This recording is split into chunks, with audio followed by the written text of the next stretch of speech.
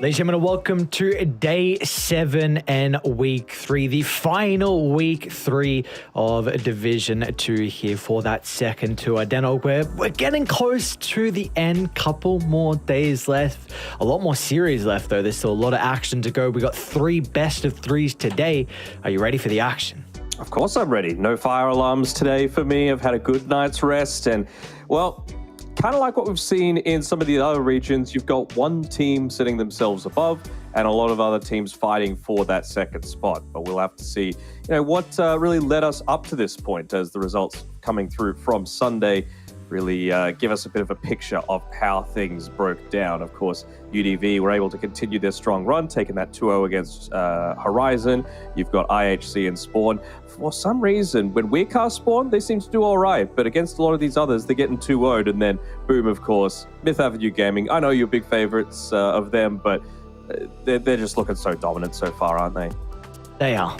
I mean, Myth, they took him to 62 minutes in that second game, but it just was not enough. Like you said, boom, looking dominant, and pretty much, I think maybe one more win might, one more win. So one more series and they'll guarantee their spot in the in Division 1 as we take a look at the standings for how we're leading into this final week. Of course, I mean, the 2 teams that we get to see today to kick it off, UDV versus XERXIA, they are in a very, very close position with each other, battling it out for that last slot. I mean, it's not guaranteed yet, but boom, again, more than likely going to take that. We're looking who's going to find that second slot, and UDV and XERXIA, well, they are the 2 teams that are really the ones that are probably closer to take it over some of the others. Yep. And UDV are the ones that really need this win. I know both of them do, but UDV have not played Boom yet. So that's the one that really might be the big difference maker. You'd have to say, based off of game score until now, they're looking better, right? Like they've picked up wins in their losses overall, whereas XERXIA, when they've lost, it's been, not quite so close. So we also see kind of towards the bottom of the table as well, Tough and Spawn all with 4 losses. So they are struggling and looking to try and find a grasp on some game victories to maybe pull them up and potentially out of that relegation. But we do have the schedule for the week here. Again, our final week. So there's going to be a lot of games going on. 3 days of action so far, trying to see if there's any game I'm looking forward to. I mean, really, it's the first one today, XERXIA versus UDV, but I feel like that's a cop-out answer. I'm trying to find another one. Is there another one for you that you can see that you're excited for? I mean, Tough and Spawn will be interesting to see the last match of the week, to see who's really going to set themselves apart, look to try and avoid that relegation zone. I would say probably IHC and Myth Avenue Gaming as well at the end of today is going to be pretty cool to see. Middle of the table, maybe a surprise win by IHC. I say surprise, but they've been looking reasonably solid. It's really been one way or the other for them. Nothing really too convincing, but if they're able to get the win and, results go their way, let's say, for example, UDV take out the win against XERXIA and then they lose to Boom, then suddenly IHC have a shot. Oh, so sounds like still there's potential for a lot of the teams, potential for them to find that second promotional slot. So we'll see. There's still a lot yet to be determined down here in Division 2. It's just a question of how these series are going to go. And really, well, we need to set themselves up with a draft as well. We will have that Game 1 draft coming up very shortly between UDV and XERXIA. At least in regards to the pick order, UDV, they're going to be on Radiant with first pick, XERXIA, Dire with second pick. So do we feel like there might be a bit of a preference between these 2 teams with their pick selection? I don't necessarily know if it's like team related, this sort of discussion, because like both of them ban out the Broodmother, for example. It's something that neither really wants to be playing against that much. I would say probably XERXIA is one that's a little bit more strong against banning it, but I think they've just maybe got a little bit more flexibility on UDV that they're going to look to try and exploit. They can play multiple heroes in multiple different lanes, whereas XERXIA seem to be a little bit more set in their ways. Well, we do have our draft ready here, so let's get that one up on screen for our first game. We already got the bands as well. Phoenix band, very interesting, paired up with the Dino from UDV. And then we got the Broodmother and the Lycan band out from XERXIA as well. Yep. seems pretty standard to me, right? Like they just are wanting to target UDV in their pushing game. I mean, I've been watching a little bit of these other regions as well, and you know me, I like a draft that likes to tie it all together. I like one that's able to push, yada yada yada. But you know, watching a team like Gaiman or Liquid, they've been winning games in 12 minutes, and that's without like a DK or a DP or any kind of pushes. They've just been crushing the lanes hard enough. What I really want to see come out more from the C region is Pango. For some reason, you know, Western Europe plays it a lot, and it's got an incredibly high win rate, and I'm really surprised that we don't see more of it. There's another one of those heroes that we see a lot of in Western Europe, which is the Enchantress, but of course we know XERXIA, they're able to play it at a very high potential as well, although first 2 picks are potentially supports, a little bit more shaky about that one, you know? I guess with second pick, you kind of want this a little bit, you know? You give yourself some mild flex coming through, right? And yeah, Rubik can steal Snowball and all that sort of thing, but if you win a Tiny, for example, stealing Avalanche feels much more impactful, even if you give yourself a tiny bit more of that flex, you know? It's a pretty scary Timbersaw pick, though, coming out from UDV. These more than likely supports don't really address Timber. The matchup between the Enchantress as the game goes on can be a bit iffy because Enchantress having that pure damage from the impetus, and if there is a potential for you to go for like a Hurricane Pike, then maybe that's able to buff up your potential to deal a lot of damage inside the team fights. But early on, Timber is a great way to address the Enchantress in the lane, in the early game, because you're able to just deal with the creeps and the push very easily. And now they can protect it as well. So Monkey King's banned out, Shadow Fiend's banned out as well, which is of course something that Karma really likes to play. Where's KNP's shades? That's what I want to know. He was rocking them last time we were casting, and you know, the man, even though it looks like it's a bright and sunny day outside, he's keeping it cool. It's a classic gamer thing. Got to have the blinds over. No one needs to know the sun is out. It is always gaming hours. Always. What are your prime gaming hours? Where do you get the most work done? Work as in winning games, or? Yes, winning. Like, you know, you always seem to see, like, my win rate's higher here, or I'm just in the zone a little bit more. Oh, I like gaming at night, but then I have to kind of keep somewhat of a non-degen schedule, so it's a constant battle of staying up late because I prefer it as well, the quiet, but then you know, I kind of have to wake up early sometimes, and I don't know. It's a battle. It's a battle. I don't know what to do, honestly, with my schedule right now. What about you? What works best for you?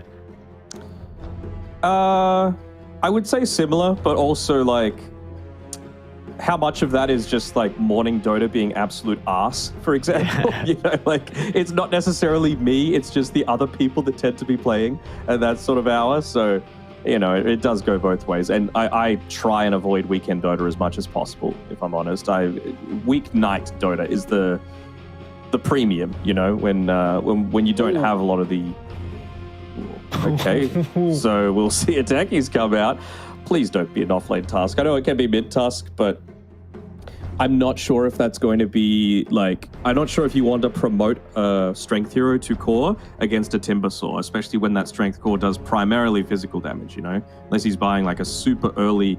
he's dominating the lane, he's getting a super early Blink Deso. Maybe you can help to blow up this Timber, but with the heroes that they've picked so far, I'm not sure it's going to be enough. You know, they do have a high magic damage, they do have high pure damage, but I just feel like Timber's going to be tanky enough, you know?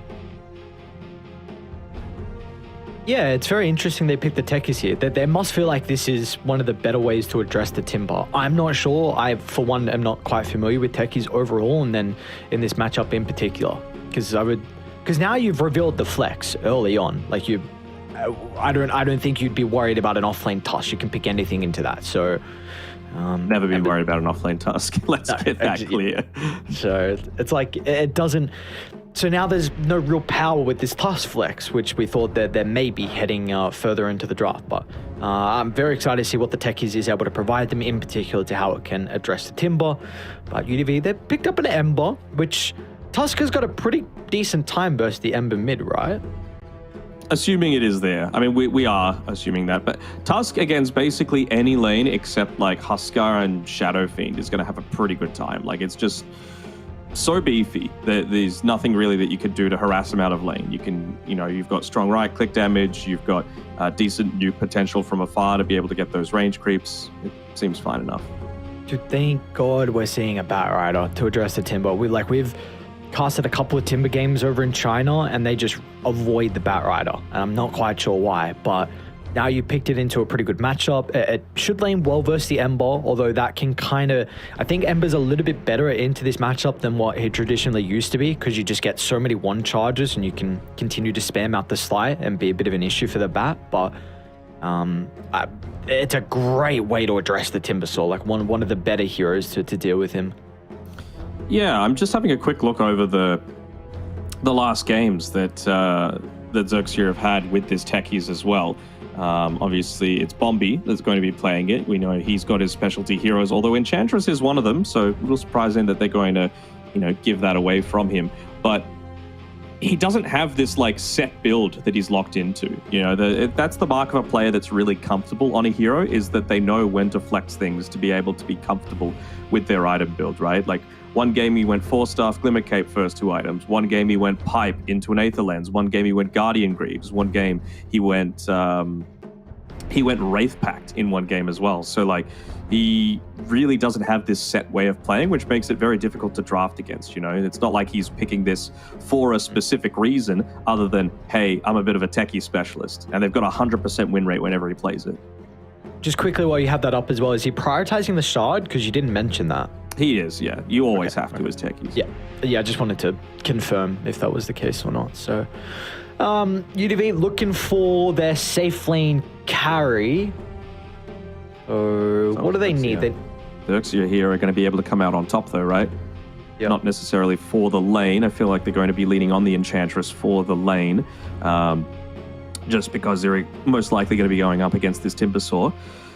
And then they're going to have the response to whatever UDV look to go for. So for UDV, what are we wanting here? Some sort of Manta builder is where I would be looking to prioritize, just to be able to contest against the Batrider. That's not a Manta builder, that's a BKB builder, but it means that if you commit heavily with all of these spells that are 100 to 0, you got a second life. That was a pretty quick Slark pick. Again, if you ever go into very heavy physical damage, just be unhittable, and that's really where Slark thrives in this sort of situation. I mean... Show off lane task. Let's not speak about it. Don't get Danog riled up already. Not the off-lane task. Oh god.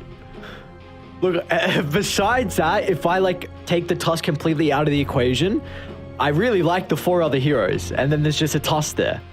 So... And there's just a Tusk there. I like it. Oh no. Oh god. I'm not a fan.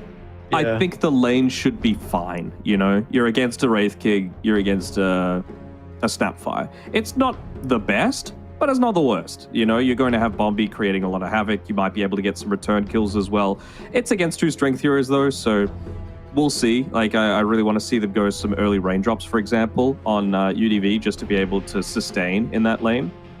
And the thing is, though, that techies, he's got really high attack range, so he should be able to get these pulls off. He's got pretty high movement speed as well, so should be able to get away from the Snapfire, make a few pulls happen, just to get Tusk to a few of those levels, because I really feel like they're wanting to crush this mid lane if possible. Have a rotation through by Bombi, get that blast off working, get the Batrider in, get a few early kills. That's really how they're going to be setting themselves up on XERXIA for a good game. All right, well, let's see if that's going to be able to work out, though. They'll need to execute it. Of course, that is the ultimate question on if they can.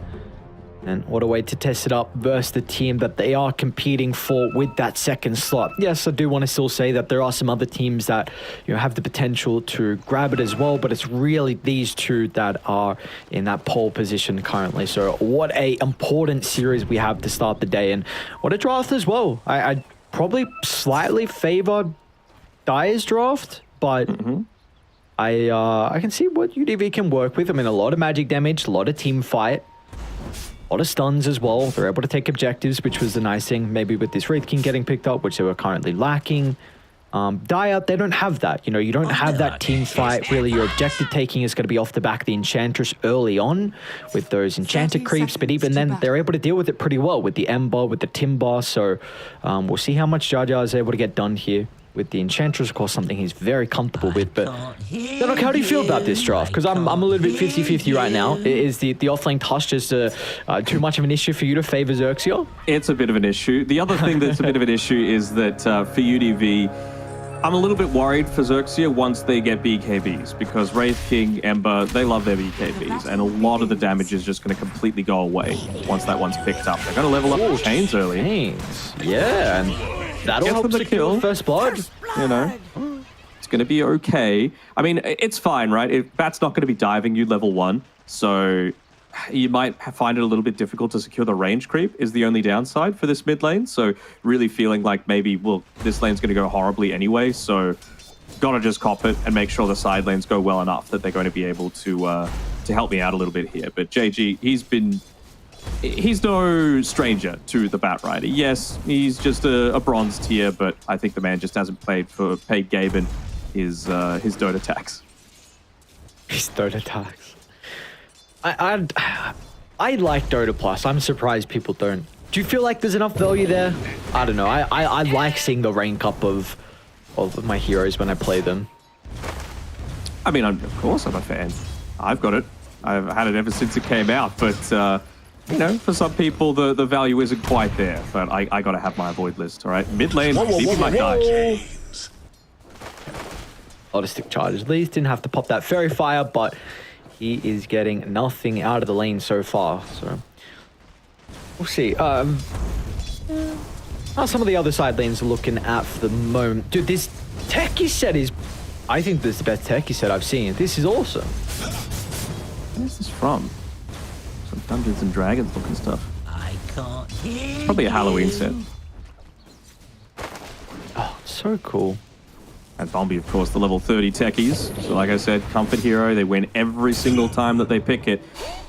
I already did mention how important this series is for both teams, being able to cement themselves as that solid second place, but even more important for XERXIA, considering, for UDV, considering they're still yet to play Boom, and they've had that one loss so far.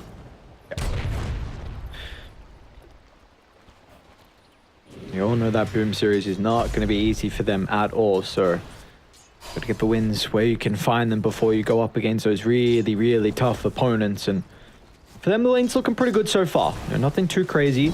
We did see yesterday as well, Denog, in one of our other casts, I think it was China, the Slark versus Timber matchup, and Timber got absolutely bodied in the lane. So far, could we be concerned about RDP's lane versus the Enchantress and the Slark, two very strong heroes early on, or is Boom Buoy going to be able to help protect him in the Timber's weakness? I don't think Rubik's going to be protecting from anything, to be honest. I think it's more just about getting your levels and surviving the lane. Surprisingly enough, he's the one topping his team's net worth at this point in time, up against the Enchantress, who, of course, I guess there's been 0 points in the impetus, so they just want to be playing off the back of surviving in the lane. They're cutting down a lot of trees. They're making sure to right-click the Timber whenever they get the possibility to. I'm just looking around this mid lane even more, to be honest, right? Like, now you've hit level 4 on the Ember Spirit. He's got a second point in the chains, just realizing that he never really wants to get too close to JG.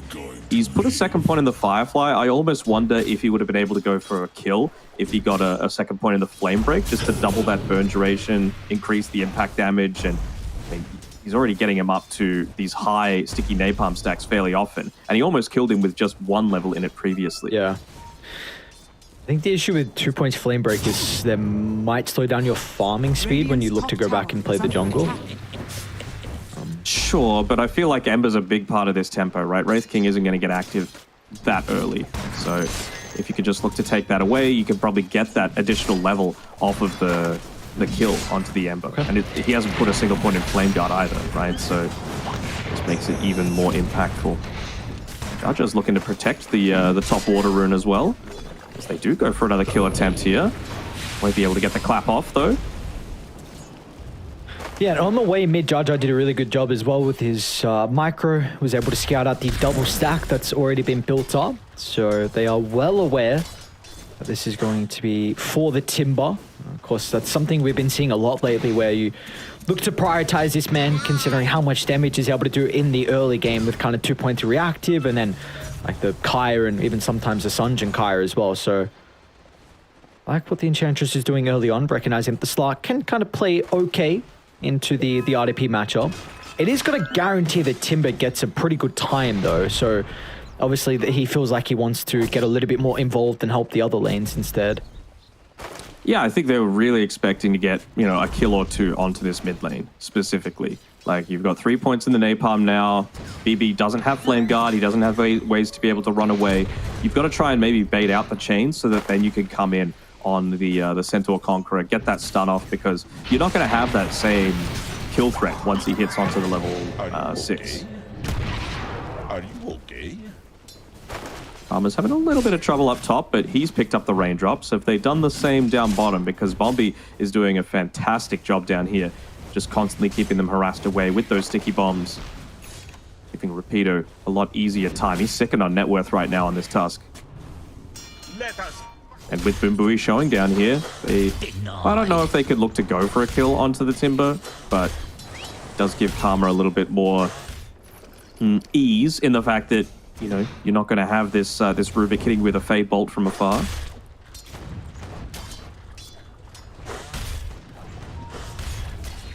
Bit of a battle over this power rune, yeah. Support's starting to rotate from either side. But we might be in some trouble though. Playing 3 points up with the sticky napalm, and not even going to require the Firefly. BB's going to look to turn it back around though with the rotation out of Lion Axe, but Bombi is going to be playing off with the blast off, so that'll be enough. And they protect the power rune. JG. And meanwhile, Slark gets solo killed from RDP, so a big timing out of the Timbers level 6 means that he's able to kill Karma before he has the Shadow Dance to protect him, so a couple of kills across the map.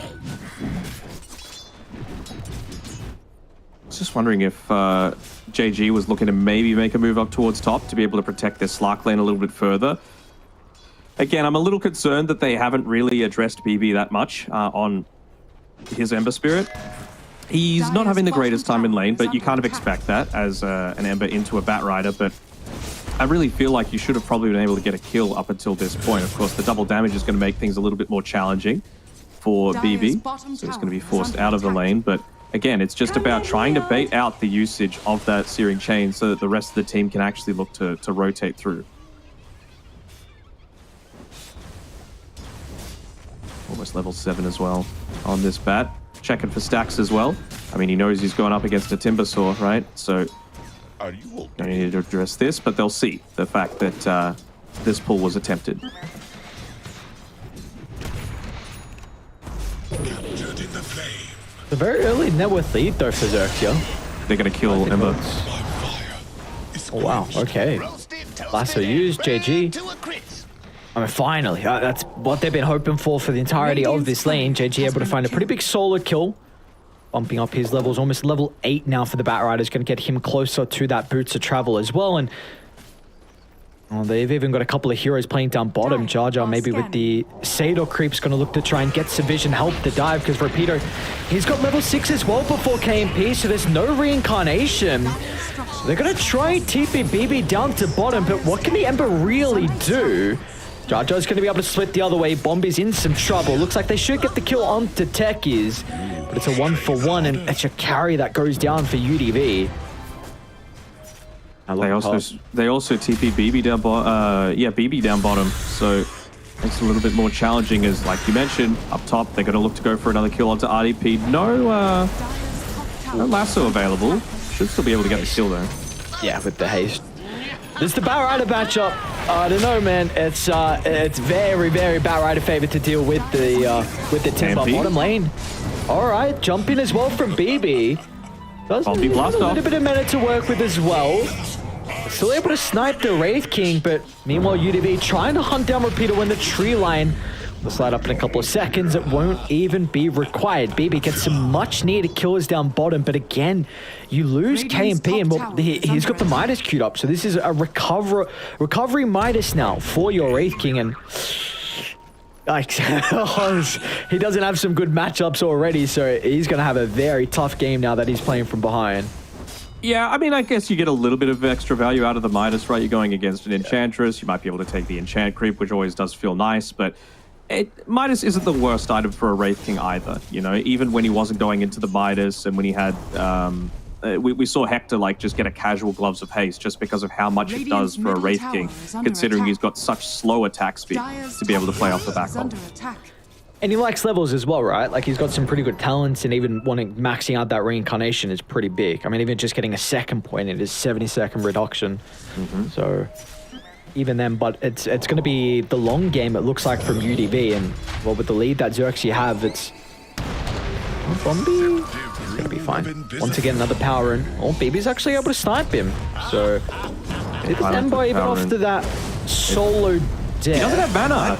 Oh, no. BB pops the wand and just gets away very close. And now they're going to try and turn.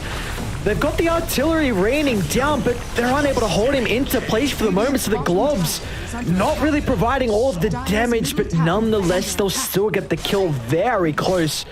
The JG getting away. I mean, you have to consider, though, how many heroes had to make that move, right? There were 4 heroes mid trying to get that kill. Luckily enough, they are. Still got, of course, Jar Jar looking to get a little bit of farm for himself on this Enchantress. He realizes how important it is for him to be threatening the Timbersaw a little bit, because Timber's really the only one that's had a good time so far this game. KNP, again, push back to the jungle. This offlane Tusk is... I mean, he's almost playing it like a mid-Tusk, right? With all the levels that he's been able to get onto Rupido.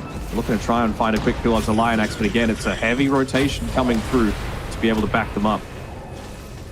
We do see that the chains are starting to be a bit of an issue for JG with 3 points in it. BB's able to spam that much faster rate.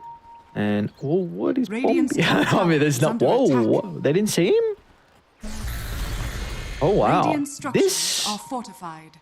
They think he's down. Boo is still scouted. So what do? Just wait for TP? Because that would be a really cool place to jump from if they weren't ready for it. Like a blast off from behind, really difficult to react. Maybe he does stay. That's the downside, right? He just can't see where they are. And they're going to need to address these other lanes somewhat, right? Because while that was happening, Enchantress was getting more farm. Slark was starting to push in this top tower. It's nearly dead. And that's not what you want when...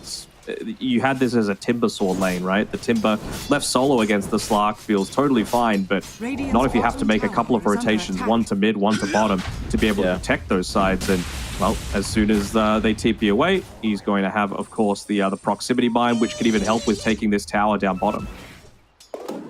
What build is Bombi going this game? Okay, straight shard, Aghanim, Aether Lens as well. Well, they're going to try and contest the stack. RDP won't get a lot of the big creeps. Karma has a 3-level advantage over KMP, but he might be in trouble for the nuke. Karma has to use a defensive Shadow Dance, but now with JG showing up, it'll be an easy kill into the Timber, and they're not going to have a way to address him as well. He can start to chase down some of the remaining members, but the Stark's going to be cautious as well. He's not playing around with an ultimate, and as a result, he's going to be penalized for that. BB, can he catch up to JG though? Has the chains up in a couple of seconds, but... I think it's probably too deep. They're even going to TP in Rapido just in case.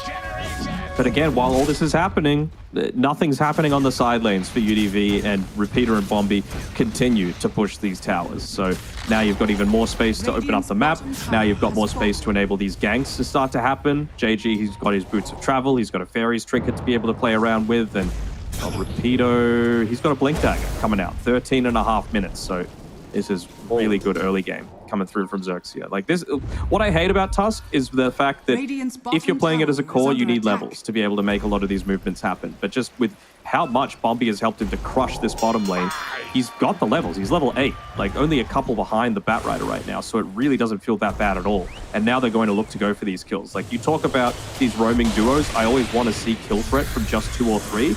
You've got it from 2, right? Like this is very, very devastating to have to lane up against. And they might have seen that the Wraith King used the reincarnation. They're gonna go for BB. Let's see if the chain control is gonna be perfect here. Looks like it is. Beautifully done. A bit of a streak as well that BB was starting to accumulate here for the Ember. So a little bit of gold's going to be given over to the techies. And they're just going to run straight at KMP, making sure that he cannot freely farm inside his own jungle. Yeah, I mean, obviously the kill threat would have been great, but even just to be able to take away some of that farming potential for him. Like, he's gone this catch-up Midas, he's got it, but it's going to be quite some time until he goes into the Radiance as well. And, well, Batrider, this is a game where basically every single rune is going to be value for you. This time around, it's an illusion rune, so he can look to go for more of these dives onto BB.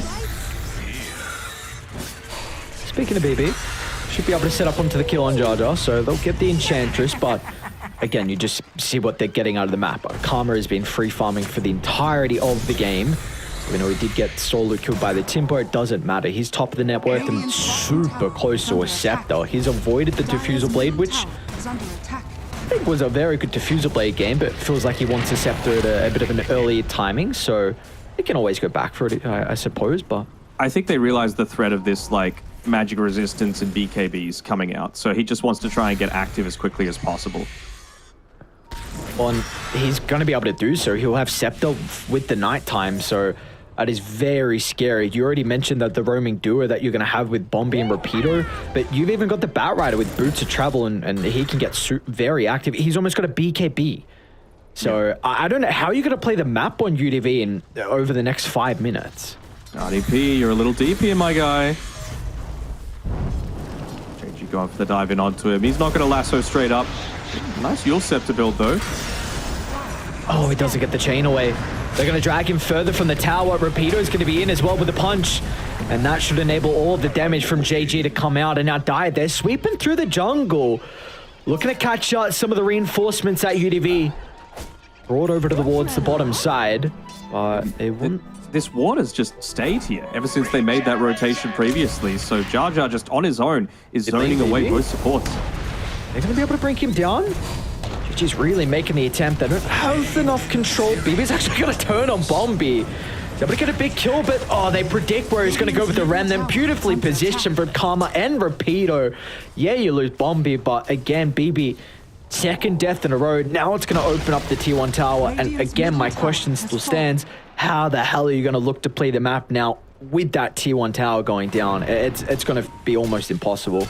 With that Tier 1 tower going down against a Slark who's going to take away all of your vision, against a Batrider with Boots of Travel, even just on top of the Slark, he's got the Aghanim Scepter now, so he can really just look to join in this team whenever possible.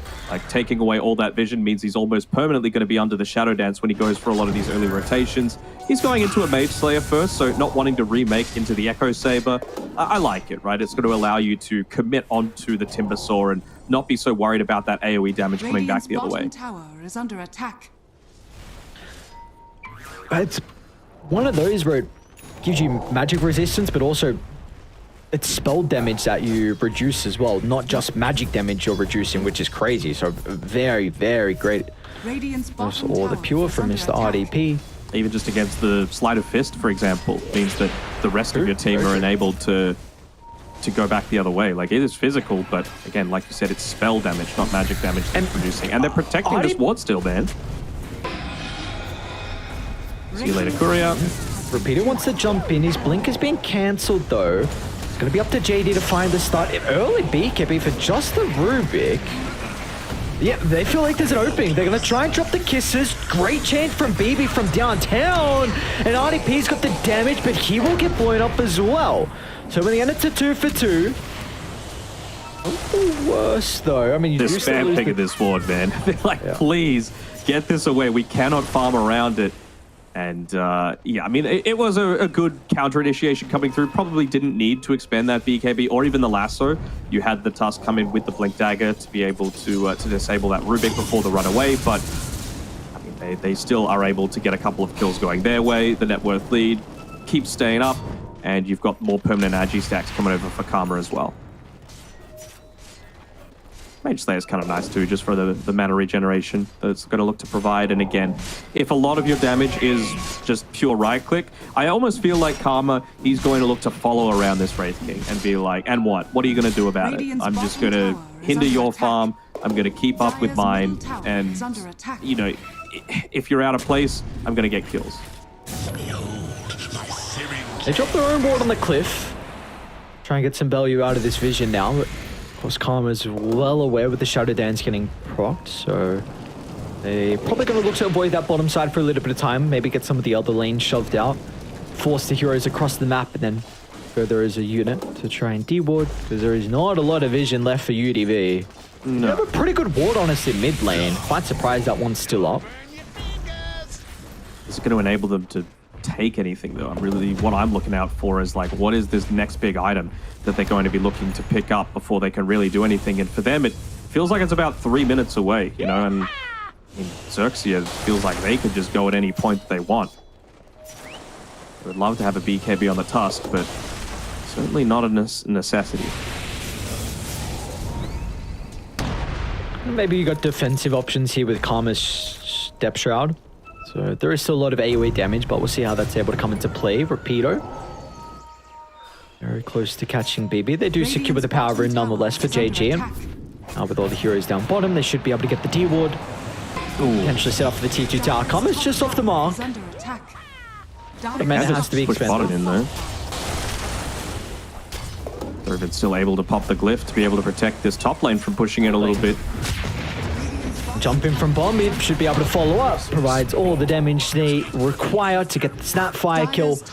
With him down for 30 seconds, this should be the T2 tower as well, going for the way of XERXIA. Yeah, Jar Jar's just solo pushing this. This is what I love about Enchantress, right? It's a position 5. You don't want to have to make these rotations to be able to defend against it, but you kind of have to. You know, he's just going to enchant the creep wave. He's going to use that siege creep lane. I would love him to just get a casual Blightstone. They got Radiance on KMP, so let's see what they can do off the back of this team fight. Simultaneous initiations as Karma's going to run into Boom Booey as well, with the telekinesis will help him reposition.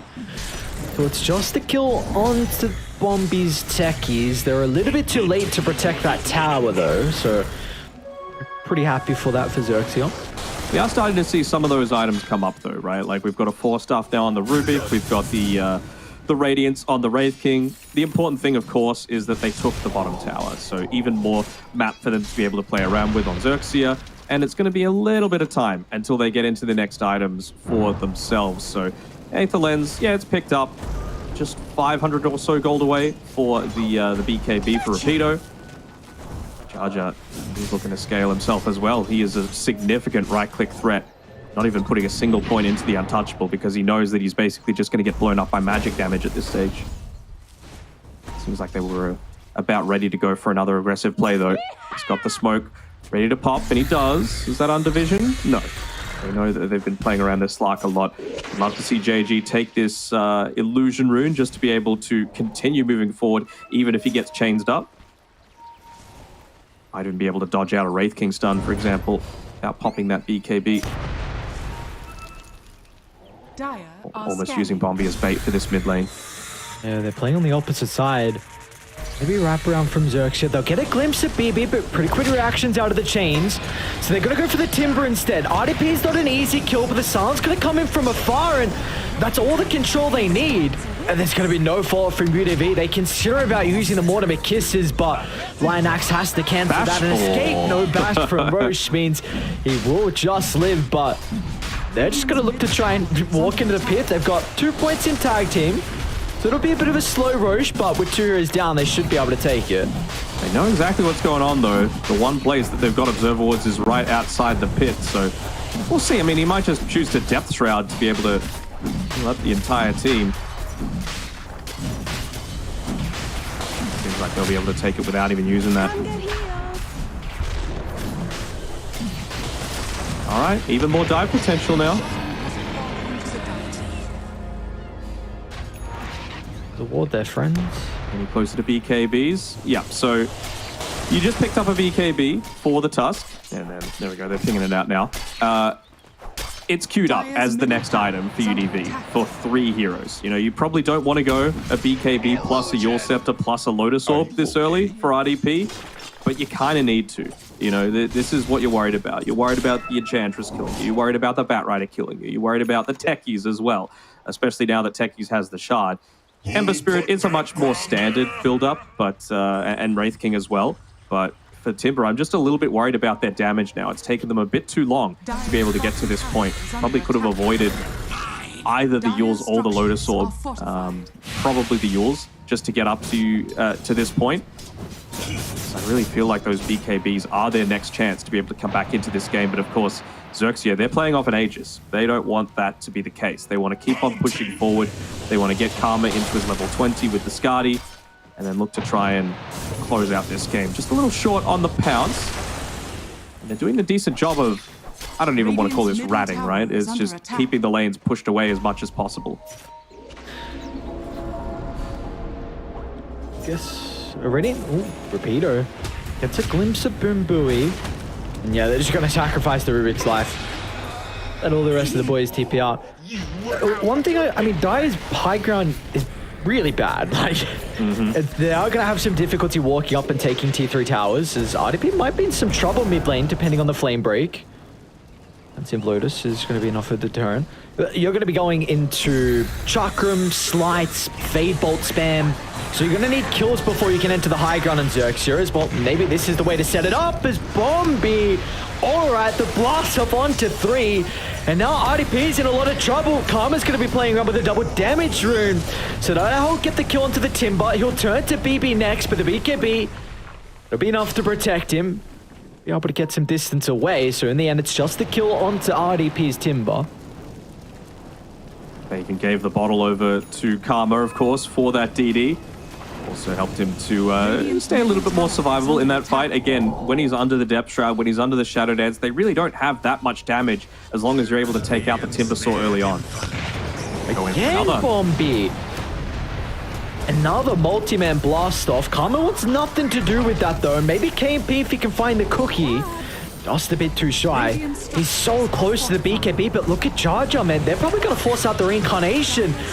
This Enchantress just blowing him up from afar. They need a way to address the support. And look at that. Pops the Reincarnation, defensive snowball back on the Crete wave. They're going to play this one a little bit more cautious now that RDP's back alive. Yeah. That's really the only hero that you're worried about at this point. It's the Timber Saw. You know, he is the one that's going to be able to deal that burst damage that you need to be able to rip through. Again, they've got an okay amount of magic resistance right now, but it's pure damage that RDP's looking to pump out. In. Lotus, that might actually bring him further into harm's way.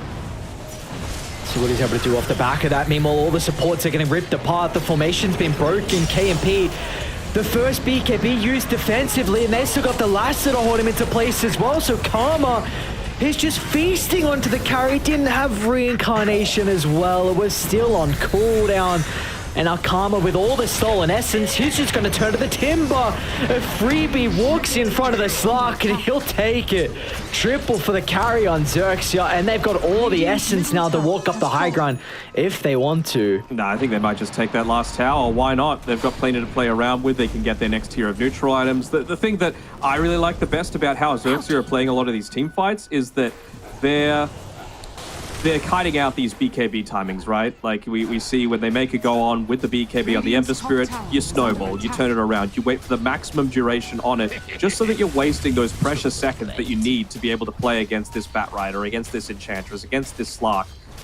Just because you can't get away outside of it. And even there, Wraith King pops in, he tries to fight for a couple of seconds. He lets them know when the ult's going to be back available and when they can fight. But just speaking of the Wraith King, right, he pops his BKB to try and make some sort of aggressive attempt. What do? They lasso him. They might not get the kill initially, but it really just takes away that point of effectiveness that Wraith King's going to have to play around.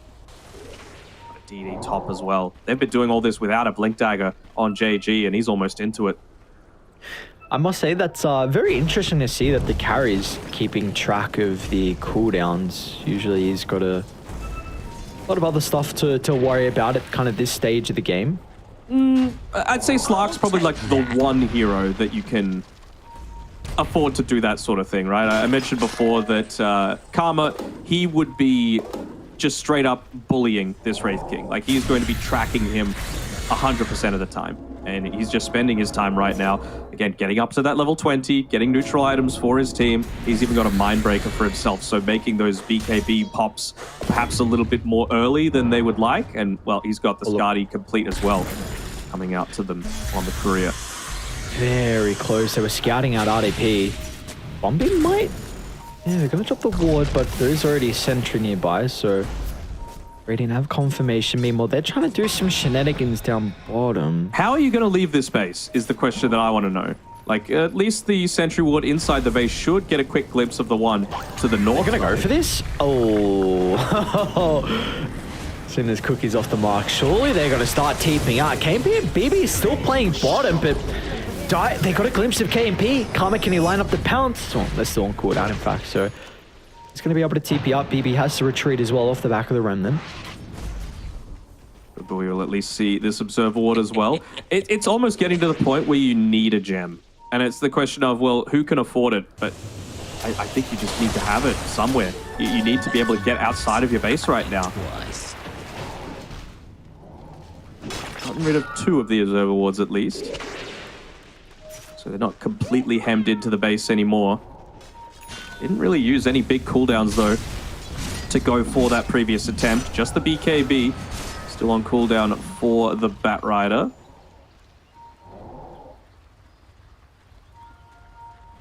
They know how important this series is, though. They want to wait for Roshan, it seems. It's about a minute or so away. Wraith King's reincarnation timer is up. I'm sure he's going to be checking the chat logs, Karma, just to make sure. I spoke out. They got a glimpse of Slark away from the team. KMP maybe baiting his life. They saw the Fade Bolt, though, so they're kind of aware that UDV are nearby him. As soon as smoke pops, they're going to have to disengage. BB, though, is going to get caught out. Lasso drag back. Lasso does get stolen. Let's see what Boom Boo is going to be able to do with this. DB, though, he's not really providing him a whole lot. Mortimer Kiss is going to get layered down. But meanwhile, Karma, his turn to RDP. Tim is in a little bit of trouble at the moment. Glimmer Cape's going to be able to protect him. They'll reposition the Timber out of danger. They're doing a good job to kite the Slark alone, but Karma sees an angle. He'll bring down with the reincarnation. Meanwhile, Bombi also, he's controlling up the backline with the blast off. XERXIA, what's the quarter? They want to go back in. In fact, Karma can just... Well, JG actually does it by himself then. Oh, Lord, okay. Stolen lasso. JG's like, all right, you'll just tick out instead. BB might be in some trouble as well, but the shards are off the mark. So XERXIA, they didn't even have to wait for that. Roche able to come out on top. It's not the biggest team fight in the end, just both supports going down for UDV, but still it's another skirmish that goes the way of Dire. They're still not wanting to commit completely to this, and yeah, Karma's going to see that they've got this one warded. I was a little surprised that they didn't look to continue to commit, just because you'd used all of the BKBs on UDV, and they've used almost all of them defensively. Like, Ember tried to get work done with that first one, but they're just so tanky, right? They can kite it around so easily. 4-stuff on the Enchantress. He's got the Magic Resistance Tower, and he's got a Casual Cloak. He's holding onto a Pupil's Gift, so Jar Jar is not the one that you want to start on. Like, yeah, he could deal a lot of damage, especially to that Timber Saw, but you've got to be playing aggressively on the back of your BKBs. You've got to be taking out one of these higher priority targets, like probably Bombi or Rapido are the ones that I would be looking to go for that just feel killable at this stage, because the others really don't. Speaking of Rapido, he's got the Aghanims coming out to him as well. Oh, that Bloodthorn too. So kind of had some... Well, I mentioned maybe the difficulties with sieging high ground for XERXIA, but now with this Toskags, you can just get a couple of kills very easily when UDV set up the formation. So just kills, and then with a couple of heroes down, you should be able to crack that high ground. So we'll see what they're able to do. It looks like they are still playing it more disciplined here for XERXIA. Not looking to try and throw this 14,000 net worth lead. Just continue to choke out the map and wait for that next Roshan, which will be up in 40 seconds. It was basically the max duration Roshan respawn timer though, and that's going to work in UDV's favor, just to allow them to get to that next item, to be able to pick up these things like a Mindbreaker. Maybe now you're going to be able to find that quick kill onto Rapido. The bomb's going to blow up. Oh, they'll know where they are now with the bomb blowing up. Still, they're going to get the jump, but the BKB reaction is there from Rapido. Now the rest of XERXIA. Oh, the Lotus. The heck, KMP. Kick back inside the river, and the Jar Jar's just really getting the impetus damage off. They stole so the that's kick. the reincarnation used early on, and now they're going to use the lasso for the second last, even covering it as well with the Shadow Dance. So Karma just helps the rest of the team to beat into the Wraith King. Without KMP, what can you do on UDV? Boom Boo is going to try and TP out. He'll be able to make it. Same with Lion Axe as well. They only lose the Wraith King in the end, but that really doesn't matter. XERXIA don't have to commit too heavily.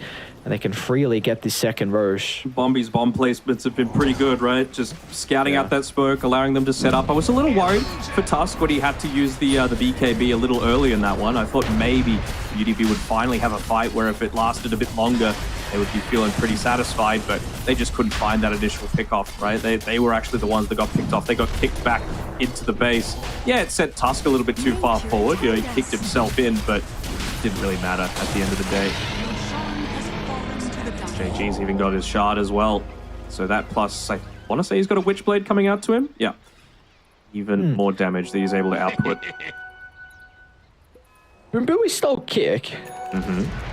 Inside the base. Feels kind of nice. Yeah, Without Blink Dagger, it's a little bit more challenging, though. he's got to die for it. That's it. But, I mean, kickback, maybe into Cookie under tower, or... Yeah, because you're not going to have telekinesis.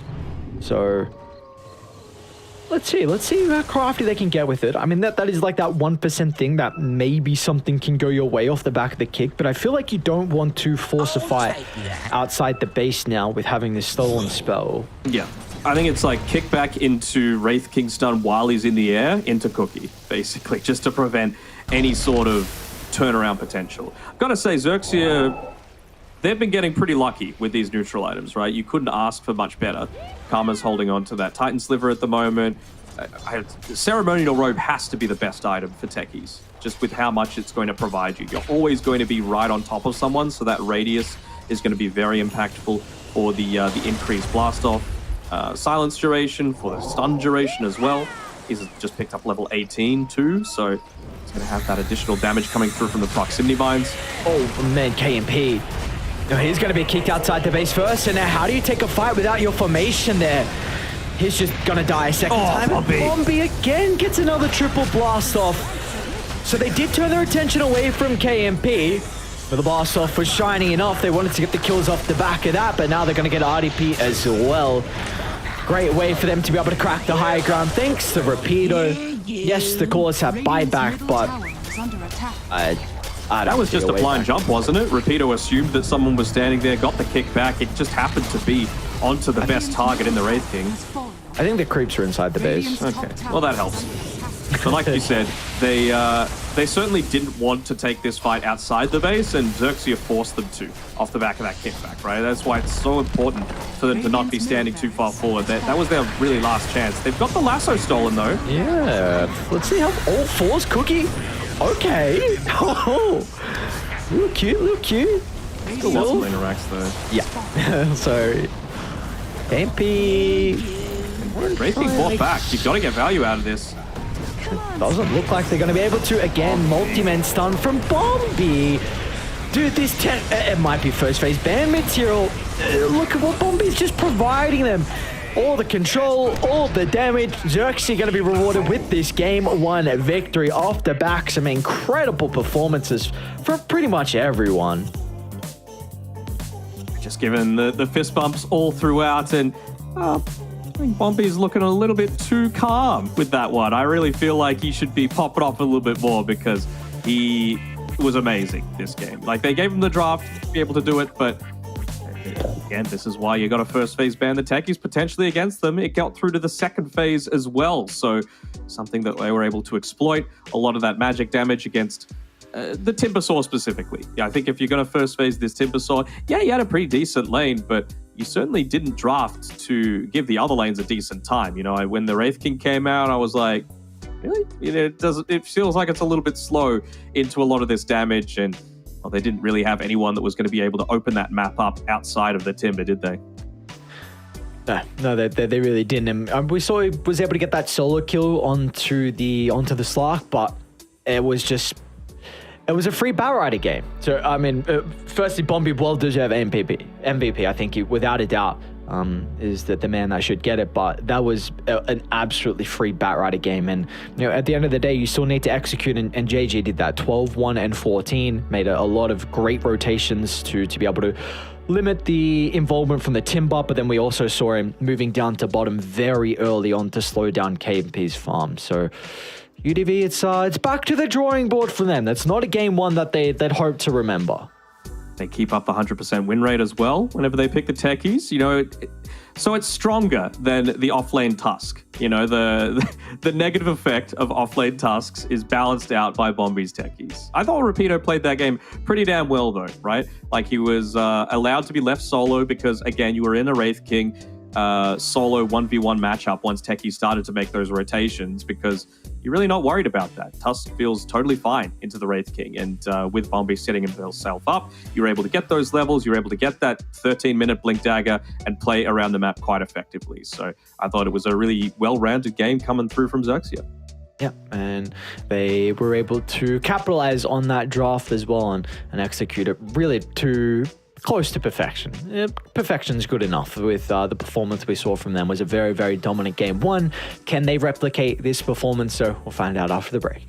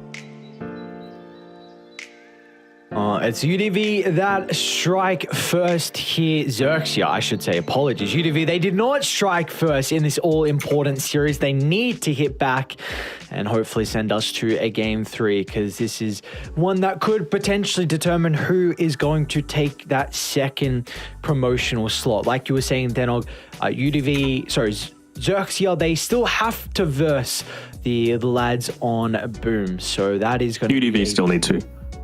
UDV still need to? Yes, that's the last game of the entire tour. It's the one that we didn't see on the schedule at the start of the day. We have one series plus tiebreakers in week 4. So that's the one that's still left. So this series is very important for both teams, but you would have to say slightly more important for UDV, and they're going to be playing one game down. The plus side, of course, is that last time around, it was XERXIA that had that second pick to be able to be on the plus side of the lanes. This time around, it's UDV that have it. They're going to be playing on the Radiant side, so probably need to be playing a little bit more proactively. I want to see heroes like the Beastmaster come out if they can afford it. I'm not sure if you can afford to first phase it. So if a hero like that slips through to second phase, I think they're going to be in a pretty good spot, because you have to play proactively when you're playing the Radiant side. All right, well, let's see if they're going to be able to set themselves up with a draft to play proactive here for UDV. XERXIA, though, going to look to try and snag up the Rubik. A little bit of respect as well with Jaja's Enchantress getting banned out. It was annoying, for sure. I mean, that was the hero that did the majority of pushing, right? Actually, I want to have a quick look at the tower damage that came out off the last game. Let me have a quick look.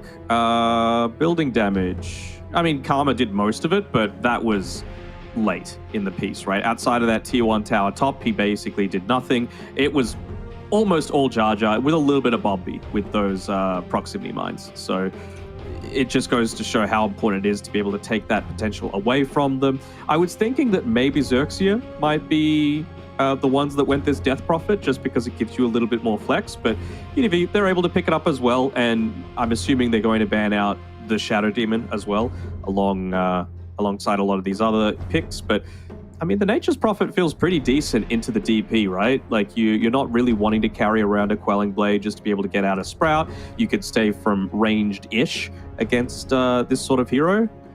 But I still feel like it's a pretty even draft so far. Yep. I think really the standout for me is just that Karma gets his Nature's Prophet. I remember one of the games we casted, he had a insane GPM on the NP, like just so stupid with how much farm he was able to get across the map and how active he was able to play as well. So Where would you rank him in terms of C Nature's Prophet players? I'm not sure. I haven't seen enough of other. I mean, other I would carries, say Palos is number one. He plays an insane NP. Yeah, I'm just not sure how the others match up with it. Got to say Jabs is there as well. But yeah, no, he certainly plays a very good NP as well. And I like the fact that look at these bans, right? I'm assuming like they've banned the Primal themselves, UDV, so they would have loved to pick this up against the NP. They get rid of the Bat Rider. So now what can you pick? Like, do you want to go for a Slark on UDV? And this is where it gives them a bit of an advantage, right? They've got second pick. They've gotten rid of a lot of these heroes that, might give Slark a little bit of a harder time. So I feel like you could probably afford to get into, like, even playing Ursa doesn't feel horrible, right? It's a fast tempo hero. You're playing on the Radiant side, so you can look to take Roshan a little easier. You're a natural blink buyer into the Nature's Prophet, and they're going to take away that Beastmaster from themselves, actually. I'm a little surprised. Maybe they were just worried about XERXIA picking up the tempo a little bit more, and they're just thinking, well, it's a strong hero, and DP, we probably want to run it in the off lane for ourselves. Yep. I'm intrigued on what support they're looking to pick up here at the 15th, what they feel is required. Here we go. We're going to have a Mirana. Okay, so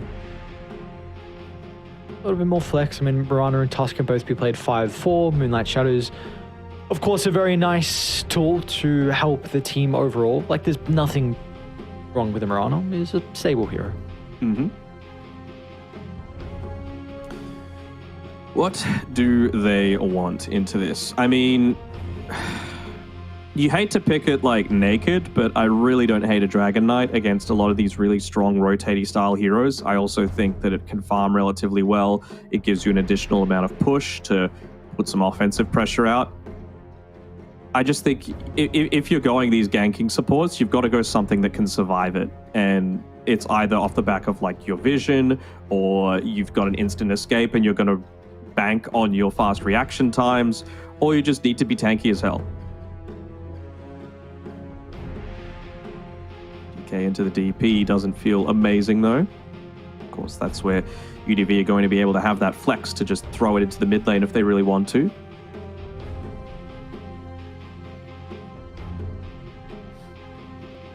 Okay, it's a beefy-ish hero. Need some stuns to play with it. We're going to get a Bombi Classic here with the Dark Willow. Ooh, I do love me some Bombi Willow. So what can they now look to play into this? I mean, I still think they could Slark, man. This seems like a decent Slark game to me. You can get rid of the Brambles. You can put some right clicks into the Doom. If they look to chase you down, you've got the Pounce to be able to get away.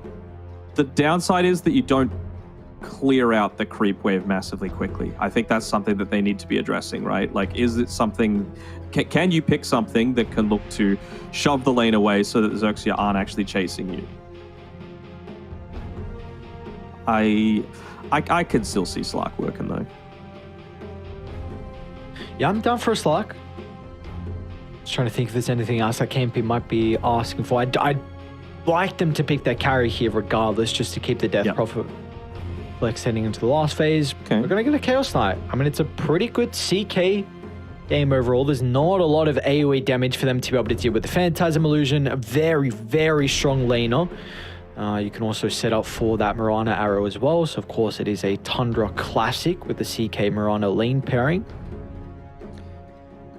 I think this is kind of setting up for Bombi to be a star once again, though, right? Like, he just one point in the Shadow Realm. You're never going to be the one that gets caught out by, like, a stun arrow combination from the CK and the Mirana. And even if they use the stun onto the Doom, for example, he could just go into the Shadow Realm and walk in front, right? Soak up that stun that might be used to be able to kill the Doom. And I feel like there are a ton of neutral creeps that are going to be very effective in this lane, right? You can go for the movement speed if you're looking to go for the dive, because CK doesn't really clear out those creep waves very quickly. I mentioned that that's going to be a key factor in in preventing the Doom from just running at you at level 3. You can go the Ice Armor creep, for example, just to provide you a little bit more sustain for the lane. You can go Mana Burn, you can go Harpy Stormcraft. Like, there's a lot that's going to be able to make you a bit more survivable for this lane. So I still feel like, you know, CK into Doom feels pretty good for CK, but there's options for Doom for sure. There are, yeah. I think for XERXIA, there's a potential for them to look for the puck here.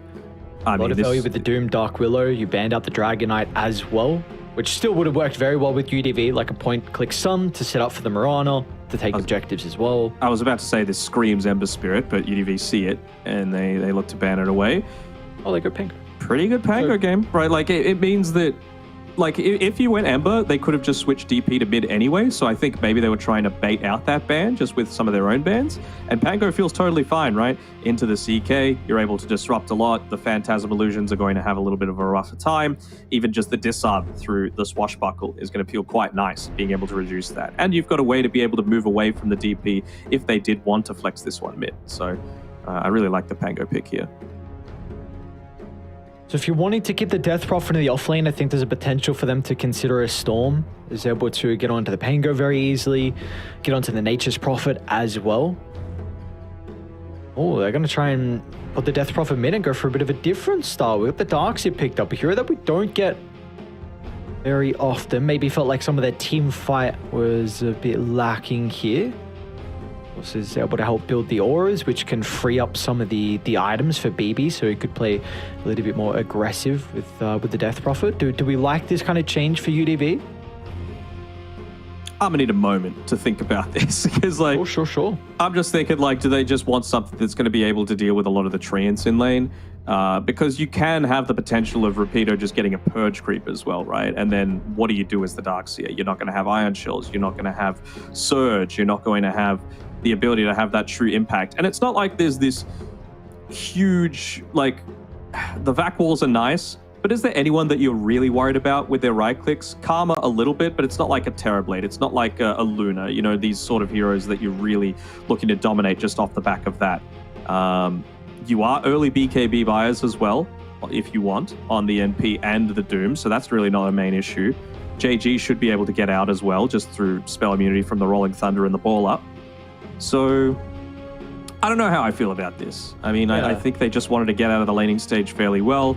They know that they're going to get insane value out of the Ion Shell. So to me, it seems like they're going to look to go for some early kills frequently on, like, level 3 and beyond. It's just like, can we find Karma? Can we look to burst him down just by running at him, essentially? With the Shell and Surge, that they should be able to, right? And a little Snowball. bit more than... That's true, yep, and Snowball as well. And you don't really have the best protective support. I mean, it's going to be a Rubik 5, so how much is he really going to be able to do to protect this Nature's Prophet? So Karma might have a bit more of a difficult time, which can be very important to shut him down, but I think Sorry, I'm just seeing the smoke, and I'm just seeing, like, who's going to get caught out by who. They see Jar Jar and JG in that mid lane, and they're going to look to try and go for a full wraparound here, although Bumbu has to be a little careful of going a bit too deep himself.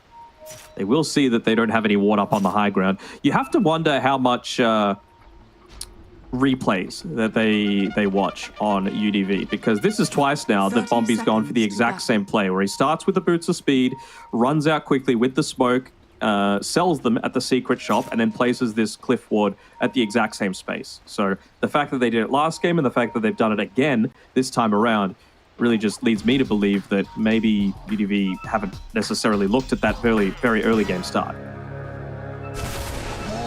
Or could it be an argument they just wanted to get their own vision down aggressively? And I guess, but the cliff ward stayed for the full 6 minutes in game number 1. So maybe if it doesn't this time around, then, you know... Palmer is in a lot of trouble. Multiple heroes on top of him. He's considering about battling back, but Boom Booey still has a snowball to look to utilize, and first blood's picked up, and it already looks like when we were expecting the Nature's Prophet to maybe have a little bit more of a difficult lane into 2 heroes that's going to easily chase you down, and that's already proving to be the case before the lanes even connect.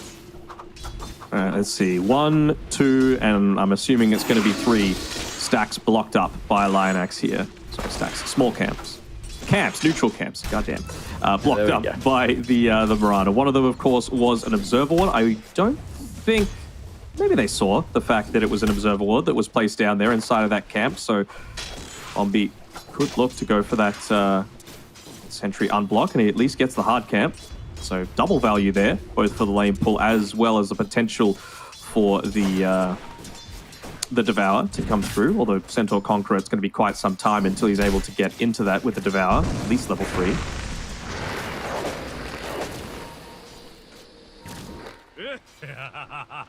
So I wonder if level 2 is when they're going to look to make a move on this bottom side. Obviously got the Starstorm leveled up already. You've got the Chaos Bolt. It's just about going for that that kill once you're past that stage. They've revealed the Bramble Maze as well for Bombi, so if you could get into it before he has that second level, you won't have the Shadow Realm available for yourselves. You can see Lionax looking to make the pull slightly away, just to make sure that Bombi isn't going to be able to get that one off for a bit more defensive movement. There we go. They're level 2 now. Do they go for the play? Not quite.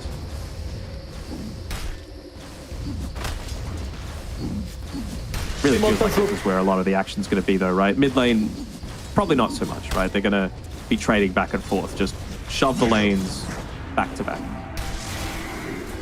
So we're expecting BB to have a much better lane this time than what we saw prior? Oh, for sure. I mean, DP into 99% of lanes is always going to have a great time. See how Deep dive. Very deep attempt from Lionax. Towers... Hits going into the Mirana, so the Lionax can be forced to try and regen up. And Bombi as well took a decent chunk of damage, but I mean, the wave will start to push back into KMP. They'll know that they don't have the Sacred Arrow, though, so they feel a little bit more confident just leaving Rapido 1v1 into this. They also had to use every single leap charge as well, so it's a little harder for Lionax to connect on through. And Bombi was actually able to build up the stacks there, and he's going to get this hard pull off unless, well, Rapido actually just... well, okay. That's another plus, right? He gets the mana burn creep. Use that onto KMP. Makes his life a little bit more challenging. Even just the aura as well is nice for Bombi. He's going to have that extra regen to play with now for the lane. Only taking off 40 of the CK's mana every time, but it's not like he has a huge mana pool to be able to play with. Has the magic stick, though. Top lane, Karma. Gonna be able to slip through the shards. So they've got the vacuum to look to work with, and Karma's going to be chased down. Might be able to get the kill before he dies, but this is just showcasing how difficult of the lane it's going to be. And now they've got that second point in the shell, so the damage is really going to start to ramp up. Nice brambles by Bombi as well. He placed it as Lionax was trying to make a creep pull happen. He just really wants to keep this lane in a relatively safe space. But again, like, this is... Rapido's got into this early ring of health. He's going for the full Vanguard as well, which I really don't hate. Might be a Crimson card sort of game if you're feeling overly worried. Again, Karma's getting dived. Prophet's in a lot of trouble, and Jarja's going to have to stand by and try and punch him down, but the Rubik will not be able to do anything. Might be able to get a return kill, in fact. A lot of tower hits into RDP. I guess the one nice thing about the Nature's Prophet, even if you die back-to-back, he's going to be able to TP to the lane still. Jarja made sure that it wasn't just going underneath the tower, all of these creeps. He's wanting to keep them so that Karma's able to pick them back up. Does come back to the lane. Again, without the Darkseer, that kill threat is gone. And he's getting the levels now off the back of this. You know, despite the 2 deaths, he's got more net worth than Darkseer does at this point, just because Karma is fully focused on last year. He knows that he's not going to be able to harass them out. A double small camp stack pulled through as well, assuming that it connects. Looks like it probably should, at least half the camp. Do you think JG has to make his first rotation top of the Rolling Thunder, or are they just going to put Karma into the jungle early on? I think they can put Karma into the jungle early, but I mean, I was saying, like, you want to try and force the DP to use the exorcism up top. I think that's the biggest thing, right? You want to take away that sort of tempo, or at least just slow down the game enough. So he's already back in the jungle with that small camp not connecting through, and this is the 5-minute creep wave as well. So the Siege Wagon coming up top. RDP's actually going to use the surge. Oh, he's a little isolated though. Here's, but it was a beautiful shards. They've already used a vacuum early though. Come on, it's under a T2 tower, guys. They're clipping it. Are you serious? Oh, what is going on? Can I get a karma cam? I want to see his reaction. Bottom lane actually does not stop. KMP now in a little bit of trouble. Repeater. There's a quarter duration left here with the Scorched Earth, but a Rapido I think is unkillable bottom now with this Vanguard. You've got that with Ring of Protection. He's not going to die, so this will really free up Bombi to be a little bit more proactive on the Dark Willow. I want to see him TP as a reaction to that top movement again, right? Like, you've got a double damage on BB, which, you know, it's going to put a little bit more pressure on this mid lane at least, but yeah, I really want to see him be the one to make those TPs up towards the top lane if they go for that dive one more time. Because you're still getting out on the positive side of this, right? He's got more net worth than Darkseer, despite these 3 deaths. And 4 assists coming through at least. It's all about the delay game though. Just deny away as much of that push as possible. Like I've been saying, when you're playing on Radiant, you got to play proactive. And to their credit, they are. They're going for these kills onto the NP to try and slow them down. I really want to see some good use out of this early exorcism though on BB as they actually connect the arrow. All right. Bombi's going to die as a result to that. Oh, left into the bramble though, so both the position 2s are going to get a nice little bounty given over to them. Dire's top tower is under attack. Tusk is a little isolated here. Oh, wow. Jado's level 5 as a result to all those kills that he got prior. Meanwhile, CK is going to die down bottom as well. Solo to Rapido. And Boom Booey as well. So that was without the Doom on Rapido. He's now level 6. Meanwhile, Jaja's going to be level 6 probably after this next creep wave as well. So even though Karma's having a really rough game, like it seems like everyone, and he's not even having that bad of a game. Like you mentioned, his net worth, it's higher than the Darkseer. So it seems like all the moves from UDV aren't really paying off. No, that's the thing, right? Like he is just focused purely on farming. I remember casting an Oz Dota game like 5 years ago where QO was playing as a Monkey King in his carry. And he died like 8 times in lane, but every single time he went to lane, he was just like, Primal Spring, Boundless the Wave, got full value out of the creeps, and then he got the assist gold for when they eventually had to dive deep to secure that kill. So as long as you're getting this turn back gold going your way, you're actually fine with this sort of trade because this is specifically what you picked this combo for, to be able to run at the Nature's Prophet, and he's still recovering his net worth off the back lane. Stolen Iron Shell might prove to be a bit of an issue here for them. Rapido, though, not going to be able to find the angle for the Doom. JG's looking to try and move down bottom off the back of the Rolling Thunder. Get the connection onto KMP. Even Karma's thinking about TPing down, but KMP, he's already out of the tree line. So they might go for Lion Axe instead. They'll nuke him down. KMP is now going to pop out, but they need some extra TPs. RDP is going to try and move down, just in case JG goes for the finishing blow. Got the Iron Shell. Oh, he's going to be off the mark. Still get the kill nonetheless.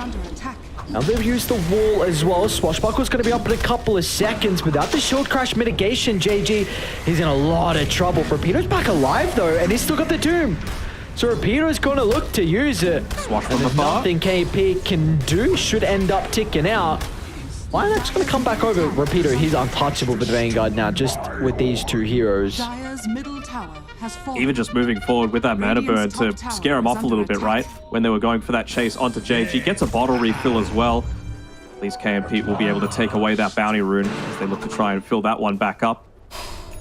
Yeah, I mean, it's another really solid game coming through from Rapido. We were saying this is one of the downsides of the Chaos Knight into this lane. It does not deal well with being able to keep the creeps away. So the creeps soak up a lot of the tower hits, and you're able to just consistently run at them. Tower aggro is not going to change onto you unless you're actually right-clicking someone underneath. BB? Oh my lord, Karma's not going to have the damage as well. BB just died the Dark Willow under the tower, ate a Bramble, and then Cursed Crown, and then just took 700 damage from the tower. But with all that action down bottom, that first EXO, he was able to find a big tier 1 mid. That is something for UDV. What's the cooldown on it? 50 seconds. I think he could just clear this mid wave and then look to go up top. You know, play together with your Darkseer. He's got Mechanism, you've got a Siege Creep Wave. Probably don't need to do it, but I do definitely want to see RDP have someone connect through with him so that they're able to just quickly address this top side. Good use of the Wrath of Nature as well. They're just trying to get any damage that they can to try and shove out this wave a little bit. But again, the mech is going to keep it relatively healthy.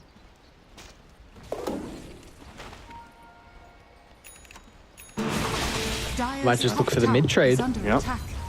They want to soak up a few hits. Again, this is the advantage of the Vanguard, right? You can just stick Rapido on the front lines. He doesn't need to stick bottom anymore. They're actually going to commit all 5 heroes to this mid lane. Darkseer's got the vacuum of wall available if he wants to make this TP down towards mid. Looks like he does. And he will. Can they scout this out though? Bombi? Oh, they see him. Bombi, that positioning. Terrorized though, beautifully done. And now JG is going to be able to follow up as well. So they'll kill off Boom Buoy. RDP still wants to try and drop the combo, but XERXIA have had plenty of time to reset. KMP is going to commit with the TP, but it's just going to die straight away. KMP trying to play around with the Phantasm, but it's not enough to protect him. And now Jar Jar as well. No way. Siphon, he's not going to die as well. Oh, XERXIA.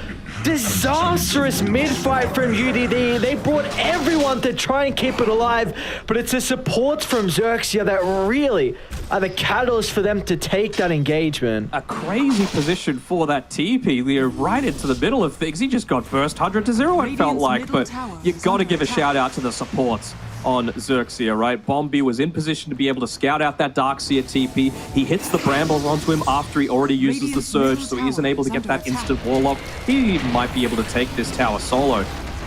Oh, what's an arrow? Other than Swash. They get the kill off of the Iron Shell. AG might be in a bit of trouble. All right, that doesn't feel so good, but you take away the tier 1 tower, you got a 4K net worth lead. I mean, even just the Terrorize, right, to stop them running at them. And then again, Jar Jar was able to steal the Spirit Siphon, stand in the middle of 4 people, and just live after all of that with the damage reduction that he's got from the Fade Bolt too. This is really, really solid performances coming out from the XERXIA supports. So what do UDV have to do now to re-enter this game? Because it's a 4,000 deficit. And Karma's second in net worth. 4 deaths here for him, and he's second in net worth. So what the hell do UDV need to do? I'm gonna need a moment to think about this one. I mean, I think you're going to know that you're going to be playing around this exorcism a bit more, but I think if they can afford to, they need to try and find a way to play around the top side of the map, if they can. You know, they're going to go for a smoke now. They're not going to have the exo damage for a team fight, but that's not what they want to use it for. They want to use it for tier 2 mid. They want to use it for tier 2 top. I really don't think you can go on to Rapido, though. And, I mean, Karma's going to reveal the smoke as well, just in the lane. Karma should know this. Still the target. They were able to slip through with some of the other members with the smoke, so not aware. And Karma, well, he's going to end up going down, but the return should be there from XERXIA. Oh, JG. Pops him on low ground.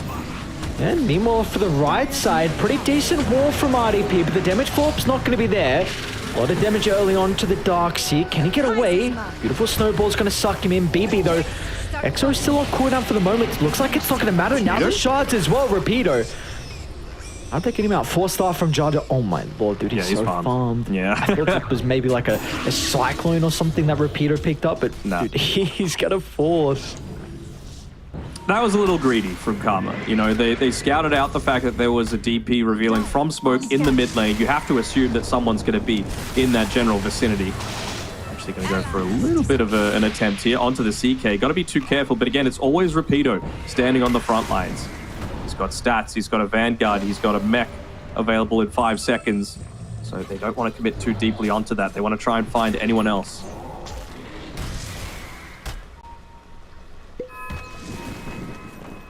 Oh, it's Greaves done as well here for the Doom. Radiant's top tower is under attack. He's not an easy person to kill off at all. Gonna go BKB into the Blink next here for Mr. Rapido and die. They're gonna go for their own smoke now. I like a lot of these movements. They probably will have enough to go to CK. See, JG's going to be forced to use the Rolling Thunder. A little bit hesitant, though, is JG. Got to do something quickly, though. They're taking a bit too long to make this movement. Now the TPs, they're going to be able to come out and to react, and yep, they're going to call it off.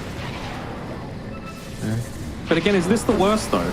Like, if they're able to get away completely, yeah, you don't have the Rolling Thunder, but you just TP to the other side of the map. You've seen that it's a very heavy rotation. You've got the Observer Ward down, so you could see anyone that came in through the tree line. They won't be able to pick off anyone. Looks like they might just be trying to find Bombi, but I mean, again, do you really care? And you have to be playing proactively on UDV. So what I want to see from them is just an all-out commitment towards this top tower if they can afford to do it. But BB, he's moving back towards mid. He wants to get the Kyra and Sanj just perhaps for a little bit more of that damage output. I guess the mid wave is pushing in a little bit, but I think you've just made a big movement and not really gotten anything off the back of it. And you don't have good tower push outside of the DP. But they have to smoke to get across the map now for them. They do have really good wards. Yeah, it's going to scout out Karma once again inside this triangle. They'll get him. He's going to run straight into them. He doesn't have anyone else nearby to protect him. He's trying to ping. But no one will be nearby, and they're going to be too late to rotate. But we're still actually considering about maybe making go onto Bombi. Going to utilize the vision they have for as long as possible. They got to know that they've got vision around this area now, though. I feel like Karma's going to be looking to plant himself down towards the bottom side of the map. The plus side is that, well, I was about to say they've got a siege creep hitting into that tier 2 tower, but not anymore. They use the glyph on UDV to be able to clear it out, but next wave, not going to be able to contest it. And that's a pretty big kill onto Jar Jar. Behind the tower, they've got EXO available if they want to use it. Instead, they might look to prioritize Roshan. I like it. Just the 1-point tag team, but you're going to have that level 2 EXO that's able to be popped for it. KNP can look to connect through with his team as well with the Phantasm if they really want. So it's just a question of what can you get in response here from XERXIA. Bombi, no TP for 20 seconds, pushing in that bottom wave. I feel like they should know that this is going on, especially the ward that sees a courier deliver something into the Roche pit. So they start pinging up bottom, but again, it's just going to be a tiny bit late for XERXIA. Now they can make a defensive rotation if they really want to. They're pinging out the high ground that it's warded up, and they'll be able to get rid of that one too.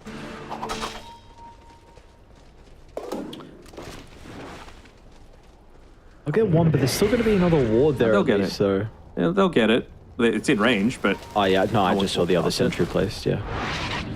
Alright, well, both vision going to get taken care of. Karma has to be careful here. I mean, he's farming underneath another area that the cliff is warded, so doesn't want to be going too close to those, especially when you know that they just took Roshan, so you're probably going to want to set up some sort of vision around the pit.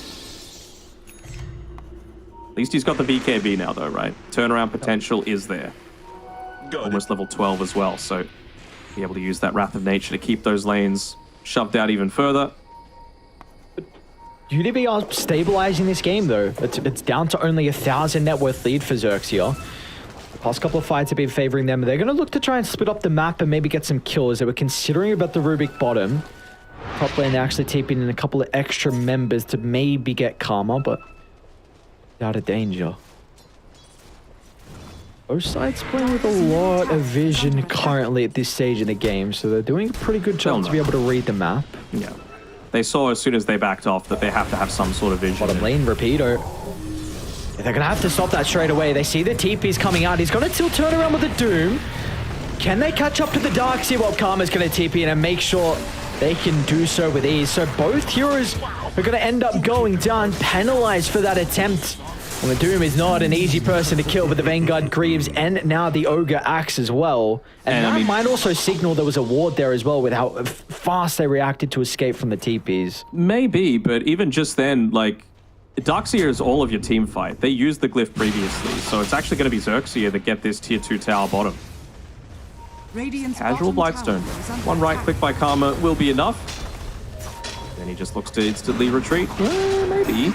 DP's making the rotation back here. I'm kind of surprised that they're not committing to at least secure this tower 100%. It's just make so much more space for the Nature's Prophet to be able to farm. They get the denial. Okay. Has been denied. Still a lot of gold that doesn't go their way in. UDV, you're able to get it. Importantly, you've got outposts to claim now, but see what they're able to do now out of that. But you still got 2 minutes 30 left for UDV on the Aegis, so you'd love to be able to get full usage out of it. KMP has also been farming up a Storm here on the Chaos Knight. He's definitely caught up. What's his item build been? Okay, just the Echo and the Armlet. So he got... no, it's just the recipe, I think. The BKB coming out to him. They need to free up an item slot though. Oh no, he disassembles the Ogre X. Radiant are scanning. This feels like the big fight of the game, right? You've got a siege creep wave pushing in, you've got Exo Pops, you've got BKB coming for the CK, you've got Phantasm in 10 seconds. They're set up, they want to defend this. Yeah, kind of feels that way, doesn't it? I don't think so. Yeah. I think they know that there's been too many heroes missing for too long. There's that Observer Ward as well, placed up by Jar Jar. To the south side of the Roche pit. Just reveals that, look, they're not in their jungle, we're in their jungle, so they're not here. We've got vision inside of our ancient camp. There's only one place on the map that they could be. So let's just not fight into all of these ultimates, all of these item timings, and the Aegis. Radiant's bottom tower is under attack. Just gives them time to be able to work towards their next set of items on XERXIA. In the end, they're able to find that tower with the T2 before UDV, so they weren't forced to go for some trade or felt bad the fact that UDV were going to find the T2 first before them. So doing a pretty good job to control their triangle. See, really the supports are starting to play in front of Karma. Hasn't died in too long, so a big reason why he's been able to continue to find that net worth, level 15. And Mjolnir BKB completed along with the Grow Bro, so we'll see. They still have plenty of ways to get on top of the Nature's Prophet. He's got to be really on point with where he TPs into. Yeah, and in these team fights, he is a big part of their damage. I think that's the reasoning behind going into this Mjolnir build. I would have loved the clip here. You know, anytime you're up against a Darkseer, right? Just nullifying the effect of the Surge, preventing the wall illusions, the Phantasm illusions from hitting, even if it's just for 2 seconds, feels like a pretty big deal. Karma is the one that could be the bait to get gone onto. Boombui's finished up into the Blink Dagger as well, so we can look to find that quick pick. Saw him. I really don't want Boombui though. You don't know there's smoke now, so... And Aegis is gone. Karma also just bottled up a double damager, and so yeah, you'd really love to fight, and it's unfortunate they didn't get one off the back of the smoke, but now, like you said, with the Aegis expiring, this should enable XERXIA to start to play a little bit more aggressive across the map. The past 5 minutes has been more passive from them. See, as soon as that's expired, they're venturing deep inside UDV's jungle. Radiant want to fight though. They're starting to TP back and group up themselves. The smoke at the ready. BKB completed along with the Mage Slayer on Chaos Knight, so KMP is in fighting shape. Make sure they don't group up though. The devastating teamfight combos there from RDP. Just needs to find the angle. It's going to be Boombui that starts, and the shards as well will hold Repeater into place. He's going to be forced to BKB and TP out, so a bit of a win for UDV considering, I guess KMP had to pop his own BKB. True.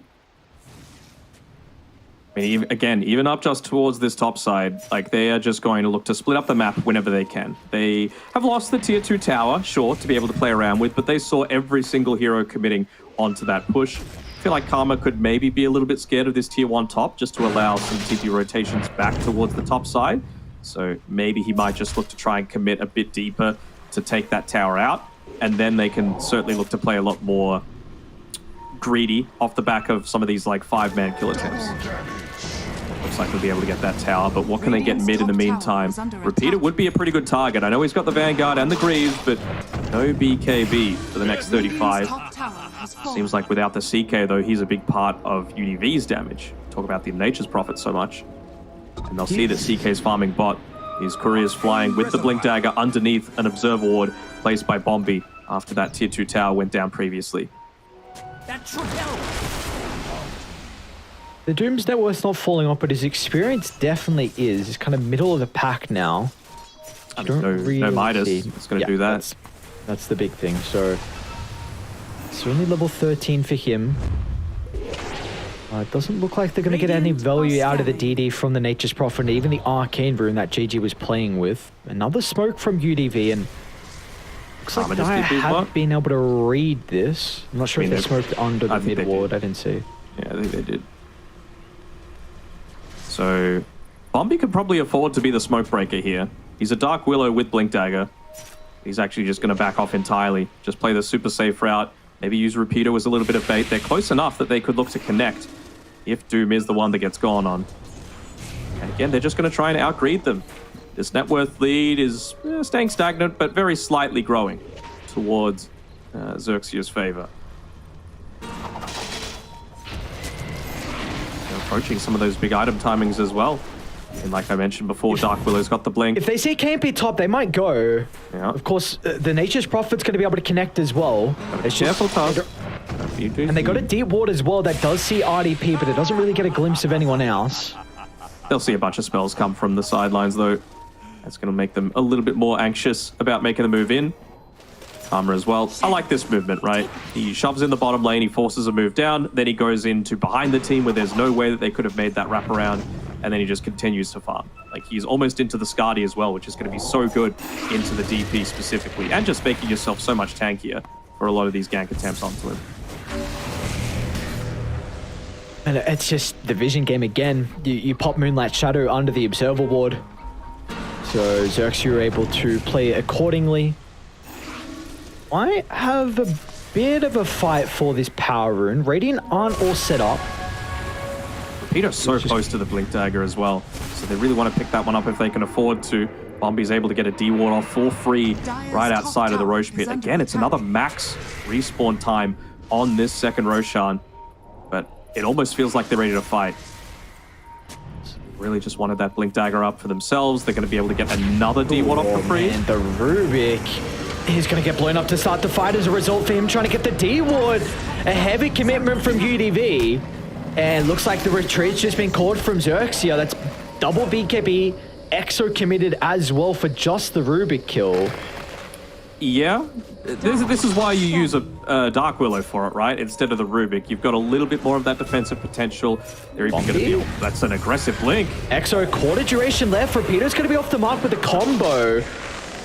BKB's getting expended between the two sides and not really paying off. Karma's going to now TP in aggressively, but with the Nature's Prophet revealing himself, Karma's going to be cautious, but they won't jump forward, recognizing that BB now has lost a lot of power with his ultimate expiring.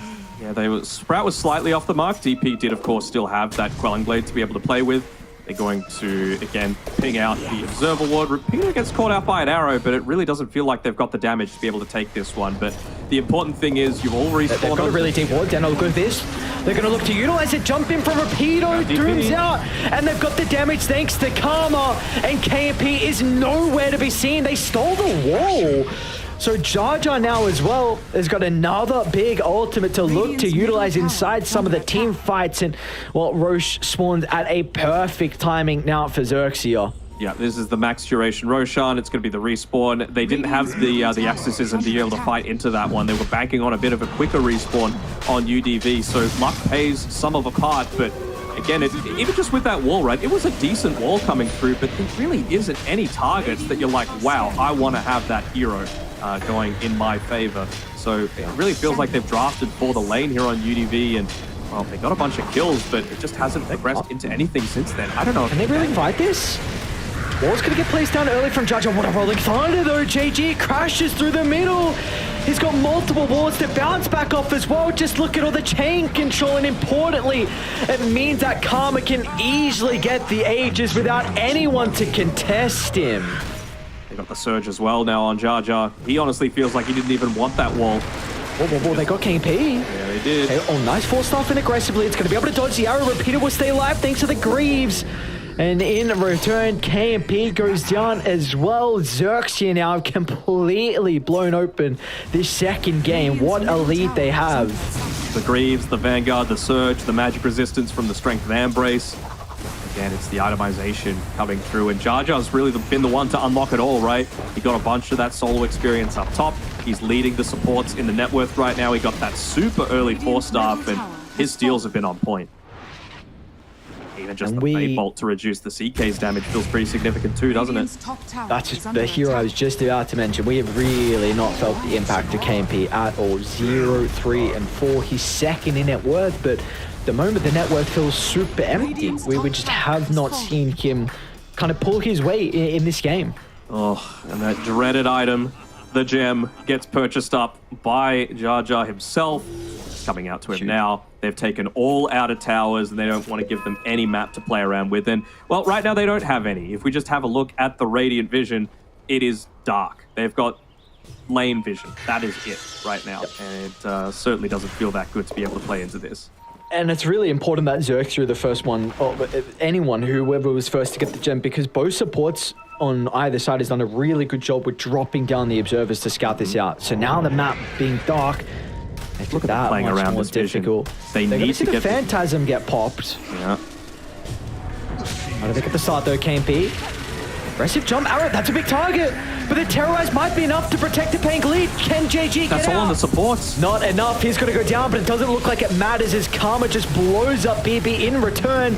And now they're going to be able to chase him down. There's a buyback out of BB. That's a heavy commitment. KMP now. He's going to pop an early BKB. Karma's still standing strong as well. Keep in mind, he's still got the ages as well. So Karma, really nothing that he's going to be afraid of. Turn to deal with the Marana. Now he's going to beat onto BB as well with a Scotty. He's just not getting enough health back. Snowball will suck him in. But it means that JG now, he can roll on forward and clip onto both these members. It's going to be a team wipe in the end. Karma rewarded with a triple kill, and they don't have buybacks. This might just be game. It might be indeed. They're pushing in. It's, again, another siege creep wave on the bottom side. They've got the glyph to be able to respond to this, but I mean, how does a Darkseer respond to the solo? I cannot do it. Radiant's middle tower has fallen. He just manned up. He said, I'm unkillable, guys. I went really tanky. They've used everything on PQ supports. Poor Pango. JG got a lot of that hate coming through from that initial burst. But yeah, CK just... We haven't felt the impact from this pick, have we? Not at all. Not at all. And he didn't have that lane-dominating lane that you often require out of this hero. And man, Karma, the fact that I think he was 1-6 at some stage. So now 6-6 and 10,000 net worth over KMP. Who, speaking of, might be in trouble. BKB still could have for 5 seconds. And they're going to be able to kill him before it comes back up. So that's now Megas probably without the Chaos Knight. Well-deserved tip as well. Repeater's like, yeah, well, what's going on? What is going on? Radiant's top barracks are under attack. Not much you can do with this turn. Just shift, enter, GG. Oh. Even just finishing up the Satanic. Why not? Gives a high five to his bottom tier 1 tower that still has not fallen. Radiant's middle tower is under attack. Maybe one last fight, one last crazy team fight. But the wall stomps onto 2 for Rapido. He just walked in. Just walked in. It's a great vac. The wall's there as well. Does BB really have the damage by himself? As soon as the BKB expires, Karma's just still beating into him. You mentioned the Skadi, and it felt like as soon as Karma picked it up, that was when the game completely turned. Yeah, he became so much tankier. He made it so that this DP's effectiveness fell off massively. Even through that BKB, right? We talk about Shadow Demon as a bit of a counter to it. If you can't run at people, it becomes so much more challenging. And it's that 40, is it 40 or 50% slow these days? It's significant.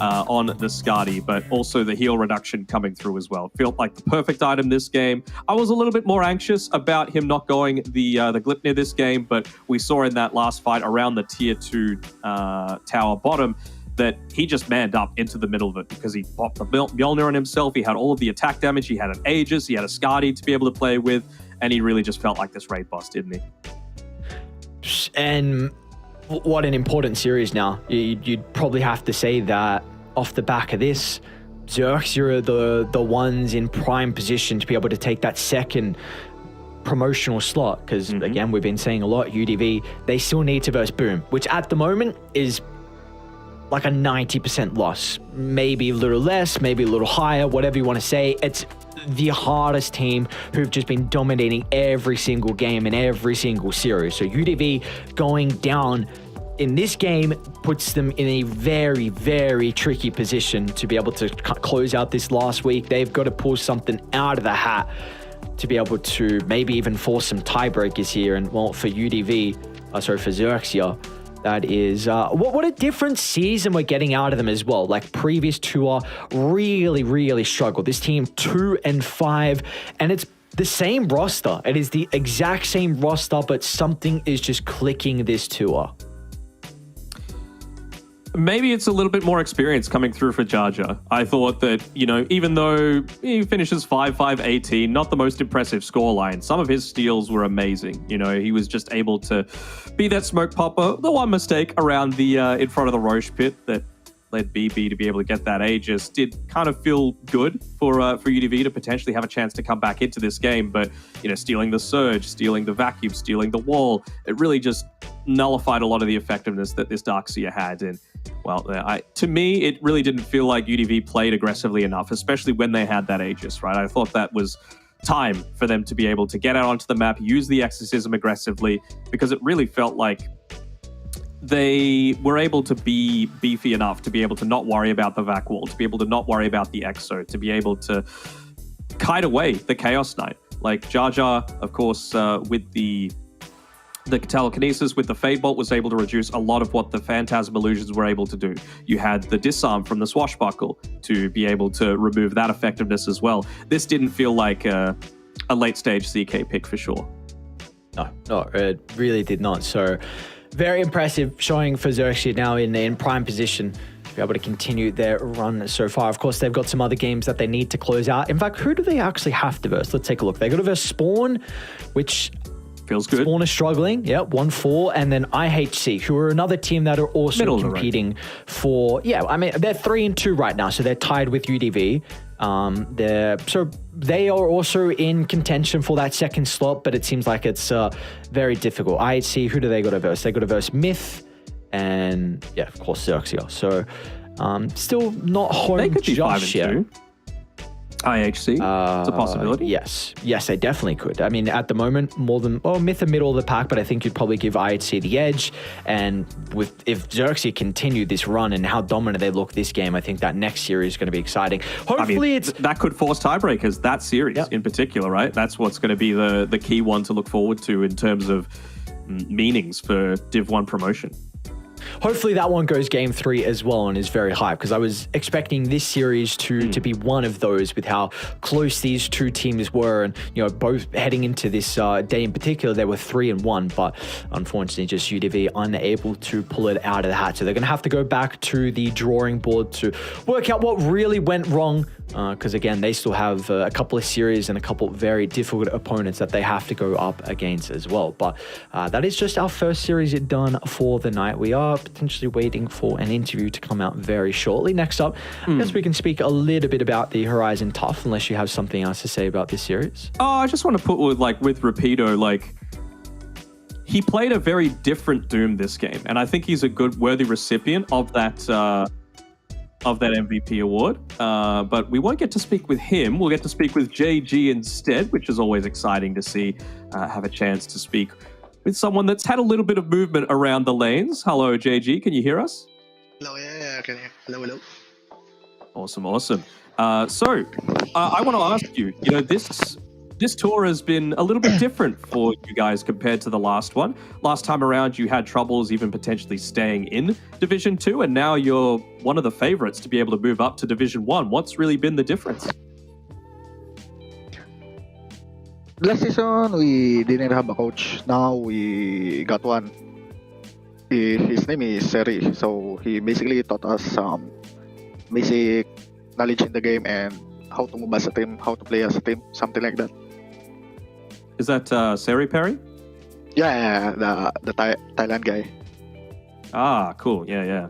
He's a very good guy, and clearly he's given you guys a lot of information. Yep. I want to talk about that game. It wasn't necessarily something that you did, but was it a team discussion to have Rapido with that Doom not go for the Midas and act as like a little bit more of the frontliner, just to allow Karma to get into that Skadi, and that's where you felt that effectiveness? Like, what was the game plan for that second game?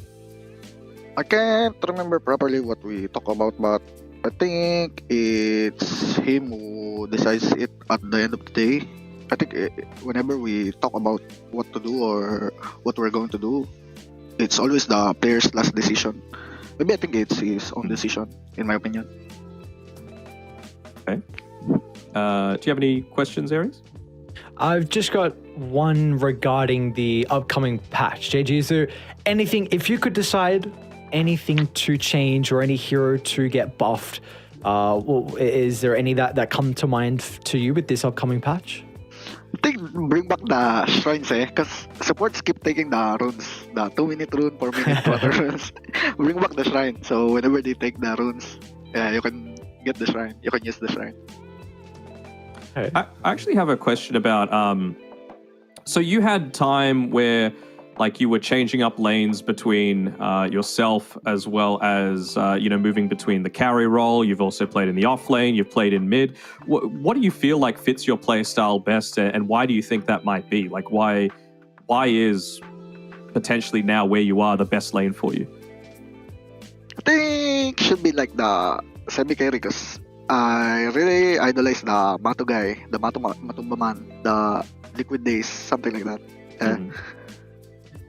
But Okay, so do you prefer playing the position 1 in like you said, those semi carries that are a little weird, a little bit of extra tempo, or do you feel like you could fulfill that role from the mid lane as well? I'm not really sure. I think what the team needs me to do, I'll do it. But if you're going to ask me, I prefer the Mato style, mid, something like that. The flash heroes. So are we going to be looking out for those in the patch then? You know, some changes that let you play that sort of style from the mid lane, maybe? I'm not really sure. Let's see. Yeah. Awesome. I think what was the one series that you guys had left where you had to play Spawn and IHC, I think? Have you guys had many chances to be able to review their reviews and stuff? I know Seri Perry might make that a little bit easier, but is there a specific game plan that you guys have going into each unique team? Like how you change things up to be able to play against their style specifically? Or is it just about playing XERXIA Dota? Basically, one day before the match, example, we're playing against UDB, we're gonna discuss it one day before, and then the Seri just reviewing it by himself, then just tell us one day before the match. Something like that. Cool.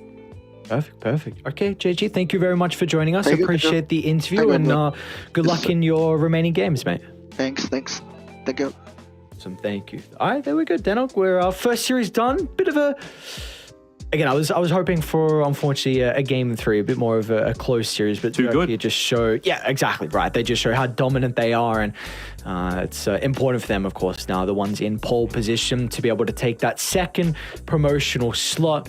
But we are not done just yet. We're going to have a bit of a longer break, though, with how early this one finished. So it's probably going to be around an hour until that second series. And, of course, the second series will be the boys on Team Tough taking on Horizon. So we'll see you guys after the break.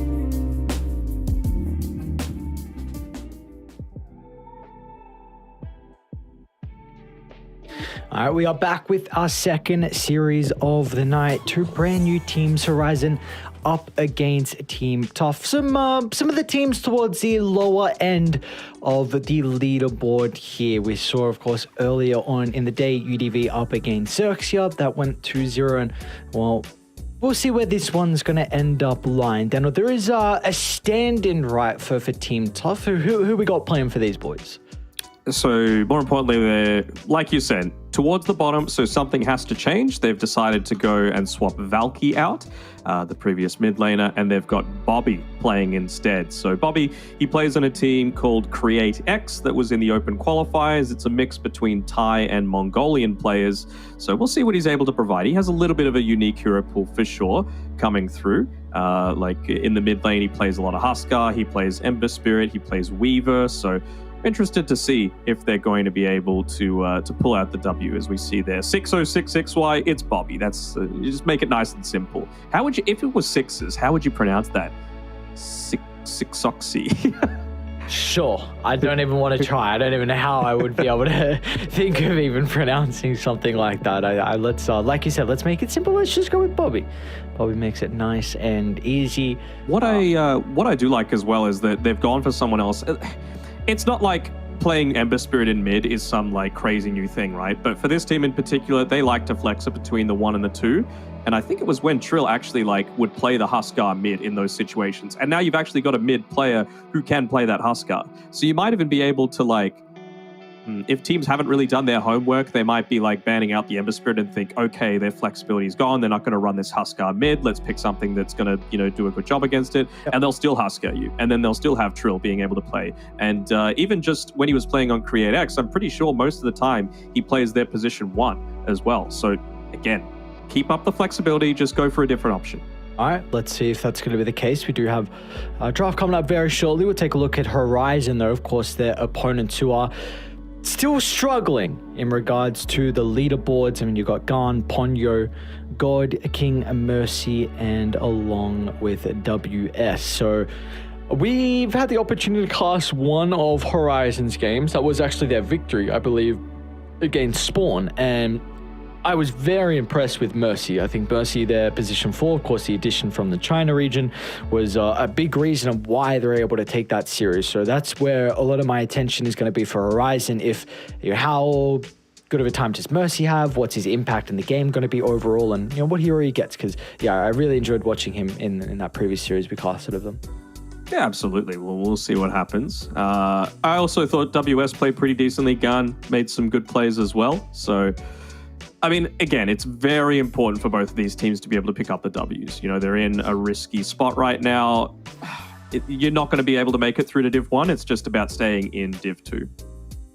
Yep, and that's and it's going to be a tough ask for these two teams because they are all the way down towards the bottom. Team Tough yet to find a series victory, and for Horizon, they're 1-3. So let's see what Tough are able to do with this new addition with Bobby into the mid lane and how much that's really going to shape things up for the Mongolian boys. Still the 5 Mongolians, they are. So it's one of those extra value games, right? Like taking a win, like getting a win, but taking what should be a win off one of the opponents that you're fighting around for one of those bottom slots for. So if Horizon are able to get it, they can breathe a bit of a sigh of relief. They've moved themselves perhaps clear of at least last place, and then it's just about avoiding second last place, which is still enough to get relegated out. But, if it's suddenly tied up, maybe we're going to be forced into tiebreakers at the very end of the season. Who knows?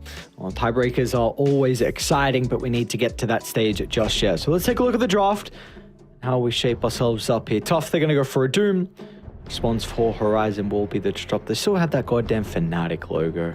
They do. They do. I like the Disruptor as a response to the Doom, though, right? Both for the game and, again, if he's going to run at you in lane, just glimpse him back. Keep him in the kinetic field. You might actually not want to put a point into the Thunderstrike. So I'm wanting to see a position 1. Like, if they can get away with a Monkey King, I really wouldn't hate this, especially if they've got the ability to flex it to that position 4, just because I need something that's going to be able to secure range creeps in this lane. You don't want to get too deep, too close, have the potential for the turnaround to come your way. So yeah, just anything that's able to deal with the range creep from afar, because Disruptor, he's not going to be the one doing it, I don't think. If there's any kind of weakness with him in his laning stage, you would definitely say being able to secure range creeps is one of them for the Disruptor. So let's see how they want to follow up. We got the Tusk. Okay. Pretty instant response from Tough. It's going to be the Rubik. So, of course, one of the better supports to be able to match up versus the Disruptor. As the game goes on, you've got a nice way to address the Static Storm when Rubik goes into the Aghanim Shard. 2 heroes with great spells to steal as well, right? So that's another influence towards them. Not the greatest at being able to chase along with the Doom for a lot of those early pickoffs, right? You might just use it for some of that repositioning with the telekinesis to make sure you're not getting back under the tower too quickly, though. So we'll see what avenue they look to go down.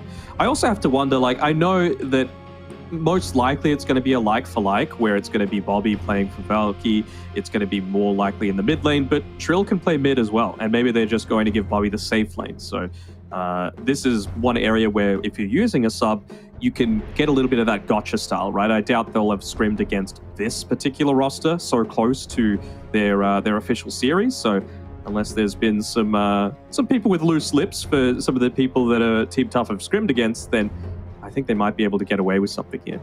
Is he already in the boot camp as well? I mean, he's Mongolian. It wouldn't be too far for him to be able to get over to where they're playing. Also resolves that communication issue. Like I said in his other team, Create X, it's just Mongolians and Thais coming together. But, you know, if it can just be without any sort of language barrier, that's going to be a big plus. And the Oz team that went over to Japan actually scrimmed a bunch against Create X, and their style was run at you. So I wonder if he's going to look to try and bring his style, and it's going to be the rest of Team Tough playing around that, or if it's going to be him needing to adapt to the way that Team Tough play, which is slightly slower pace.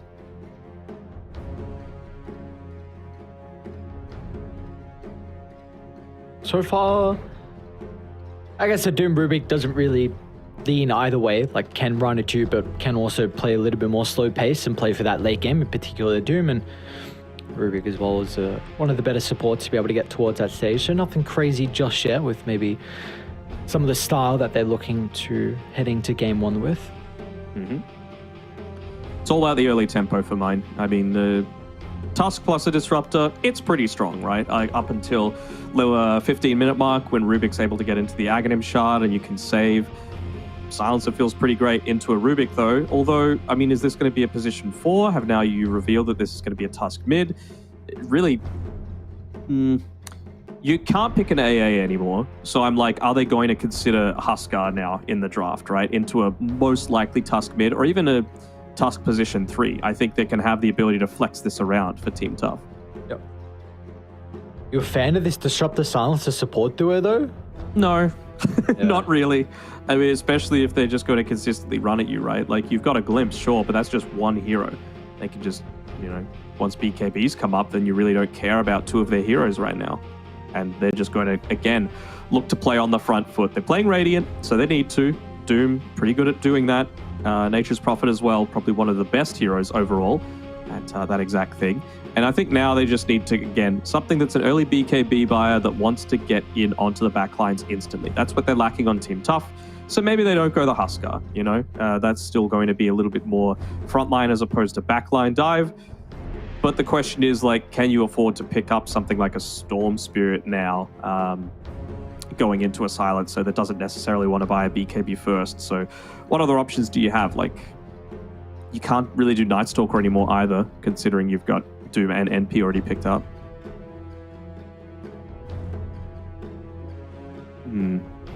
He runs a mid-weaver, does Bobby. So wonder if they do that. All right, let's make it a bit easier to find them. I'm not the craziest about this, right? Like, you're going to be able to do a lot of scouting, but it's not like their pickoff potential is amazing, and it's not like they're against one of these heroes like a Lifestealer, for example, that just wants to stay in the lane, you know? That's really where I feel Bounty Hunter thrives. Just high armor, good movement speed, and you punish these immobile heroes just by yoinking them over and over again and slowing down their timings. Do you prefer Bounty 4 or 5? Probably a 5 this game, just because you're going to be pretty tanky just to stand in front of the Nature's Prophet, and I really don't feel like you offer anything to the Doom lane if he's trying to run at you.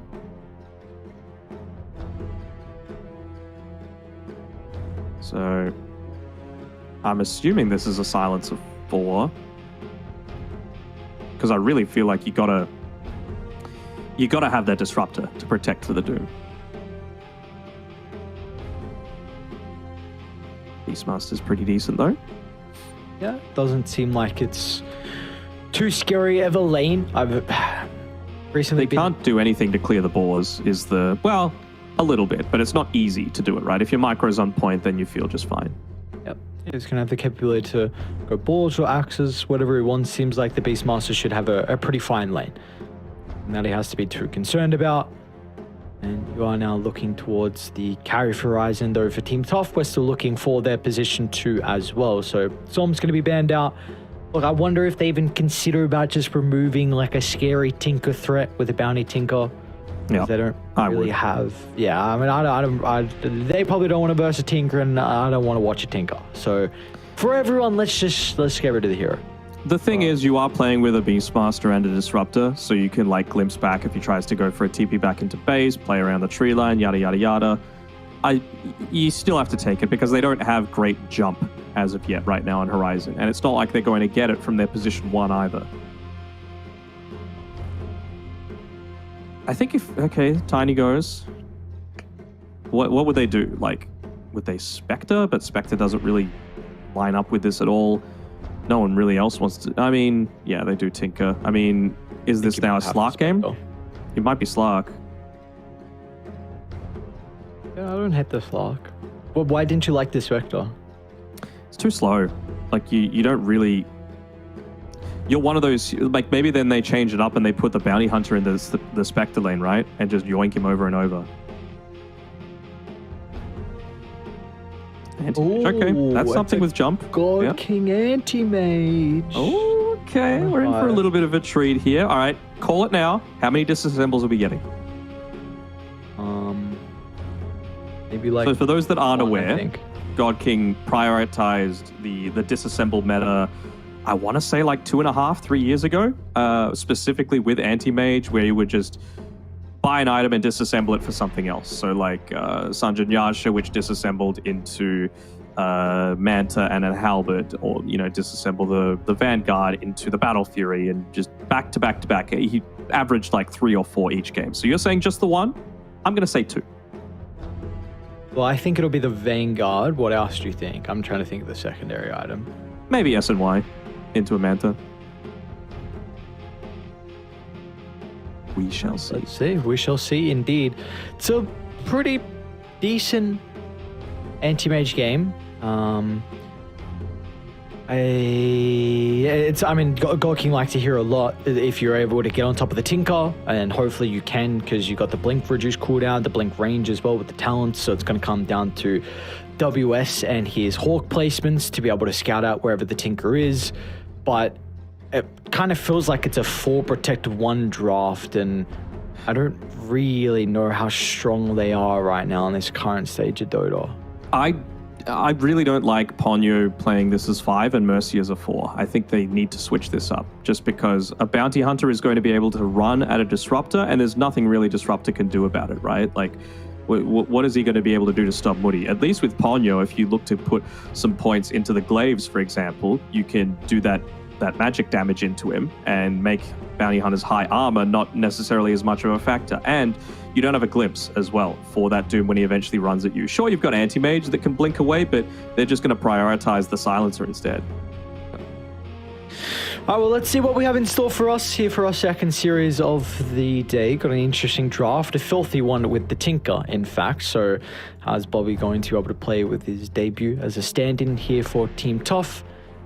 It's on one of those, is he level 5? Okay, I just wanted to make sure if it was level 5 or not, because the Dota Plus, otherwise he hadn't played the Tinker too much. So I like this already. See Seime's with his item queued up. He's got the Vanguard, one of the items that we're really starting to see out of the offlaners to lane versus the anti-mage. I mean, we had a great interview with Jibe where he kind of really told us why, where you just you can out sustain, and then just off your raw advantage in regards to your DPS, you're able to kind of be fine in that lane matchup. You don't care about the mana burn. Mm-hmm. That was They're not giving any information away, though, about this Observer Ward that they placed up previously. They even fed a Treant over. And, well, actually an early point into the Shadow Walk to be able to get in onto the Silencer there and dodge out a lot of that damage coming back the other way. I mean, that movement slow is pretty big at level 1, especially when you consider it's with an Orb of Venom as well. And they're just looking to chase down the Silencer. You can even get double value out of it as well if you right-click once as the Shadow Walk fade starts to come through. So you actually get 2 hits out of it. That's how you used to really cheat the system when Shadow Walk used to give you the bonus damage. This might even just stop Ponyo from getting back to the lane. He'll at least know that he can TP with no Shuriken Toss available. But he's going to get down bottom. So I'm really expecting to see a lot of harassment in onto the support here on the bottom side. He's actually... Okay, yeah, blocking this up makes a lot of sense. But yeah, on the top side, have there been any blocks of these camps? Just the Observer Ward for now, and Ponyo's got 2 sentries, so he should be able to get those other 2 camps. But yeah, just look at Buddy. He's just going to consistently run at Mercy, and there's really nothing he can do about it. 8 armor, plenty of stats, can't really stop WS either. You know, he's going to be spamming out those Wild Axes just against all of these Treants, but this feels like a pretty great Bounty Hunter game. Yeah, and it looks like Mercy's going to try and drag the wave. I don't know if you could do that really versus a Bounty. Slow. Yeah, all right, well, there's the glimpse, and I suppose that'll help out a little bit. Does take a lot of damage, and meanwhile, pretty good micro coming through from the Treant Protector as well, but the Treant is going to drag the creep wave over. They will at least pull the range. Yeah. I mean, Trill's just going to still farm here. That's the most important thing. And they get rid of the tangos. Okay, kind of important. Would love to get into that level 2, though. He's just going to be sticking onto these other heroes. So just being able to get that value out of the Janata every 9 seconds is going to be huge. So bottom looks frustrating as hell to play for Horizon. Yep. What about mid with this Tinker? How's Garn going to be able to perform into this matchup? It's going to be fine, right? And he needs it to be fine because, again, you are the one making a lot of these early jumps. Anti-Mage can't afford to get active super early, so you're going to need to get into those levels. You know, level 8 is, maybe level 9 is going to be your key timing, just with Walrus Punch and that Ishard Snowball maxed out here. Because there's no one really that you want to be able to connect through to with the tag team. Maybe just the 1 point in it for the movement slow, but other than that, really don't get the value out of it early on.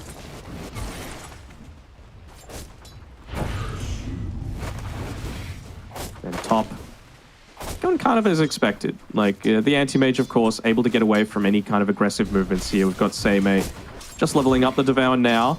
Won't, of course, be able to claim that range creep, but Tsukimoto at least still able to secure it for his team.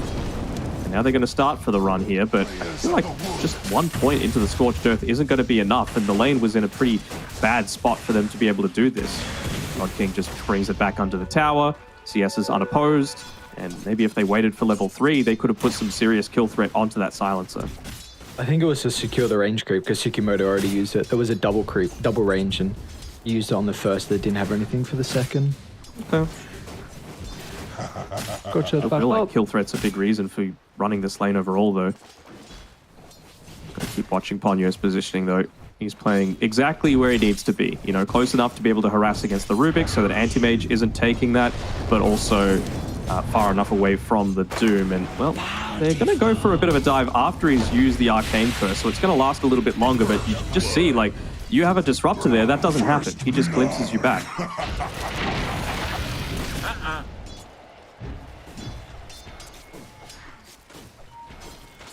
Yeah, I'm trying to see what the Disruptor's doing down bottom at the moment here for Mr. Mercy. I guess WS is off to a very good start, but this was what we were kind of expecting. We said there wasn't really a way for them to address the Beastmaster, so does look like Moody's going to even look to vacate bottom, try and take away both the water runes. God, they might be able to get the top one, although Tsukimoto doesn't get the telekinesis off, so nicely done from Garm, but he's probably going to actually go down as a result to this because Moody can wrap all the way around, provides the slows they require. Tsukimoto's going to be able to get the kill, so beautifully done from the Bounty.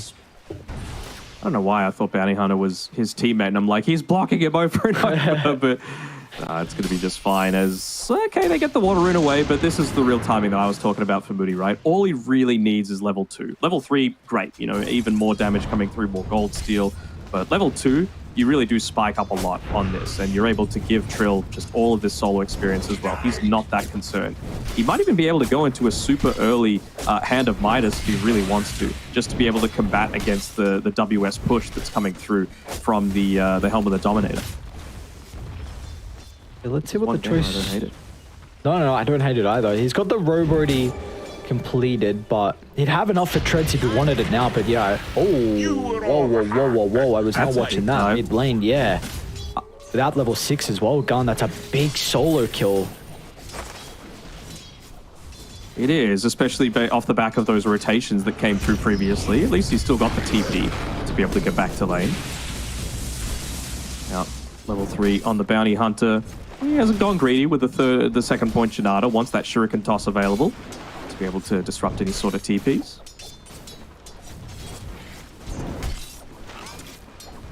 I really think he could just stay sticking on to Mercy. It's actually going to be a TP rotation towards this mid lane, trying to get a glimpse back onto the Tinker, and this is going to be a kill once again right after he TPs back to the lane. So this is a good way to be able to slow down this draft, right? You want to be playing off the back of the level 6. I guess not really, right? You really don't get this team enabled until Bounty Hunter's able to get into the track, and then Tinker wants to get a little bit more active. So the fact that they slow this down at least means that the Tusk is able to get a lot more out of the laning stage. And, well, Tsukimoto, he was moving up towards that top rune, but didn't actually protect it. So Gang gets a free haste. He might just need to try and deny himself to Roshan, but he's not going to let him. He's still pretty fast, though. Oh, well done. Gun is having an incredible start to this game on the Tusk. See if he's going to be able to continue with that momentum. I mean, I would like to see them still... It looks like they're going to stick around mid, potentially, with Bobby coming back in the area. So Tinker's going to be a bit cautious, but something you just mentioned about the Tinker's game, waiting for the tracks. Another thing is just like if he has the towers still alive as well, which can fall pretty fast depending on if WS has a good time, and you know he is so far on the Beastmaster. Level 12, at least he's able to TP to Treants that Nature's Prophet spawns, but that's quite a while from now. Gonna go for another. The supports are here. What are they going to be able to do to protect him? Tsukimoto does his best. Even Trill's got a TP, and they'll get the glimpse away. So in the end, both position 2s will trade their life. Who got the kill was both raiding. Split the gold of Gans. Nothing crazy. I mean, look, I appreciate what they're doing. Screw the Tinker here. Just make his game absolutely miserable. WS has to be a little cautious. He's actually going to go for the Roar here. As, well, I was about to say they're going to make a rotation through. What happened to Disruptor? Did he get, I think he got Shuriken tossed or something, right? To be able to stop that TP? Maybe. Nothing have to happen. Disruptor was TPing down bottom to try and get a kill onto Trill, but didn't end up eventuating. TP got cancelled. I don't know if the train's got a glimpse of Gone. Trill's still playing very aggressive in the lane, so obviously not Gone. Great rotation. And now they should be able to put a lot of pressure onto the tower. This is the Helm Dom now completed. Still a little bit away. They have this hard camp still blocked as well, unfortunately, so he's not going to be able to use too many neutral creeps aggressively, but it seems like the cause on raiding a minus the Doom. I mean, Doom is... Oh, he actually used the ultimate up top. All right, so God King's in a lot of trouble, and no one is taping in to try and protect the Anti-Mage, so it looks like they're just going to sack Anti-Mage's life. And say, mate, well, this is the one silver lining for them. This Vanguard Arcane Boots, he's off to a flying start, and I don't really know if God King can go back to this lane. Nope, I don't think so either. They're just going to look to claim this one. No Blightstone on Trill, but he is rushing that Midas. That's what we were thinking before. I think they're really going to prioritize him getting into that. It's going to be a double Midas, so you're really not scared about going late game. It is against an anti-mage. We understand that as he's actually TPing in right in their faces. Doesn't want to give up this tower. He's got the Vanguard, I suppose, and maybe not afraid of all the Treants and no Doom available, but they're just not even paying attention to the A, and they're saying, we want the tower, not you. Trill gets it, importantly. So 450 gold away from the Midas. Looking to pick up a little bit more of that farm, and well, the important thing, though, for Horizon is that they're getting some damage into some towers their way as well. TP is actually coming here as a response, but Bounty Hunter still level 5.5. Now that they did know that Tinker's down here, they'll probably look to play accordingly. So they do get shoved out of the tower. Successful defense from Tough, and they don't have to commit too heavily. Wonder what Garn's going to do next, though, knowing that the Tinker's bottom, and he's going to start to consider about making his rotation down. But we do have the power rune spawning shortly, so I'm in two minds. Still just level 6 on the Tinker, though. He is really suffering down towards the bottom of the cores. Tsukimoto's doing a great job, and he's going to get a lot more of that experience with that stack built up inside of the Radiant Ancient Camp area. Tsukimoto was considering going for a bit of a use of the Ice Shards there to be able to block things off, but this is a way for your Tinker to catch up, right? You just stick him inside of the Ancient Camps. They're actually looking to try and make a move bot. No track just yet. I want to see them. There we go. They got the track just now. Killer range creep. And now Trill, he's looking to try and TP in as well. WS going to be able to play off the back of the roll. Garn should have the finishing blow as well. Tinker doesn't have the greatest mana pool anymore, so he's going to be forced to teleport back to base. Going to come straight back. Yes, he is. Bottle up some of the members if required. Sip, sip, sip. No sips.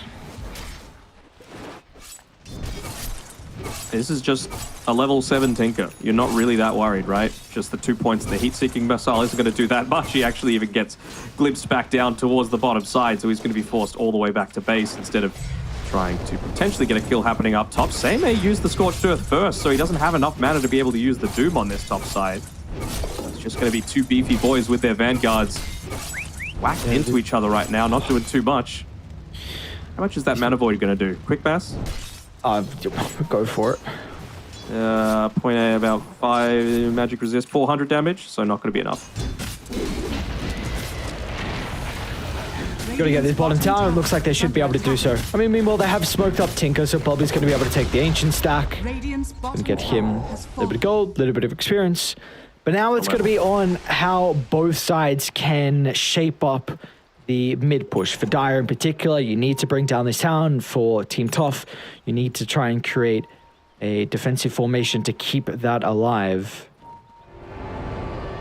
For Bobby, he's looking to try and respond to this bottom lane a little bit here. It's so important that he hits his level 12, so what can they look to get done before that ends up happening? Would he might even be able to TP away. They've spotted out an enormous stack, though, which what the hell? Anti-Mage is actually going Radiance build, I think.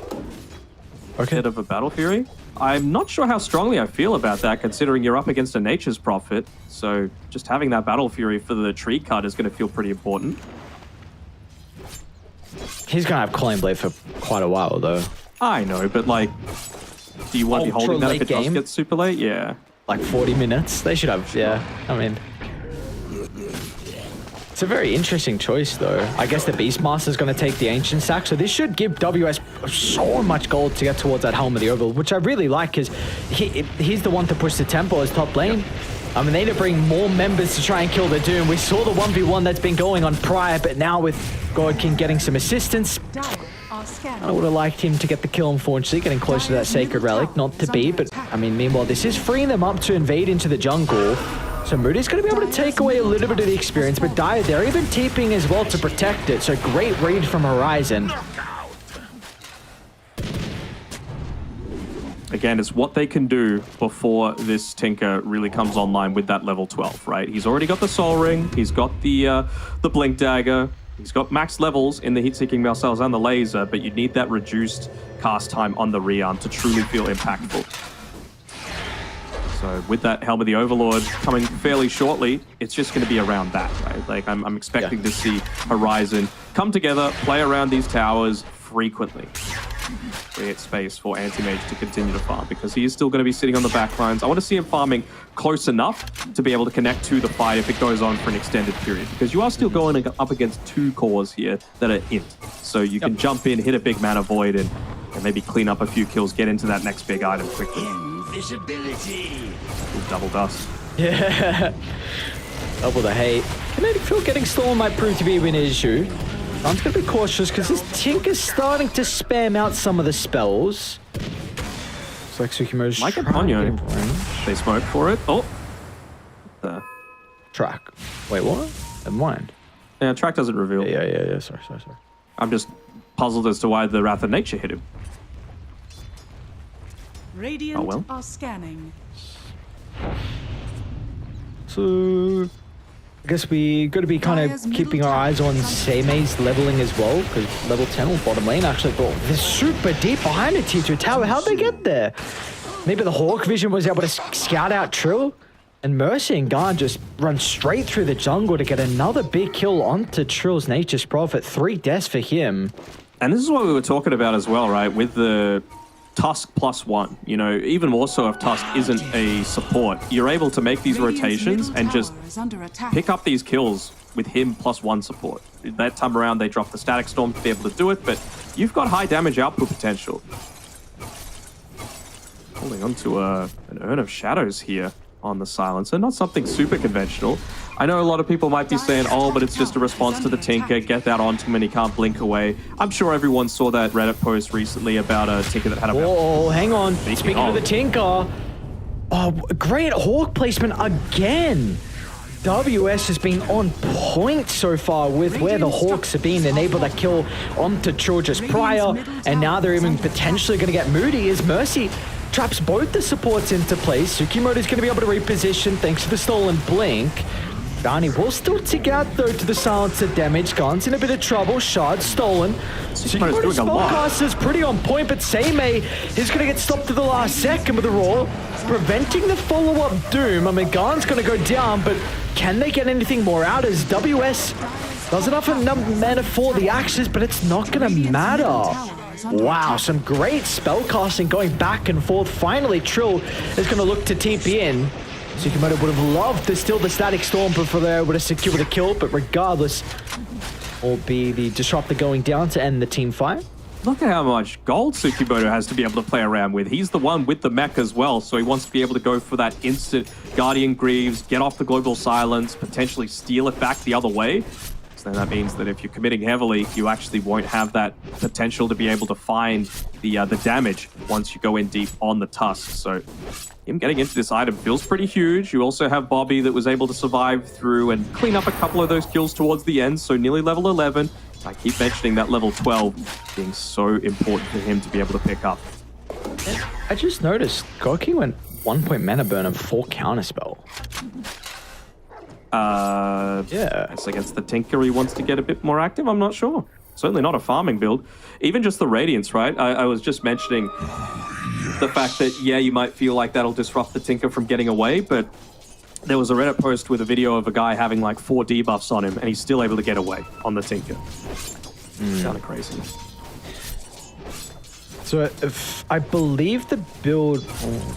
hold that, because there's deep smoke wrap around. Radiant's bottom They know tower where the is Tinker under Sentry, attack. yeah. They saw him. They've got a great Cliffwater as well that sees Seimei and Tsukimoto, so they're going to snowball over the top. Ooh. Gun recognizes they can get the kill into the Bounty Hunter, so he's already looking for the +1. Seimei blink up in a couple. He's actually going to look for the TP. Do they get a glimpse? He'll get away. So I think this anti-mage build, you go Scepter, I'm just not sure when you fit it in. So maybe that could also be a bit of an issue, like all the illusions, having this Radiance burn, just chucking to the Nature's Prophet, chucking to the Tinker as well. Meanwhile, Rubik's going to get caught out inside the river as well, so a little bit more intel stolen from Mr. Ponyo. Hit the kill switch. Invisibility.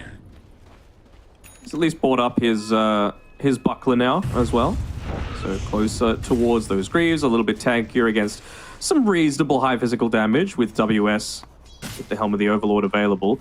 I am still a little bit worried that they're not getting enough out of this map, right? They don't have the glyph available though for the tier 2 tower, surprisingly enough, but you have hit level 12 on the Tinker. So it's just going to be about Moody ending a few of these tracks off. You won't see Gun down here though, underneath the invis, and the supports are around as well.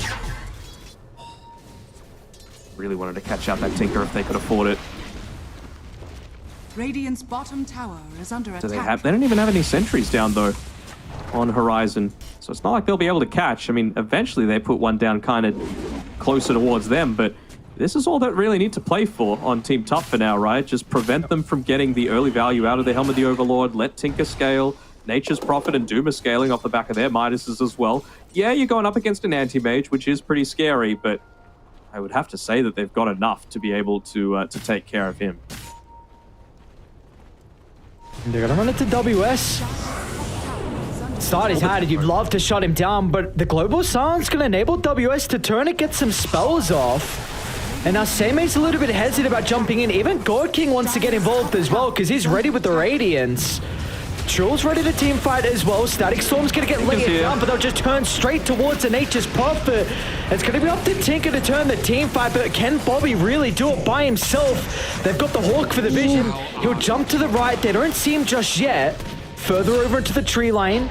They get up to him. Bobby will escape, and just before he does, he gets the kill onto WS, the person they were trying to start the team fight on.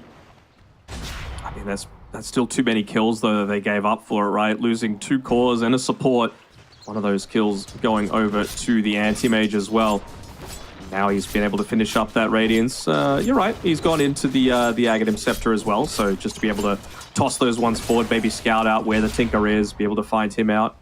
Pretty useful. He had Manta queued up, and I'm quite surprised he's not going Manta before it. Just get rid of the track. Yeah, to get rid of the track. I mean, Manta Radiance, of course, it's a classic. So I wonder what value maybe he thinks it's important to. Maybe Scepter gives him something that Manta would not have inside some of the fights. Maybe he can play distance and chuck the illusion safer because he has to jump in and then Manta off the track, and it wouldn't really help too much. Maybe look at all these guys coming down bottom. Mercy is just watching Bobby down here. That's a pretty big too much of the tusk. It's been really valuable inside some of the fights. A big Wrath of Nature as well. Rocky trying to get the finishing blow with the Metamoid. Will secure it. Doesn't get a whole lot of distance away with the blink. Bobby doesn't have the mana though. So it looks like Anti-Mage will be able to stay alive. And now they might turn to Seimei.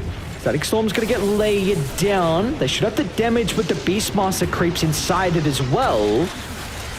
But Bobby's shown back up. Fresh resources. Another defensive smoke to get them away from the missiles. But Moody's going to be able to pop it. I don't know if he'll die. Okay, he will. This is it, right? It's just so hard to push up into this. And the reason Doom dies is because of that really annoying Call the Wild Boar. Just all those slows coming through, 34%.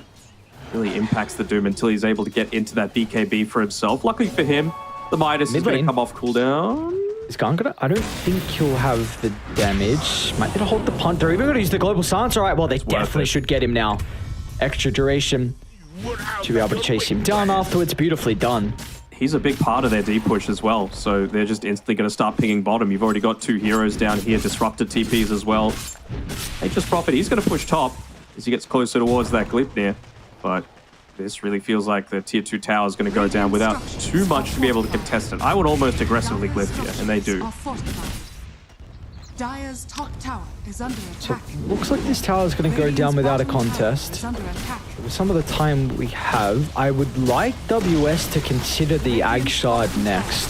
I think he's been super on point with his Hawks, and just having that extra cooldown reduction could be huge to be able to catch the Nature's Prophet or even the Tinker as well. I just want to be able to blow that Tinker up, right? They've got a BKB now on the Tusk. He's playing with the Haste Rune. He's going into the Desolator. So this is the exact build that I've been hoping for. I'm just going to find Seimei first instead. They glimpsed him out.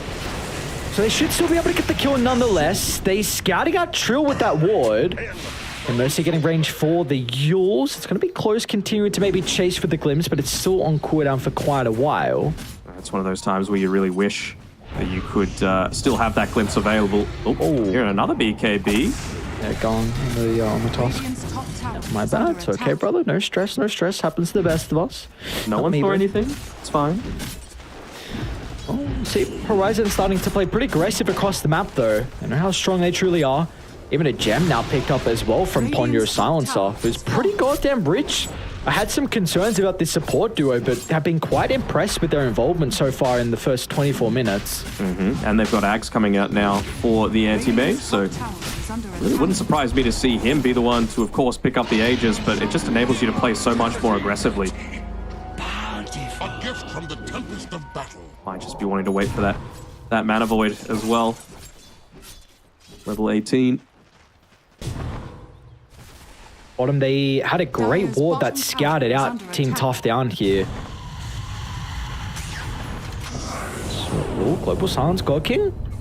So Radiant are very nearby. Horizon are going to need to TP in more members for this eventual team fight. They'll be able to glimpse back Bobby, and he is out of mana and out of health after a big mana void. And Team Tough just had to stand idly by and watch. I'm just shrinking too fast then. Horizon are playing a great game these past couple of minutes. Maybe Same is going to try and turn this around mid lane, but Garni's ready. Snowball, Raw 4, they should be able to have plenty of damage. Sprout's actually going to pop him out, and Same he'll have time to be able to activate the Doom, but the BKB came out beforehand, so he should be protected for a little bit of time. They're still going to be able to chase him down, though. Finally, Trill feels strong enough to get involved in some of the team fights. He's looking for the TP out, but they've got a way to cancel. The quick finger yours from Mercy will stop the escape short, and now they want Moody as well. Mercy, I didn't even run around the tree line. I don't think so. For guys wouldn't have had a way to cancel. Yeah. I mean, I like the fact that they are playing aggressive whenever that Tinker isn't up, right? Like, they know that they're in a position to be able to make that sort of play. They were using them as a little bit of bait there, just sticking the Disruptor out in harm's way so that they made the move onto him, and it ends up working out fairly well. Of course, the Doom ends up taking out the Tusk on the latter end there, and we're still lacking a tiny bit of that damage to get the insta-burst, of course, with the Desolator. Just have a look at Tinker. He just feels like he's having to address these lanes as opposed to play aggressively with the rest of the team. Wouldn't surprise me to see them go for a smoke together, but Tsukimoto, he's got the Greaves to be able to play around with. Around that next Global Silence, you could look to bait out a situation where Horizon are wanting to use it and you actually get something in response. And God King's getting very close to that level 20 as well, so that extra blink cast range is going to be super annoying.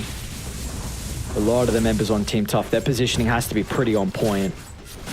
He's going into the Mantle now as well, so again, more potential to blow someone up with just more mana burn, but of course, get rid of the track, that's the important thing.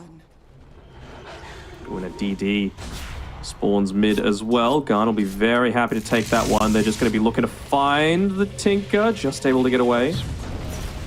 Well, in top lane, actually, they are finding. They're onto God King, who may not even die. Oh, the rocket. Is it coming for him? Yes. He blinks. He disjoints it.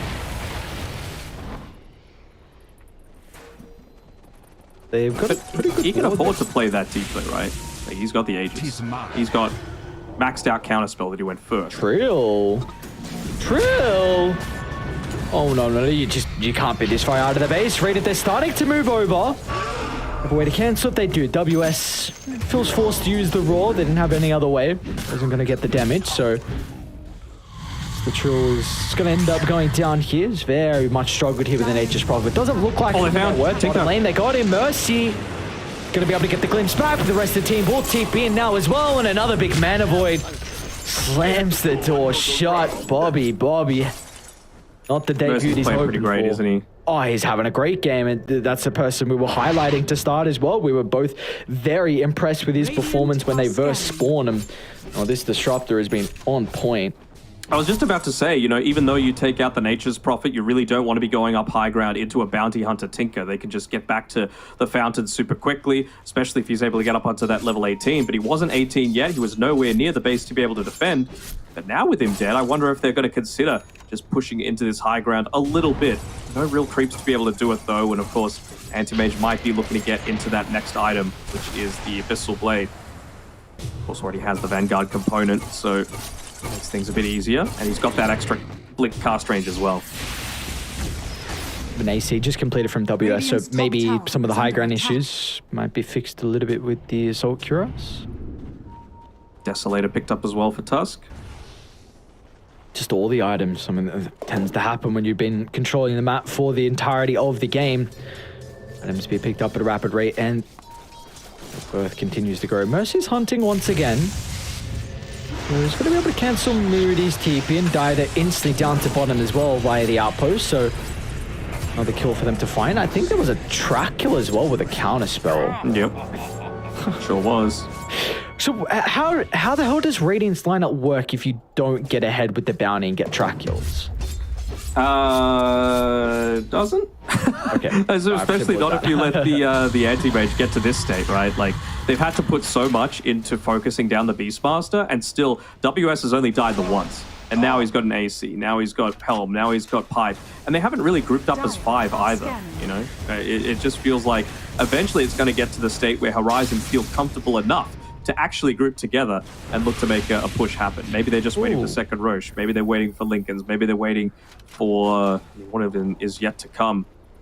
Ags on Disruptor probably still a little bit too far away.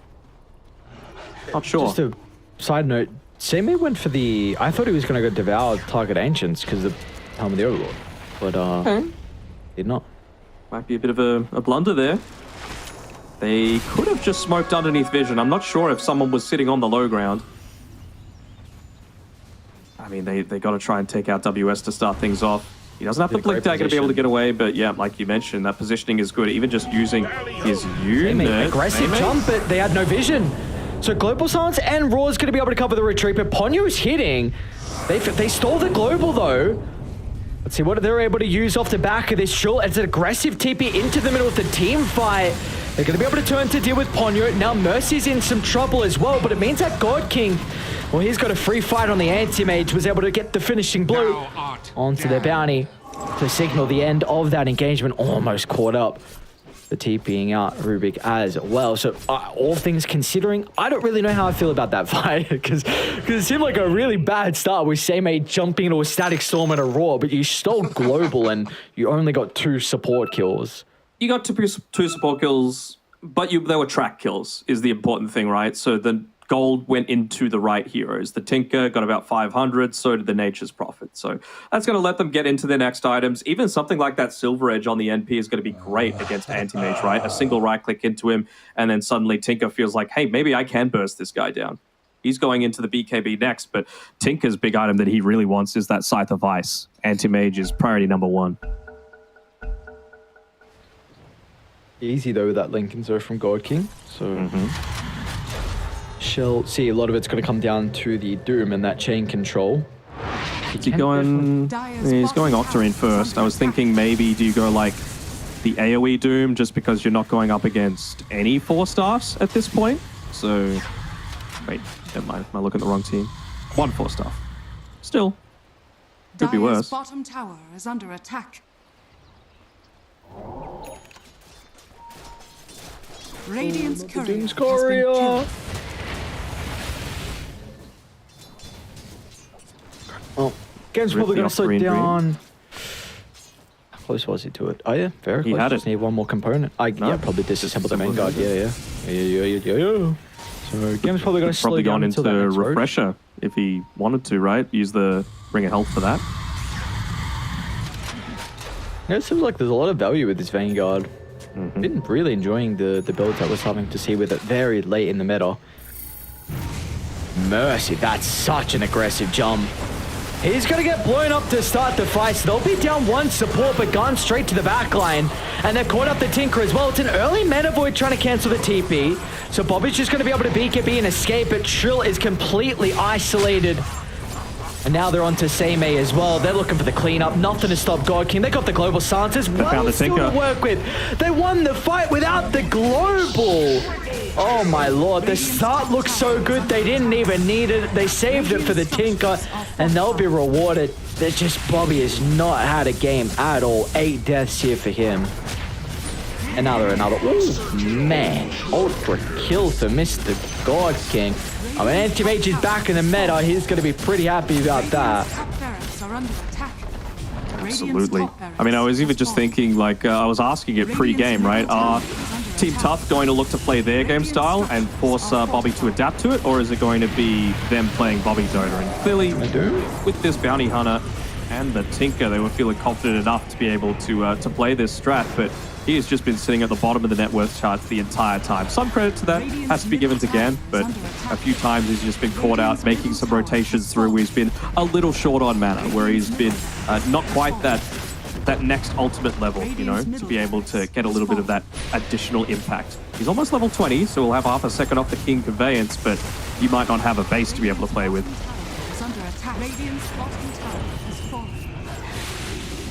And well, doesn't even have the the Blink, the Basher at that Whoa, thing. whoa, whoa, whoa. Oh, they already had a Hawk set up. They already had a Hawk. Okay. Jumped straight into it, and they're going to call it, and Trill is out. He is out of there. Tipped. Oh, no. That's another rough game coming up from Team Tough. Godlike. He might need to change his name, but pretty solid performance, I would say, coming out for Horizon. It wasn't perfect. You know, we saw that they had the potential for turnarounds. I really didn't agree with the way that they set up their lanes, but if you're really going to pick this Bounty Hunter Tinker lineup and not exactly play around it to its fullest potential, then you're going to struggle, right? I think Tsukimoto played pretty amazingly. I thought there wasn't really too much more he could do about that. WS, he played all right, you know. He was forced into a few times where he had to go for the aggressive blink just so that they could enable a few of those tracks to start to come off and start the snowball from happening, but it just never did. It felt really rough, even feeding 2 tomes into the Tinker as well. He was sitting behind the Tusk by 2 levels. So I'm trying to see what you do now to resolve some of the issues, because it's not going to be easy in between the break, especially with some of the momentum. Now, it's been a tough season so far for Team Tough. They've only won 2 maps overall, and at the moment, off the back of what we just saw, it's not looking too promising as well. Very, very dominating performance from Horizon. I didn't even know where I'd give the MVP. It felt like there was a lot of beautiful individual plays, and Horizon played well as a team overall as well. You want to say Mercy? I liked how Mercy played that game. I don't know, because I'd argue Gon and WS as well, and the Beastmaster. You could also argue God King, you know? Got out of that top lane, pretty good spot too. Yeah. So what you're saying is screw Ponyo, is what you're saying. Yeah. All right. Well, sure. Let's give it a God King then. He had a good game. 8-1-7 for Mr. God King. Back on the Anti-Mage, and showcasing a build that we do not see too often. With the Radiant seem perfect for the game, and if anyone's going to know a perfect anti-mage build, it is Mr. God King himself. So exciting stuff to see, because again, Horizon, they're also fighting for their shot to not be relegated. So coming off game 1 with a very strong start, but are they going to be able to replicate it? Can they come back in game 2? Chill, what are they going to look to do with the next draft as well? Are they going to continue with this similar strategy where you want kind of just the run at you lineup, or they go for something completely different? Because that run at you lineup in game 1 really did not work out in their favor. So let's see what we have in store for us after the break.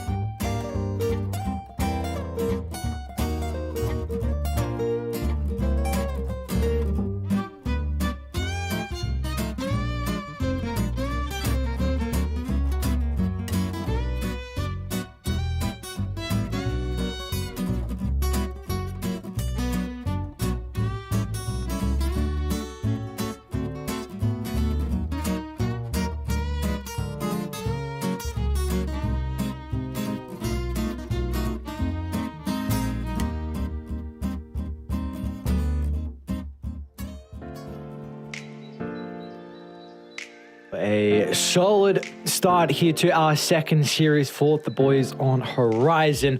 We get a classic, a God King anti-mage, and well, he's going to be able to show up a big time here. I'm hoping we get a second anti-mage potentially, especially with how active we're seeing these new heroes. You know what I don't want to see? Another Tinker Deno. What I'm happy though is that the Tinker got absolutely bodied. So maybe, that'll be a bit of a reason why we don't have to see it next game.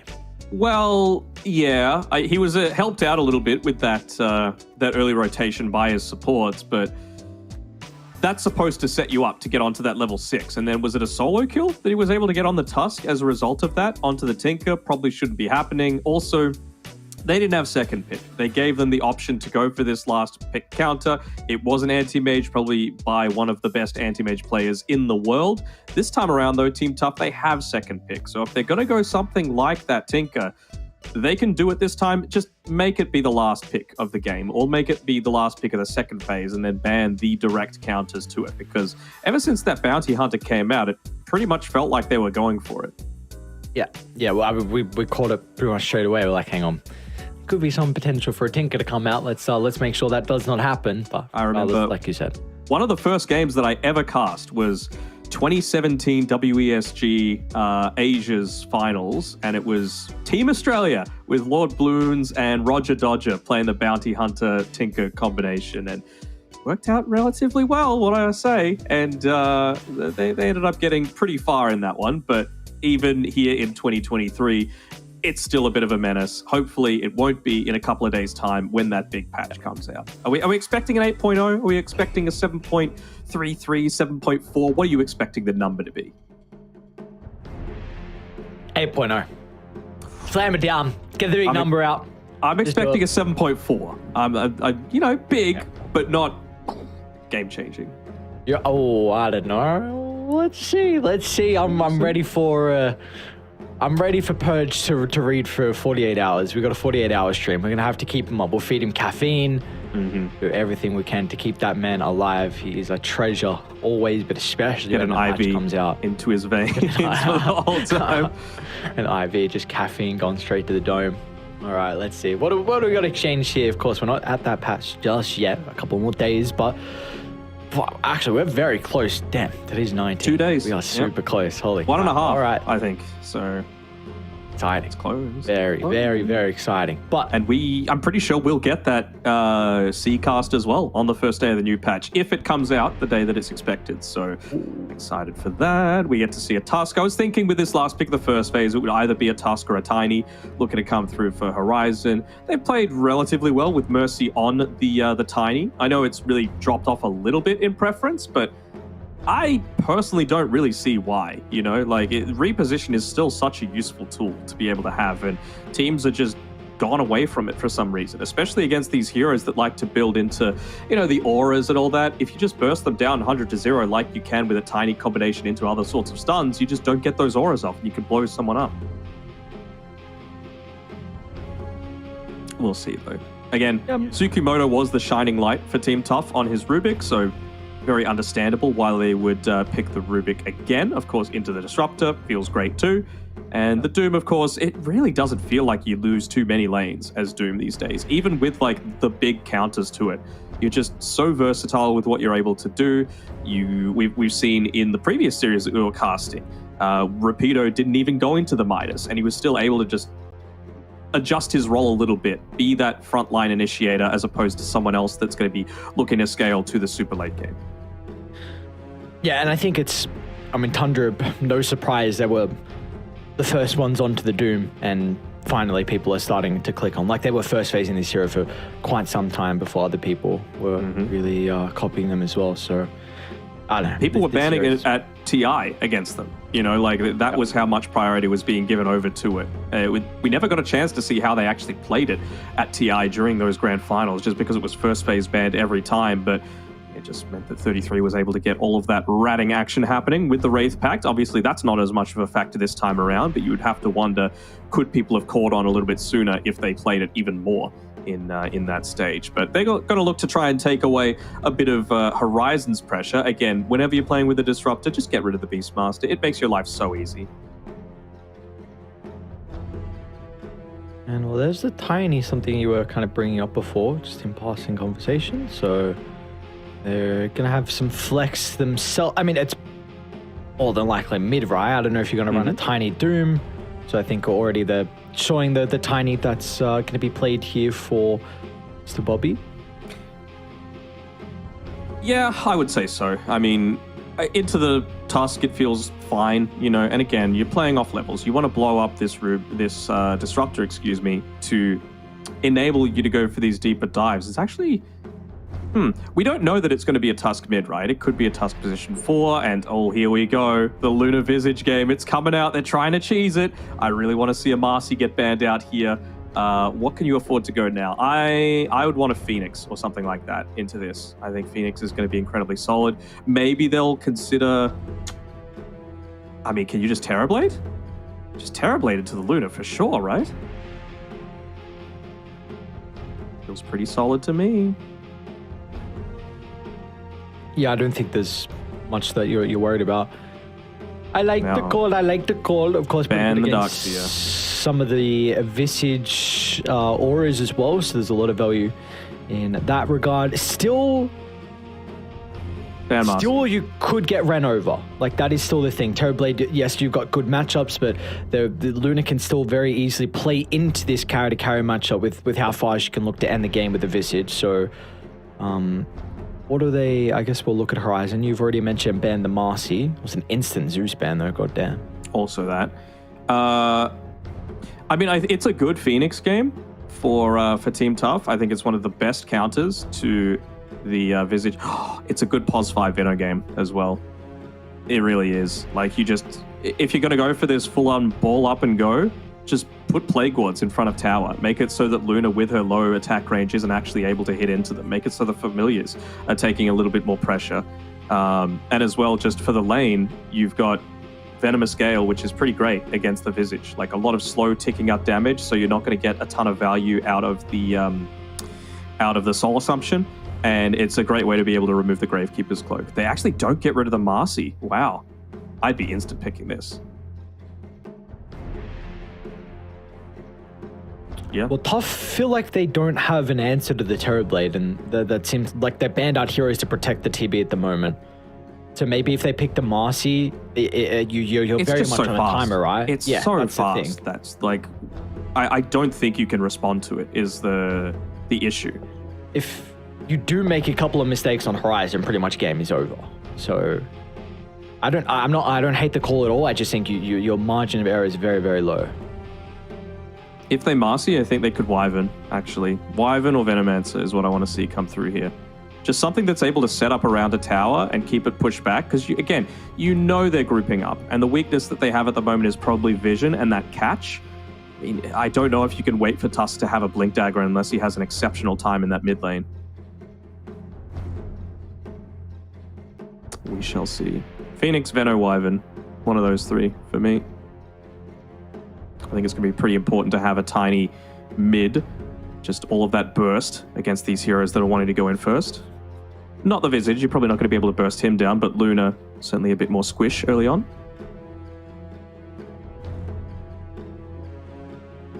What do you think? I'm just trying to think if there's another support that gives you wave clear and does what you're saying, but I can't think of any.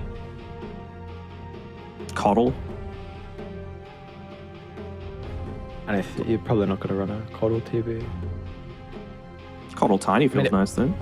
And Coddle TB is very good as well. I just mean more the lane. That's what I'm concerned about. Like, being able to buff the meta is always nice, but... Because you get level 6 on Visage, that's when the lane is really at its hardest. Yeah, but you might just put the TB into the jungle, right? Keep Coddle in lane and just shove it out that way. Again, the area of weakness they have is catch right now on Horizon.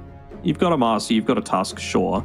But if you're just looking to stand your ground, you're not going to get value out of the Glimpse. And I really don't feel like Tusk can go in pre-Blink Dagger. It's all about finding that jump, you know? And then as soon as you've got a one-person advantage, then they just swarm you down with damage. Like, I'm assuming Marcy's going to go at drums this game as well, just to be able to pick up the pace even further. So whatever they think is going to be able to slow this game down. Okay, Tria Protector is okay too.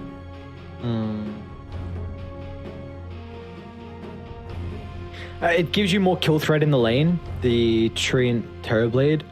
So again, Visage like level 1 and even level 2, you can be pretty strong, but the couple levels after that, till you hit 6, you've got some issues. So maybe like second meta usage, they might be able to get the kill.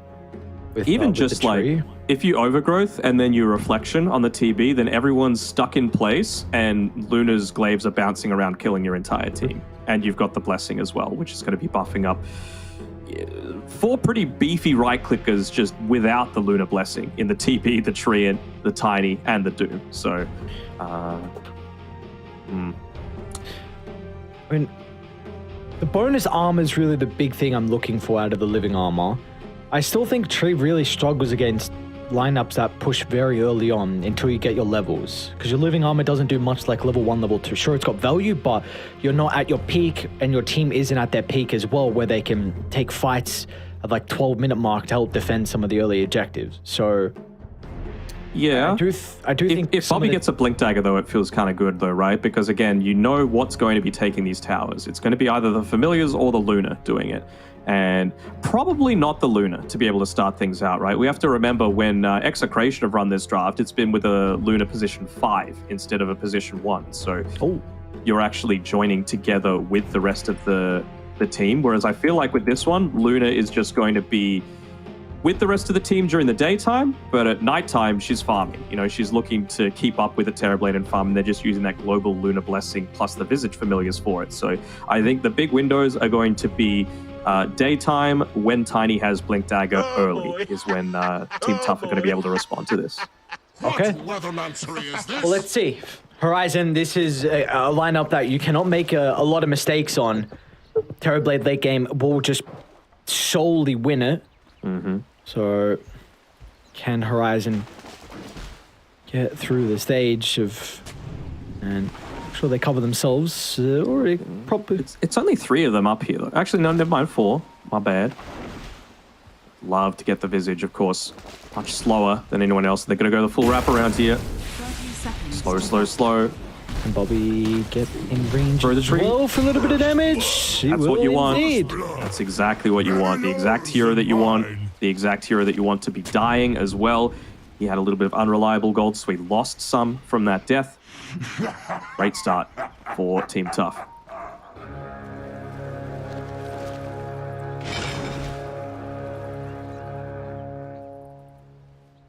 It's one of those advantages to second pick though, right? Most teams would almost never let a TB through when you've got a Luna draft, and well, if you're going to go down this sort of strategy, it's... I don't want to say it's twice now that they've gone for a cheese. Last time around it was Team Tough, obviously, with a Bounty Tinker, but this time around it's Horizon looking to do it, right? This is a draft that has won execration games within 18, 23 minutes. That's sort of like 5-minute window. It's just that effective at being able to ball up and go. They're just going to continue cutting these trees at every opportunity. Let's see how Moody's going to be able to play without a lot of them, because he's already taking a crap load of damage. Another round of the Soul Assumption is in fact enough, so when he goes down, WS, nice that he's able to get an injection of gold, considering he did give up that first blood. Yeah, I wasn't really expecting to see that.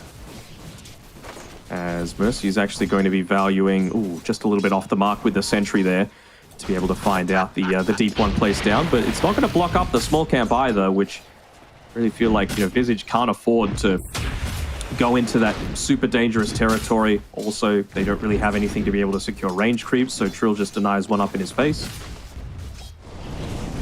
We shall see. Mid lane, Bobby was able to get a quick bottle off the back of that first blood, so he's going to look to put a lot more harassment into Gan. Again, he's also got great abilities to be able to find the denies onto these rage creeps early on, while Tusk's spells really aren't doing that much damage.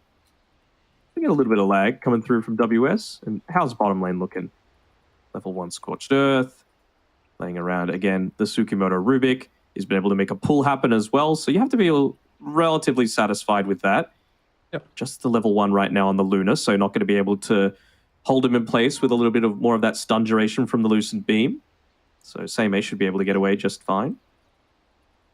this lane pretty much comes down to if the glimpse is on cooldown, right? Yep. 'Cause it seems like it's a very aggressive lane for tough, but they're going to try and just run down Ponyo and run down God King. But if Ponyo's in a position and the glimpse is ready, then that will be a great way to prevent that. Again, you have to remember, though, that if they're using... They've used the glimpse, and it's got 17-second cooldown now, Scorched Earth 29, right? So if you're able to get up onto like level 3 Scorched Earth, you have level 2 on the Rubik, you don't have glimpse available, this disruptor is just going to get run down. There's nothing really that a Luna can look to do about it. Yeah. And that would be a great way to be able to slow down the overall timing that they're looking for Mr. Horizon. We'll see. We'll see if they're going to be able to really truly come online with this type of draft that they're looking to play with. I know God King overall does like the Luna. We saw it even banned out in the previous game as well. Have you been playing many games on C or just sticking to Oz? I haven't played Dota in a while. Wow, it shows. But Come on, what? they're saying 300 ping on Mercy at this point in time. I'm getting that a lot when I play on C. You know, just the game spikes for no reason up to 300 ping, and I need to like restart Dota to fix it. And even then, that doesn't work. So maybe we need a new hamster in the wheel for the server. What do you think the hamster's name is currently? Gaben. I don't know. All right. I was trying to see how creative you were, but obviously not too creative. Hammond. There we go. Hammond. Hammond the hamster. Wait, hang on. Let me... Top 10 Hamster names. Let's see. All right. What actually are they? One, can I have a guess? Is there going to be one that's like Cheeks or something? Like something to do with the... No, there's not, unfortunately. Well, 8 came up on the home screen search, and we've got Einstein, Fluffy, Hamilton, Hamlet, Hammy, Nibbles, right. Kind of like Nibbles. Nibbles, that's that one's up there. That's a Simpsons reference. And then Patches and Whiskers. So what was it? Hammy, Hamlet, and what was the other one? Nibbles, Hamilton, Fluffy, Einstein. Yeah. There's no Hamtaro. That's an anime, by the way. Hamtaro. That definitely sounds like an anime. Yeah. Hamtaro sounds like actually kind of a cool one. It is. They were all different types of hamster. I watched it when I was a little kid, when it was on the Cartoon Network and all that sort of stuff. Oh, is that what got you into anime? What got you into anime? Dragon Ball. No, Pokemon. Pokemon, Digimon, Dragon Ball Z, Yu-Gi-Oh! In that order. And a little bit of Gundam Wing as well. Gundam Wing. Should I know that? No, it's a little... Gundam Wing was like the boomer-ish one. But there's later versions of Gundam. There actually was a Gundam Overwatch-style game that came out very recently. And I think it was just released on PC. So I'm kind of keen to check that one out just to see how it is. I'm not going to lie, it's probably shit. I haven't heard anything it is about mixed on Steam, so, you know, kind of gives you a bit of like mixed reviews? Yeah. I was going to say, fine, I don't know. Like, I hadn't heard anything about it, so not that that's maybe something to go off, but I mean... you're the fucking arbiter of what's good and what's not. Yeah, I know, but I feel like as a gamer, like, you got a pretty good sense of games that are getting released and stuff like that. But have you seen the murder of Sonic the Hedgehog, though? No, I have not. Murder of Sonic the Hedgehog, come on. The murder of Sonic the Hedgehog, yep. Very interesting. You can't be murdering Sonic, though. I don't know how I feel about that one. So it's like a murder mystery party, basically, that plays a little bit like the Phoenix Wright games and the Danganronpa games and that sort of thing. It's free on Steam. So it takes about, 2-3 hours to beat it with like little mobile phone style mini games in between, which it's all right. For a free game, the artwork's kind of nice and the dialogue's pretty good. Have you beaten it, importantly? Yeah, of course. Of course. It's 10 out of 10 I love my Steam. Phoenix Wright style game. Yeah, it's free. Again, good artwork, good music. Dialogue is entertaining enough. And the gameplay, it's like, it's limited, but it's fine. You know, you're kind of on rails. That's the one downside I have to it. Like, there's a bunch of like dialogue options where you get multiple different choices, but the end result is the same. You know, so what would you say is like your favorite style of game?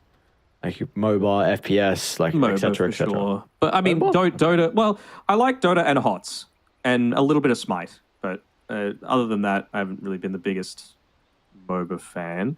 I'm shooters. I like ones where you can move and shoot. So CS, PUBG, they're out because that's like more realistic styles. You can't be jumping off a cliff doing a backflip and be able to land a headshot, you know, like you can in Overwatch and Apex and all these sorts of things. So I think that's my sort of style. I hate racing games. I hate RTSs just because, outside of Mario Kart, but my micro is trash, so I'm never going to be playing StarCraft or Warcraft or Age of Empires or anything like that at the level needed to do.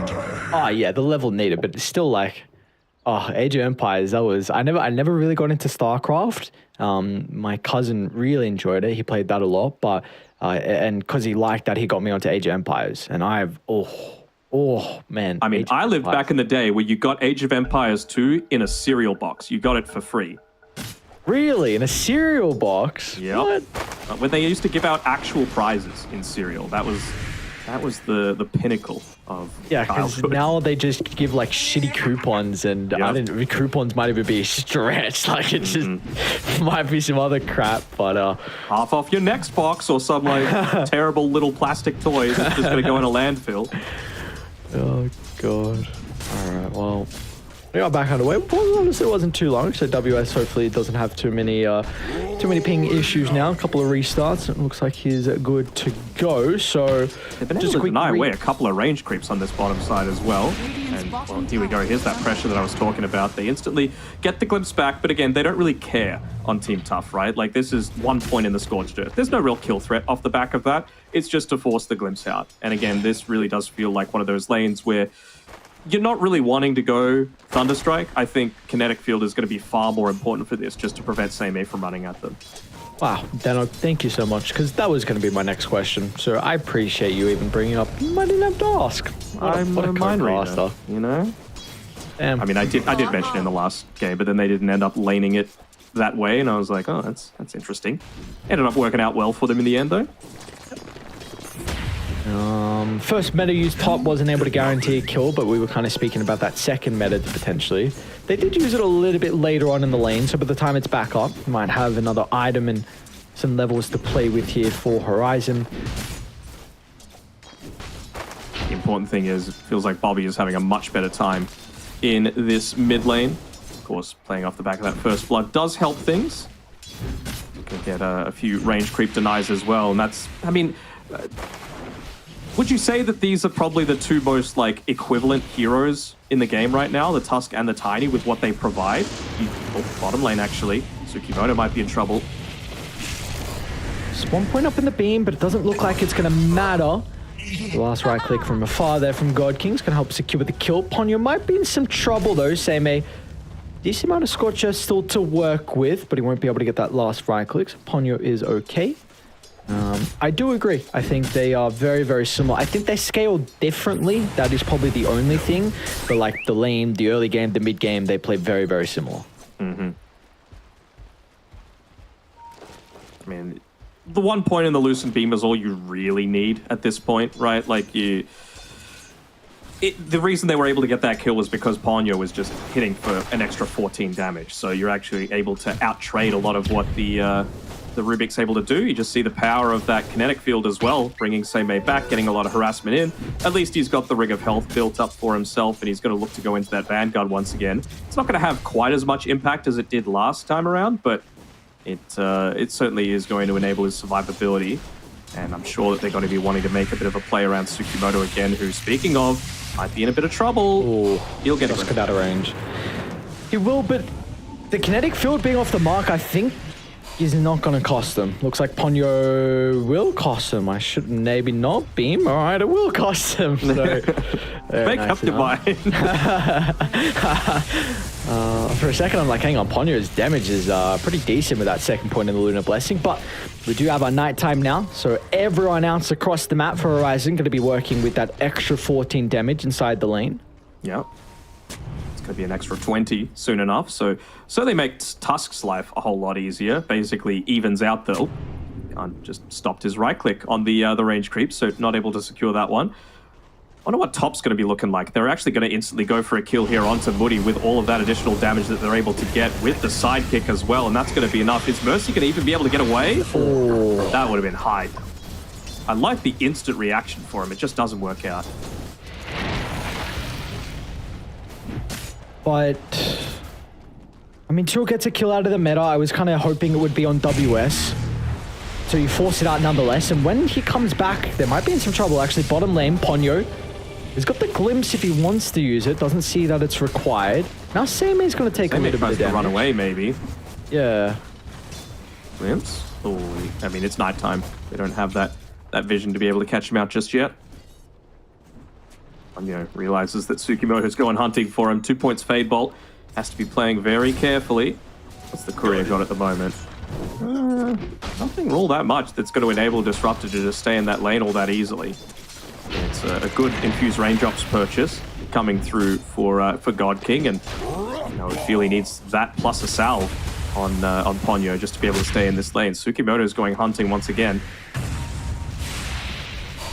Ooh, get him. Glimpse. Not enough for the kinetic though. Now you can play with Scorched Earth, although Seime has some issues with the movement speed from God King. I'm keeping tabs on top because WS is super close to the 6, and with the meta on cooldown, there is a really big window now for them to get aggressive. Again, like you said, that third point in Lunar Blessing's been picked up as well, so a lot of the damage getting increased, and I like that Mercy's giving solo experience to WS. This range creep's going to give it to him. They're going to go straight away.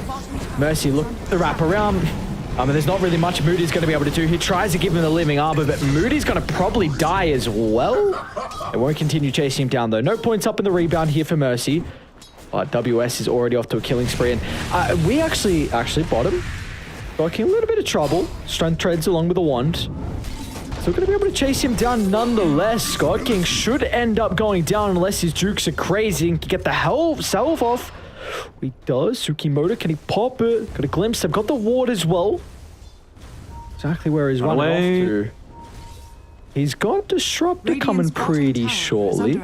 And he'll get full duration. Wow, okay. Very nicely done. And that was with Ponyo actually showing up in mid, getting a bit of a refill on the bottle for Gun as well. They almost got a kill onto Bobby, but he actually had an invis rune bottled and he was able to back away enough. Able to avoid this. Oh, this is an ideal rune for them to get. He wants to make an instant rotation down bottom, I feel, on Gun. Might just be waiting for that phase boost to be completed before he does it.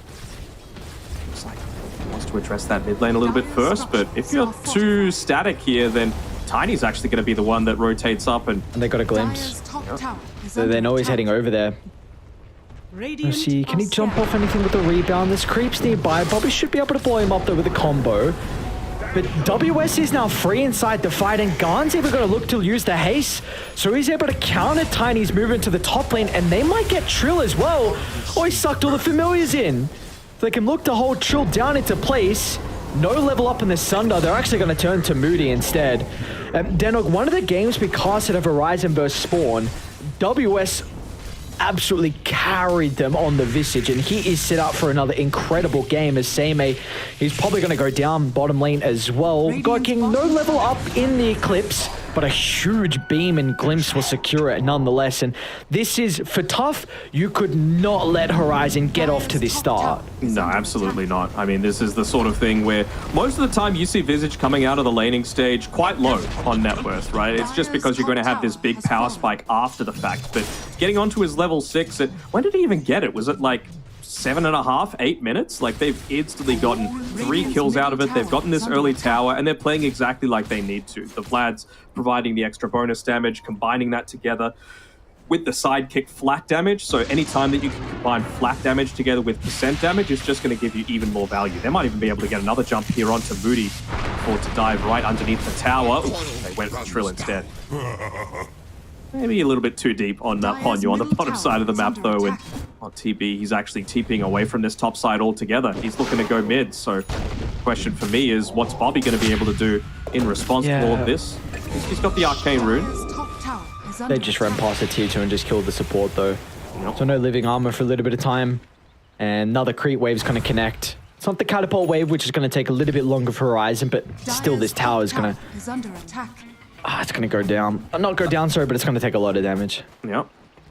Not popping the sidekick into the familiars, which I would have considered doing that just because you would have got good value out of it. You would have potentially forced a glyph. Glimpse back into the static storm. First one of the game here from Ponyo. Snowball was on a catapult, so they didn't really get that extra damage maybe required. Mercy's still nearby. WS can even consider about sweeping down to the mid lane if they want to get a kill and that objective. I don't think he needs to. I think he can find enough just to be able to push into this top tower, right? I guess... God King, yeah, first Doom as well. He's in some trouble. He's not going to be able to duke this one out. DPs are starting to come through, but... he might try and suck him with the snowball, delay some of the damage. He should still go down afterwards. It's about to expire the Doom. He's got some one charges. The telekinesis sends him out of his little hidey hole. Can they body block? No way God King lives. Oh, Horizon. Sidekick as well. Beautifully done. They're going to give him the bonus life. So even Trill's looking to come down bottom. One more right click will just get the kill. Trill's going to be cautious though. He, again, no level up in the Sunder. It's not going to matter. Bobby looking for some revenge. There was that impact. Damage for Ponyo? No raindrops here for the Disruptor. They're going to turn it, though. Mercy's level 6 as well. No level attack team, but it's not going to matter. He tried. Trill messed up the Sunder. They know. Yeah, they know indeed. And now, Sukimoto might be able to try and get some kills back. He'll get gone. But keep in mind there's a Terrorblade illusion. Doing a decent amount of damage. Sukimoto, can he win it out by himself? I mean, Fadebolt's back up. Snowball and a couple. He's going to get them both. He's going to get them all. Sukimoto. All right, it's the Rubik showdown bottom. He was the clear standout in game number 1, and it's looking like being that in game number 2 as well. You had WS, he made this rotation towards mid, and importantly enough, they actually popped the glyph in response to this, which I think is exactly what Horizon were wanting, right? You've already lost a tier 1 tower, so now you don't have that glyph for the top wave. You've at least got Moody pushing this one out a little bit, but it's just going to be a matter of time until they're able to take this one. They've actually rotated God King up top as well because they've lost that tier 1 tower, and it's the daytime. So for the next 2 or so minutes, he needs to be playing with the rest of the team so that they're able to take advantage of that Lunar Blessing aura, of the sidekick. They take the tier 2 tower, they bump them out of the jungle. This is like the perfect sort of draft that you want to be playing on the Radiant side, right? One that needs to get active with the rest of the team, play together, ball up, take away the advantages that Dire have to play with. Bobby. Run to Mercy. Bobby's going to look to TP out, but they see exactly where he is. Just an awkward smoke from them running into 3. I think that should be enough to just go top, right? I think they were just wanting a pick-off before they went into this, and well, they're still going to have a range creep to disable that backdoor protection to be able to play around with. So, yeah, I really feel like they can just stick here, but they're feeling like they can't. I'm quite surprised, to be honest. Maybe, yeah. We got Vladson, of course, with sidekick. No point in tag team. But should be able to take it though. If they commit the unleash, doesn't matter though. Lunar Blessing as well. I feel like a lot of this game now, if Team Tough can get out of this stage, going to come off the back of Sukimoto. I mean, this dude's level 9. He's the same level as the Doom and as the Terrorblade. So max out Fade Bolt is some pretty decent abilities to be able to steal this game. You've got almost max out Arcane Supremacy with the Aethelin, so he's going to be able to play a decent distance away, which can help out to slow down some of the push, but like you need to do a lot with what was granted to you after that bottom fight.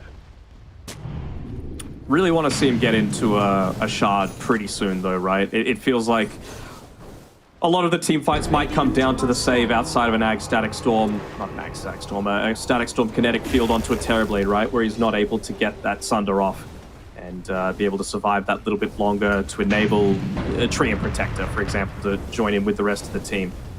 And though this is during the daytime, so even with the sidekick, this is going to take a little bit longer to be able to take out this bottom tower. And this is really why I was wanting God King to be playing with the team during the daytime. He doesn't need to commit fully onto it, but just for that next 30 seconds, it really feels like it could be the difference maker with what you're able to do to the familiars. Nighttime, of course, though, in 5 seconds, but they end up taking the tower anyway. Do you just sweep instantly to mid? I would, yeah. Take that away. Again, force them to pop a glyph. I really don't think you care about this bottom side of the map at all, unless like they mount some amazing high ground defense. All you're really wanting to do is get that secondary glyph out of them, get the second point into the Visage familiars. If you can get level 15, great, but level 2 is really what you want. And then off of the back of that, if you force the glyph, if you get a single pick off, you can go high ground, and you can go high ground real damn early. So one thing with this TB Luna matchup as well, that maybe God King's prioritizing a little bit more of his farm instead of joining, because it's what the Manta's able to provide them to mitigate that reflection. Like, that was the big reason why you're asking for him. That's the big thing why he counters the Luna. Reflection, you get all the auras, but Manta can dispel it. And you get the bouncing from the glaives as well. So this is one of the biggest counters. And we've probably got to feel like Reflection's really the way back in. Like, as crazy as it is, that's why you pick this matchup. And against all the auras that Visage has, he's got Vlad's, he's got Pipe, he's going AC, so also that. Structures are fortified. TB is one of the better heroes to be able to pick up into a lot of that big burst, right? Or that group up and running at you, because Reflection is just going to give you so much value. But, I mean, they've got that first objective that I was talking about, right? They get the tier 2 tower, they get the glyph popped, Luna moves... Actually, she's going to go back bottom, really wanting to pick up this Manta style before they go in onto the high ground, so maybe it's just going to be around finding this quick pick. We're actually going to go for a smoke, which I believe... No, it wasn't. It wasn't under the ward. The ward isn't actually enough into the lane to be able to scout that out. Looks like Bobby might have an idea that it's going, though. Same, mate? Didn't get a glimpse of him. They're still going to be able to connect with God King, though, so... Oh, Crimson picked up for Doom. Pretty good Crimson game. Yes, there's a little bit of magic damage that he has to be worried about, but overall it's going to provide them a lot. Top tower is under attack. The most important item this game, though, is that Bobby finally has that Blink Dagger. So now you can look to make some plays around the map. They want to try and get this quick pick off onto Seimei. It's not going to be easy, though. With Pipe activated from WS, it's going to mitigate a lot of the damage. Can they turn around with the Doom? It's used onto a Marcy, so the rest of Radiant going to be heavily enabled. Gun once again sucks him into the snowball, but the Static Storm's just out of range, so they'll use the Glimpse to drag back Bobby. They'll be able to secure the kill, though, off the side, but the Doom, they're not going to get the deny onto Mercy. So a decent start for now. God King started to rotate over as well, but the bounces are there. Tsukimoto. Shot's actually going to push him out, but they'll get the kill, so... A 1-for-1, Doom's on cooldown, and you got a minute left on Aegis, maybe you'll just look to get this blast out of tower. Yeah, why not, right? Like, it's very low risk to be able to go for it. You don't have the Marcy, so that sidekick isn't available. He's got the drums, so he's a big part of your push, and he's just going into the Hurricane Pike on God King. I like it, you know, lets you get a little bit further away from the overgrowth. If it gets in onto you, you can just attack from further range as well, which, you know, you've only got about a minute and a half left of this nighttime, so it's just about to reach time for God King to just continuously play around the rest of his team. When's high ground time, do we think, for Horizon? After a pick-off, when Marcy's with you. Any sort of 5v4 situation. It's very early that I look into it at this stage, but like, what's the buyback status? Pre-19 minutes. No glyph. If this tower goes down, they'll be able to refresh, but we know what happens. Wow. All right, no living armor as well. It's got buyback, though. Bobby's got to find this jump. Hasn't been out. Oh, now he's going to go. Doesn't get the toss back, though. Does Kimmy go on with the snowball? Great defensive. Static Storm's going to clip onto the Terrorblade as well. Is he in some trouble or not? Looks like Radiant pretty hesitant. I mean, they know meta's used, so why not force? They don't have to force it. No, they don't. They know the meta's forced. They know that they get that buyback out of the Tiny as well. So you've opened yourself up a win condition. Just 19 minutes in, with a position 5 being the one to buy back. Just moving out onto the lane. I'd see the mech aura on the creeps. They're playing around this so well. It's gonna pop. Is he going to jump in? Meta's only got a quarter duration left. A lot of their damage going to be taken care of. Bobby, he's supposed to be the one initiating. And he gets jumped before he can react. Moody's trying to get in a position for the overgrowth. That's a pretty solid one, but Meta's out. You don't have your main damage source. They might be able to blow Trill up before the Sunder. He used it onto an illusion anyway, so it doesn't matter. They'll still get the Terrorblade, and there's a DD for God King as well. Of course there is. Of course there's a freaking DD. You buy the tome on the Rubik, but at this stage, it really isn't going to accomplish that much, right?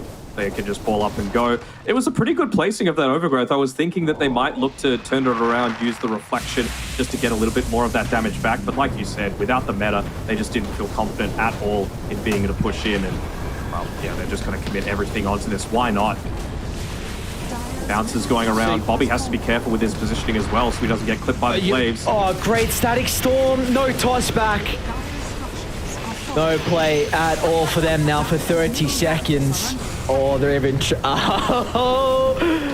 Oh, they did not forget that Trill G'd it out and left pretty early. So... Okay, this is going to try and God King.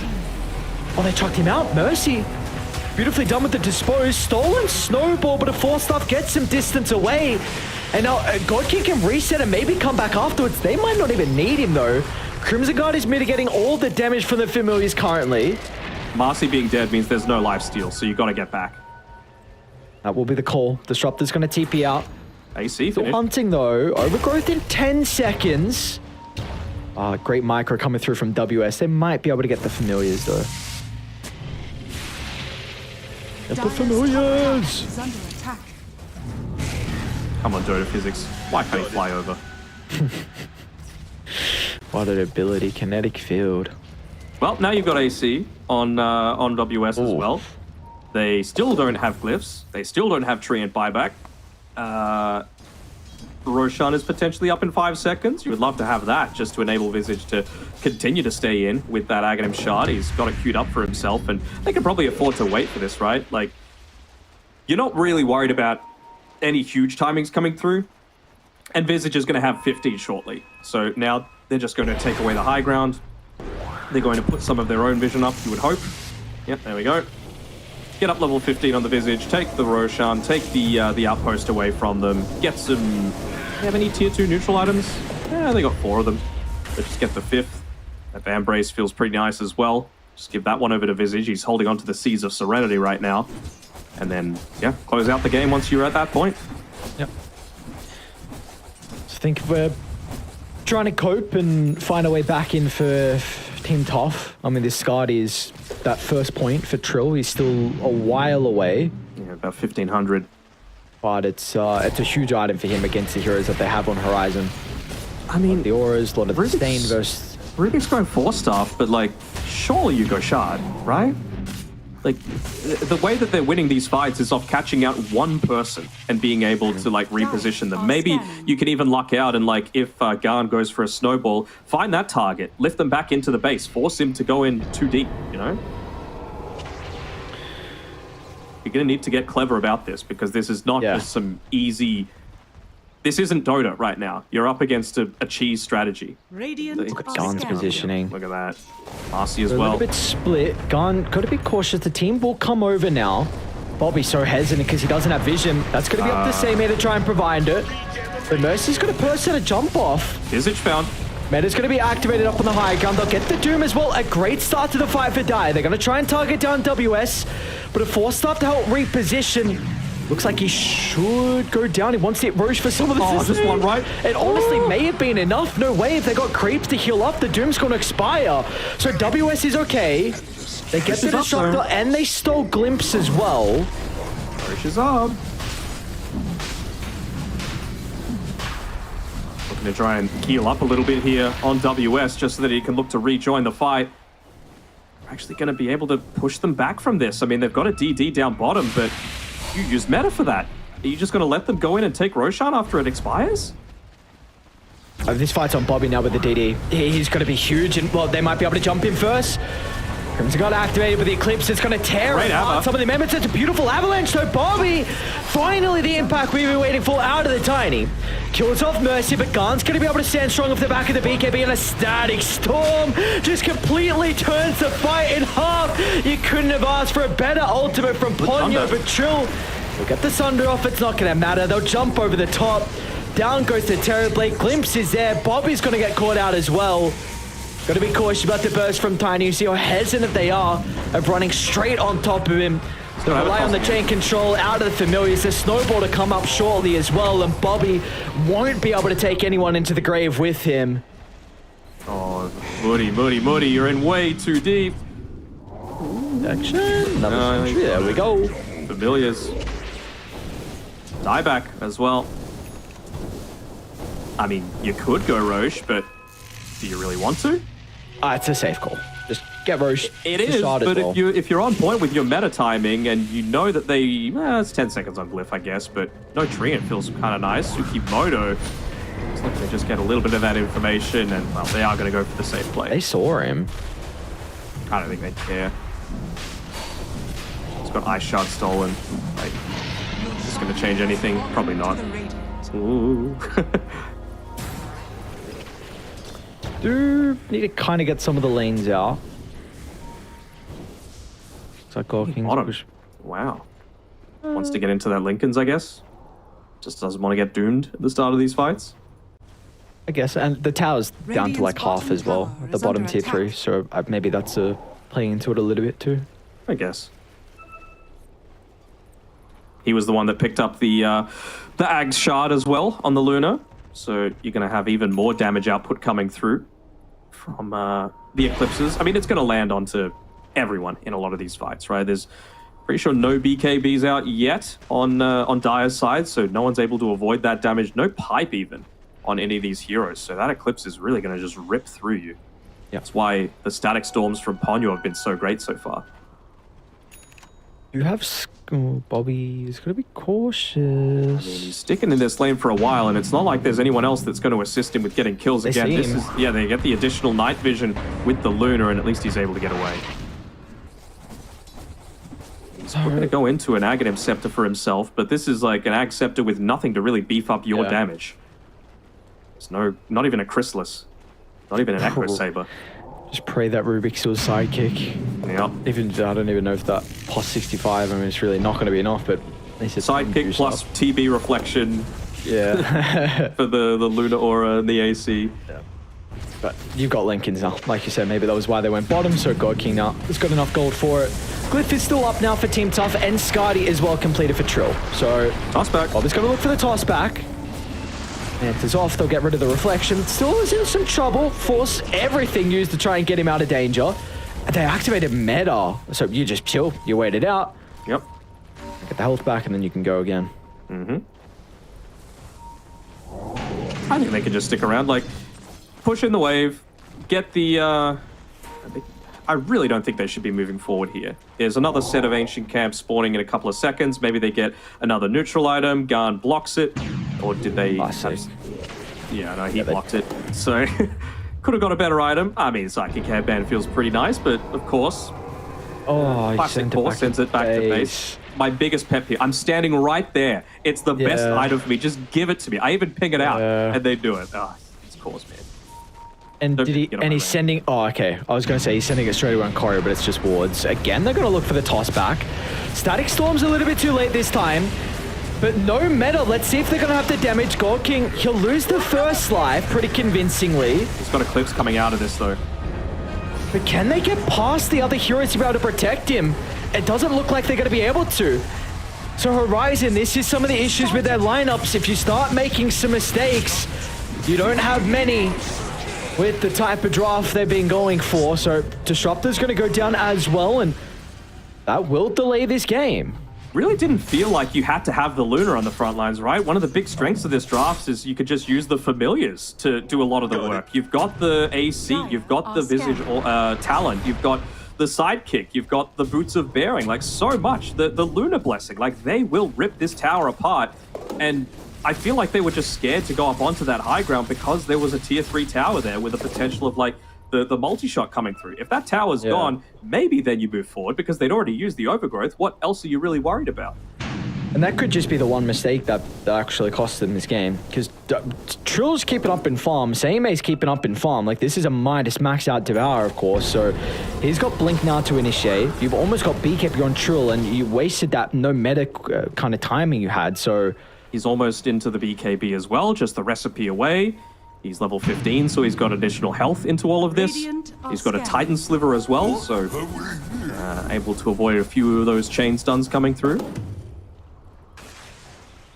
Ogre Seal Totem feels pretty nice, though, for either the Tusk or the Marcy to be able to play around with. Yeah, but it sounds like, what do you do on the map for Horizon? What, you're going to wait for next Roche? I don't know. No, I don't think I feel like... Just play the fight better, you know? Not even a fight. It shouldn't have been a fight. That should have just been some annoying, cheesy rat Dota. They've even got Pipe, right? So you could just stick that onto the familiars as well. And what are they going to do? Drop a Nature's Grasp onto you? That's not even going to cut through any of the Gravekeeper's stacks if you've just got that 400 damage absorption. I think this game is very difficult now for Horizon. It's 94%. You don't reckon? No. I think they've got another really solid time to be able to push in. BKB on the TB makes it more challenging, for sure. But they just got to use the familiars to do familiar things. You know, that it really does feel that simple to me. And you got to remember, WS is holding on to 5.2k gold, looking to get into a Scythe. So maybe if Bobby makes that big blink Avatos, you actually just hex him when he looks to go for that sort of play. Yep. Okay, that's a very big item on that, actually. Like, all right then, maybe. Got the shard though on Rubik, so that's pretty important. Okay. Pretty farmed, almost ahead of the time. Well, yeah, 500 gold is pretty goddamn close for support. I want to see him go the level 10 Fade Bolt though. Like, it's going to give so much value. You've already got 35% damage reduction coming from the Fade Bolt, and it'll bring it up to what, 47. Yep. That feels pretty significant considering it lasts for 10 seconds. And how long does Boots of Bearing last? 6 seconds. It lasts for just... I didn't even know it lasts for the entire cooldown. I did not know that. What an ability, man. Fade Wop. So you're always just going to be playing... Like, again, these familiars can't buy a BKB, you know? So you might have a ton of damage boost for them, but it's a 7-second duration of the sidekick. So it's always going to be up and available. Unless you catch that Rubik out. And he can play so far back as well on Tsukimoto. He's been playing another really good game. He's got the Aether Lens, he's got the maxed out Arcane Supremacy, he's got a Blink Dagger and that Shard as well, just to be able to save whatever target that gets gone in on. So honestly, even if Bobby does get caught on the Tiny, he could just get lifted back into the base. They should know something's going on. I mean, top wave is pushed in really far.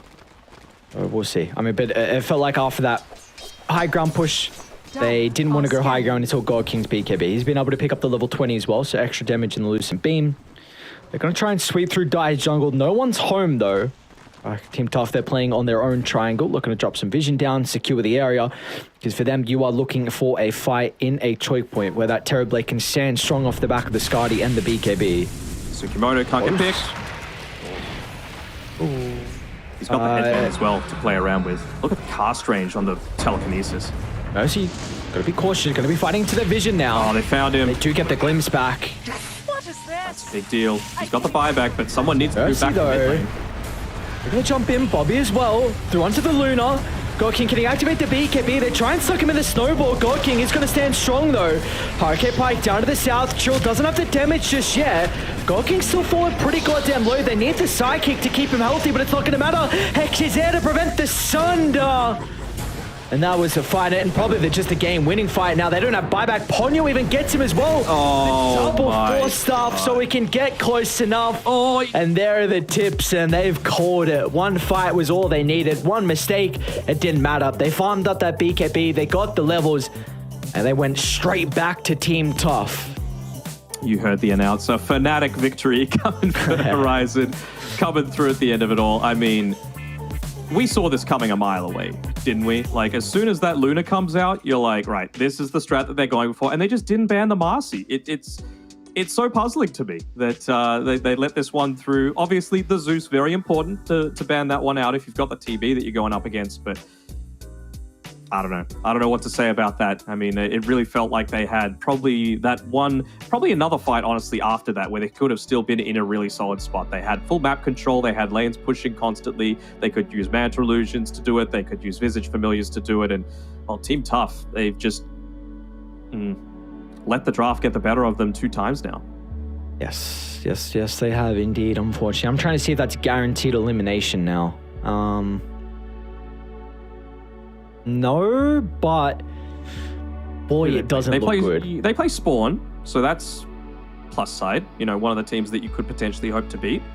And UDV, who've shown that, you know, they're not unbeatable today. XERXIA made them look pretty predictable, honestly, with a lot of their movements. So we'll see what they have to do. Who knows? Maybe with that window, Horizon puts themselves on 2 wins. So Team Tough have to win those last 2 series as well. You can't just get by with hoping to push for tiebreakers with 1 win. And for Horizon, their last 2, one's against Boom, so chalk it up. Sorry, just chalk it up. And then the other one's versus Myths, which is on it with how they're looking. You know, if they eat the right food in the morning and wake up on the right side of the bed, eat their Wheaties, yeah. Eat their Wheaties, and they'll have extra power. So that could go either way as well. But that could still, with those 2 remaining series for Horizon, they could lose both and be 2 and 5. So we could have some tiebreakers. Looking at Spawn as well, depending on their couple of series that they have left. So nothing is guaranteed just yet down here in Division 2 for Southeast Asia. But it's another series though that goes incredibly fast. Another quick 2-0. We do at least have one more series for the night. Danog, we're not going to be on this one. So let's do some predictions while we wait for our potential interview. It's going to be IHC Esports versus Myth Avenue Gaming. A very, very exciting series for the middle of the pack. Potentially still promotion on the line and even maybe elimination on the line for Myth Avenue. So where do we feel like this one's going to go? Let's say Myth Avenue. I know IHC have shown a lot more in terms of the teams that they've been able to get wins against, but for Myth, I feel like the thing that's strong about them is their drafting. They never really let a bad draft go against them. It just happens to go off like a much poorer laning stage than they would have been hoping for. Like we mentioned that Myth Avenue Gaming are one of these teams that Team Tough, I believe you said, still have to go up against, but this is... I don't think Myth Avenue would let a draft like that come through, for example, against Horizon. You know, that it's just those sorts of things where you're not going to have a massive draft loss. You know, when I saw that Terrorblade as a response to the Luna, I was like, great, but they just let something slip to the very end. But yeah, it is what it is, but we do get to speak with a member of the winning team. We get Ponyo coming through, of course, from Team Horizon. Congratulations on the win, Ponyo. It must be a bit of a relief to be able to bring yourself up to 2 wins now. That last game, like when did you guys choose to flick the switch and say, hey, we're going to run this cheesy draft with the Marcy, Luna, and the Visage? Sorry? When did you choose that you were going to go full on into like the Marcy, Visage, Luna draft? Because it's something that XERXIA have run a lot with a lot of success. Was that something that you were planning before the series, or was it something that you watched a lot? We watched a lot XERXIA game, and we watched a lot their replay and try to learn how they play. Yeah. Is it, I want to ask just about that strategy specifically. Is it something where you yourself have been practicing the Luna position 5 as well? Because that's how XERXIA like to run it, right? They like to give it over to Carlo in the 5, but this time around it was Godkin. Was that just because you'd already picked the Disruptor, or are you just not as comfortable on the Luna in the 5 role? We did play Luna post 5, but it doesn't work on stream, so we don't take it on tournament. Yeah. Okay, yeah, I think the way they played is like around the Conquer pretty heavily, so you've still got like X marks and that sort of thing to be able to make it work with the Lucent Beam and setups like that. But, you know, if it doesn't work, all good. Were you a little surprised that they didn't ban out the Marcy in that last phase of the draft? Sorry? Were you surprised that they did not ban Marcy in the last phase? No. We don't think they will ban the Marcy. Oh, okay. Okay. Well, I've just got one question for you, Ponyo. With the patch coming up, what would you like buffed and what would you like nerfed in particular with this upcoming patch? I hope the Bird Mother is deleted on the game. I don't want to meet Bird Mother. Yeah. Okay, there you go. That's all that needs to be said. Just remove Broodmother. That's all that needs to be said. Ponyo, thank you very much for your time and the interview, and good luck in your remaining games. Okay, thank you. Thank you. Thank you. All right, there we go. Danok done for our second series of the night. Again, it's going to be another long break, unfortunately, with how fast these teams are just running over the games. But regardless, next one is still very important as well. Like we said, it's going to be IHC taking on the beautiful boys. Myth Avenue. Myth Avenue, there we go. Taking on. They're so beautiful that you just forget. The beauty blinds you, you know? So we'll see. We'll see what happens in store for us. Hopefully it's a game 3. That's what I am hoping for with how close these teams are and with how they're contending as well, potentially for that final promotional slot. But again, it's going to be a long break, so get some food, get some water. We'll see you guys in a little bit of time for that final series.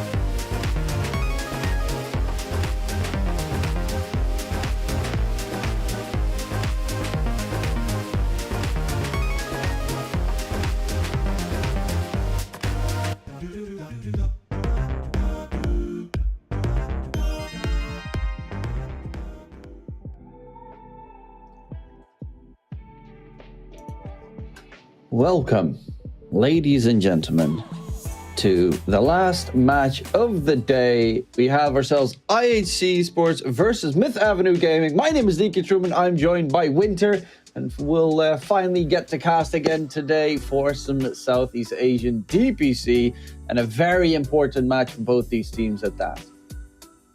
Hello, I hope you already had your breakfast because I'm ready to go. So am I. We're currently waiting for the teams to be completely ready and situated. There's a lot on the line for both these teams right now. Myth Avenue Gaming is looking rough if they want to advance. Obviously, they're also trying to make sure that they don't get knocked out and having to go through the closed qualifiers again. But IHC, they can still make it. I mean, Boom is pretty much... they're not guaranteed yet, but Boom, you know, everyone expected Boom to just smack them, but they haven't lost a single map so far, so definitely showing that they're the top dog. But XERXIA really stepping it up as well, which, I mean, I'm surprised IHC dropped 2 series in the DPC. So if IHC wins here, their match against XERXIA is going to mean that they might be able to force the tiebreakers if XERXIA wins their remaining matches. Yeah, XERXIA has a match against Spawn, but if XERXIA wins that match, which, yeah, then it's all down to that last showdown between XERXIA and IHC to see if there's going to be tiebreakers or if one of the two teams will advance on. Obviously, UDV also has a say in the matter. Because if they tie, you could get a 3-way tiebreaker possibly, and if they lose their next matches, then it could have got a whole lot more interesting with other teams joining the fun. A lot to be playing here for. Nonetheless, we do have standings so that you can also watch with us at home on the current standings of all the teams in Division 2. Of course, advancement, promotion is what they're fighting for, and getting knocked out and spending 3 weeks' time on not getting paid is not going to be fun for anyone. So hopefully we can get that sorted momentarily to see what teams need at this stage in the tournament. I mean, Boom is pretty much there, right? They only have to deal with Horizon and UDV as the last 2 teams. Should be a win amongst those two. Yeah, for them it's all about like whether they can go back up and stay there. Right now, some of the games that I watch, not sure if I'm fully convinced that they have improved a lot compared to their first stint in DPC in January. So we'll have to see once they go up. Did they actually fix a lot of their issues when they first started out together?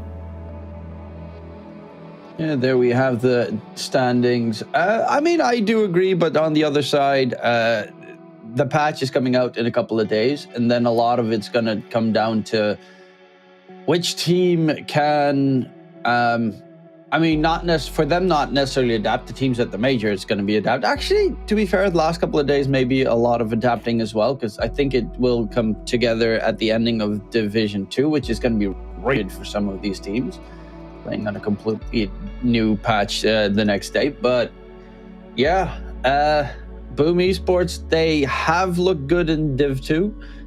But you mentioned, of course, if they go to Div 1, it could be a whole different story. And that's the big question. When they go to Division 1, will they be able to adjust to the new patch? What's going to be in the new patch? It's all about that new patch. Teams are going to swap positions on the leaderboards globally 100% with the new patch coming out. The teams that will be able to adapt better are going to benefit a lot. Sometimes the best teams are not fastest at adapting. You want the teams that they're not afraid to experiment with stuff and pick up the small little subtle details of the patch quickly. It's not easy to learn stuff quickly.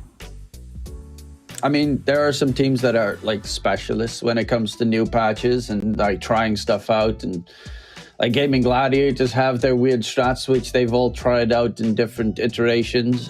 Tundra is another one that is renowned for playing the weirdest shit. I mean, they have 9 in mid, so obviously they play the weirdest shit, and it works so far. We'll see in the new patch if any new hero changes will be interesting. But we do have a draft And we have a couple of picks and, well, one pick and a couple of bans. No Nature's Prophet ban just yet, which I would assume will be picked momentarily.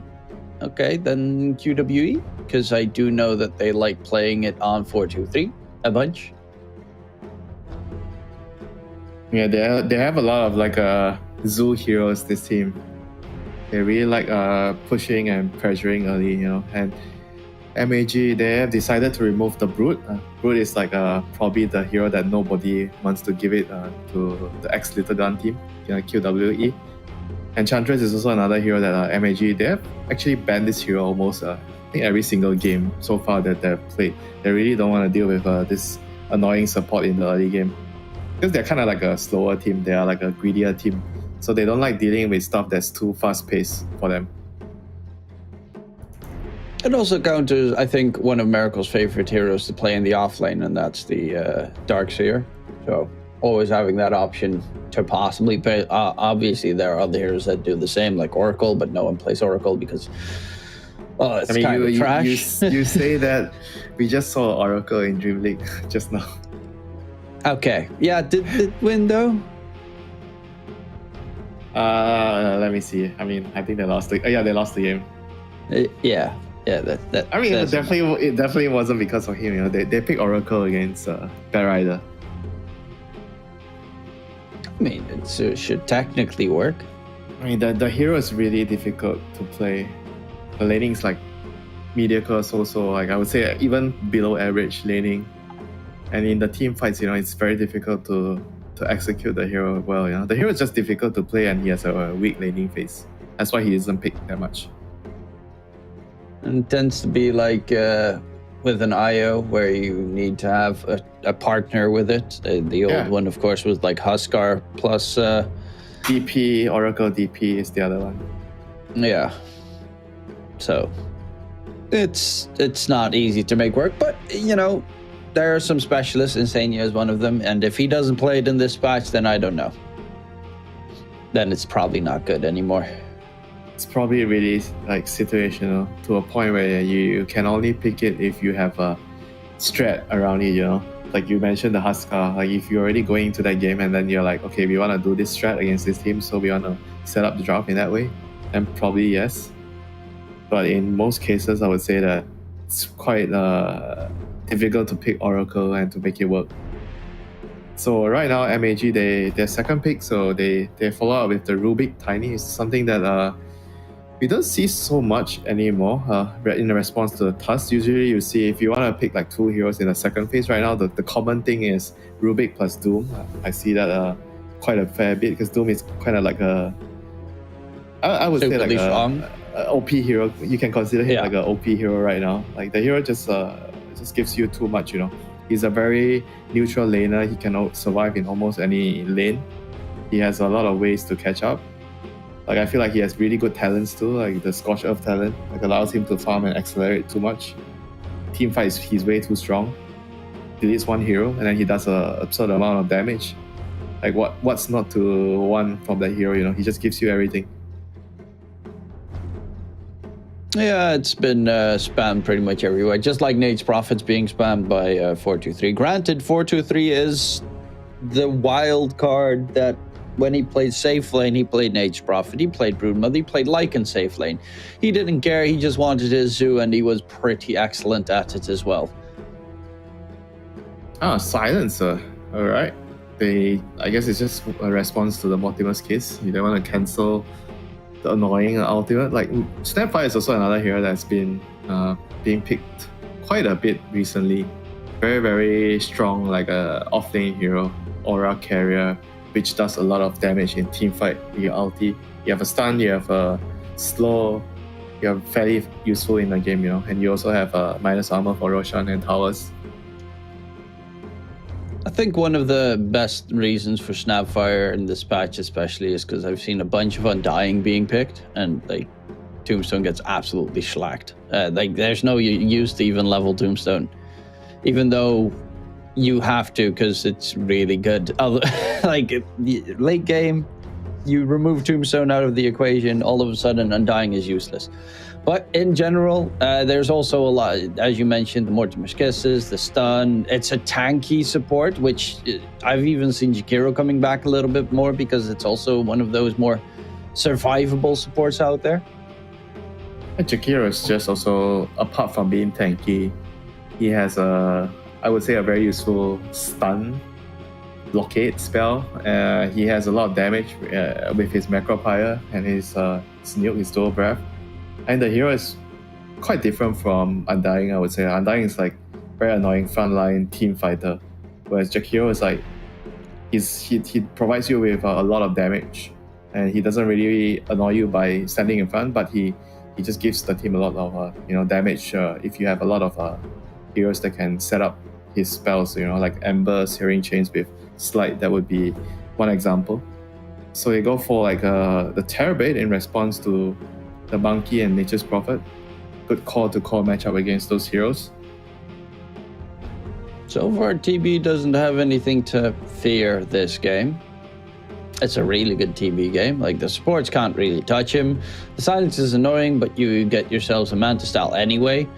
It lanes nicely against NP because he's got stupid levels of armor. And the Monkey King, it's a Monkey King. Early game Monkey King can't touch you. Late game TB is a god. They just need to ban out the TB counters, the mid hero that is TB counter. Like usually it's like Zeus, Lash. Okay, there's no Lash here, so that's Zeus and maybe Tinker. OD? Tinker? Tinker. OD is maybe not so much. I feel like OD is like among the three. I would rather not deal with Zeus and Tinker. Well, there's the Zeus ban. I mean, no one wants to deal with Tinker because it's a freaking Tinker. I mean, that's also another hero, but people generally don't pick him as a mid so much. Partner against TB. I've seen it on, who was it? I think a couple of Eastern European games but they put it on +4. So whenever they see like a Terrabait being picked, they just put like a +4 partner. You basically just annoy him by removing all the illusions, and all your toolkit is also very good against like TB or Decrep. The Netherwall is also pretty useful. I see. Dazzle back when it was a mid laner. The good old days of Matu Dazzle mid. So and he also played Pugna mid. You get your shot and you just kill the illusions with Hex. Yeah, just the one shot. Legion Commander, one shot the illusions. Brewmaster. I mean, I assume it's an H Prophet safe lane, but there's always some flexibility to be made, though I don't think QWE really likes flexing that much. Well, they actually banned the Brewmaster themselves. They banned the Ricky instead. Alright. It's kind of annoying for the Snapfire, because he can easily cancel the Mortimer's Kiss with the silence. But I'm not sure if I would have gone Ricky there. Yeah, no. If they picked Ricky, their lineup would have been incredibly squishy. That if they ever get caught by an Avatos, they're dead. If they ever get caught by like 2 Mortimer's Kiss blasts, they're dead. Their lineup currently cannot survive the mid game.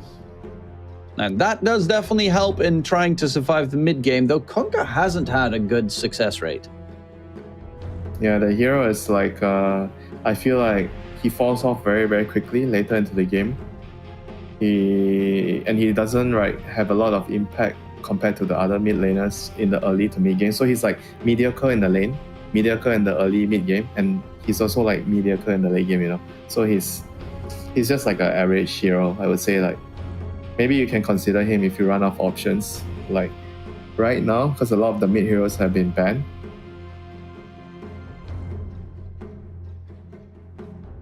Not many good options. What would they go for themselves? Something that destroys a Kunkka. Timbersaw mid. Timbersaw mid. I think if they do that, they've won the game. But it's going to be Huskar. Another one that just does not care about Kunkka whatsoever. Yeah, I really like Myth Avenue Gaming's draft here.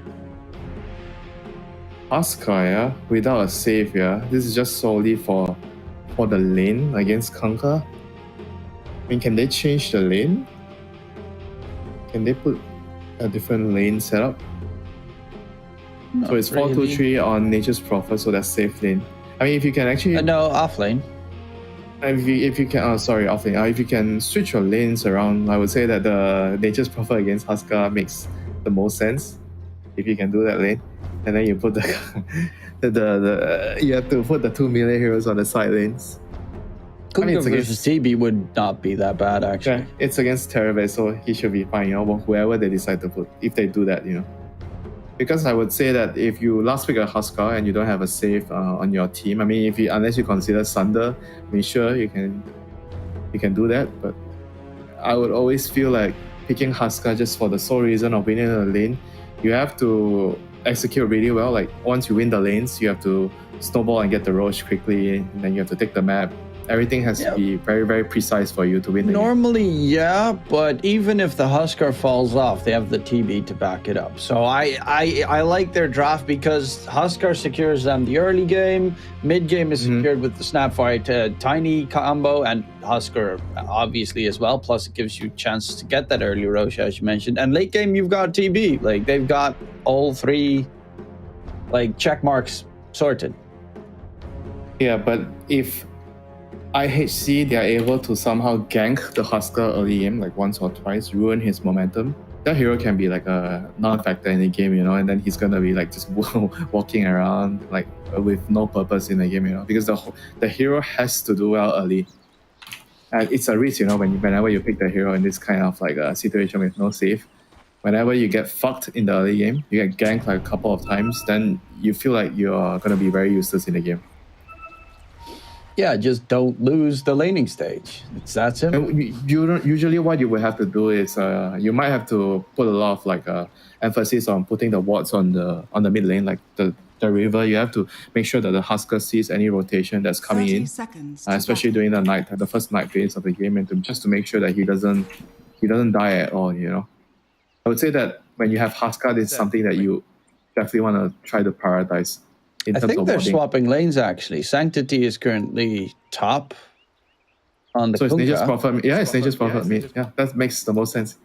Yeah, otherwise it would have probably been a very quick game. Now there's a chance that Huskar doesn't... Yeah, but they have the Kunkka against the Snapfire instead of the TV. I guess because Monkey King will very easily die in that lane. Against a Tiny plus Snapfire, Monkey is super freaking squishy. He's got 620 HP at this point in the game, and Avatos plus Snapfire, Scatter Blast, and he's dead. Yeah, that's actually a pretty good reasoning if they think of that and decide to put the lanes that way. Stevie is only scary when he pops his meta, and then he's like a non-factor, and Monkey can just mob. I mean, at the same time, why I feel like I would want Kunkka is because Kunkka has more like magic damage later, Like Monkey's all physical and TB has so much armor. I mean, but that's during the laning stage only. Kunkka can still go for that magic damage. Yeah. Actually, Young God is going top, so they swap lanes, and Miracle's now bottom. And that's not exactly what they wanted, I guess. They're fine. I don't think that's too big of a problem, Yeah, going back to the magic damage Kunkka. Yeah, it sounds good. Aggro tri-laning? I mean, just temporary, I guess, until they feel like they should go bot to help. Like once the bot creep wave is out, they should TP one of the support bot. Because right now, since there are two heroes, like QWE, they are able to hold the wave back. If they can actually maintain creep equilibrium further up, then it's going to force MAJ to rotate one of the support spot. But right now, it seems like it should be fine though. They have 5 melee creeps in the lane pushing into the Snapfire's tower. So I think Miracle should be fine.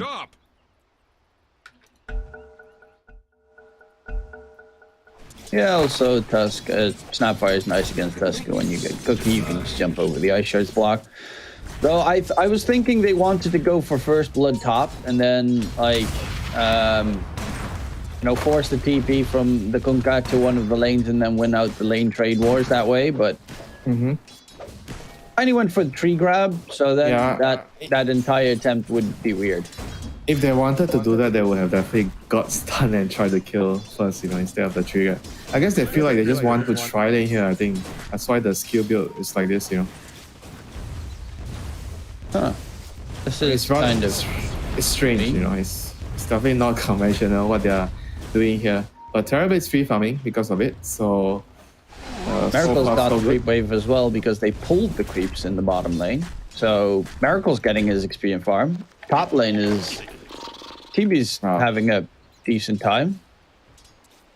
But it's a good trade-off if I'm QW, As long as I make sure that I'm winning the bot lane hard, because it's still a Monkey King, A Monkey King giving him a good start, then he can rotate around to help.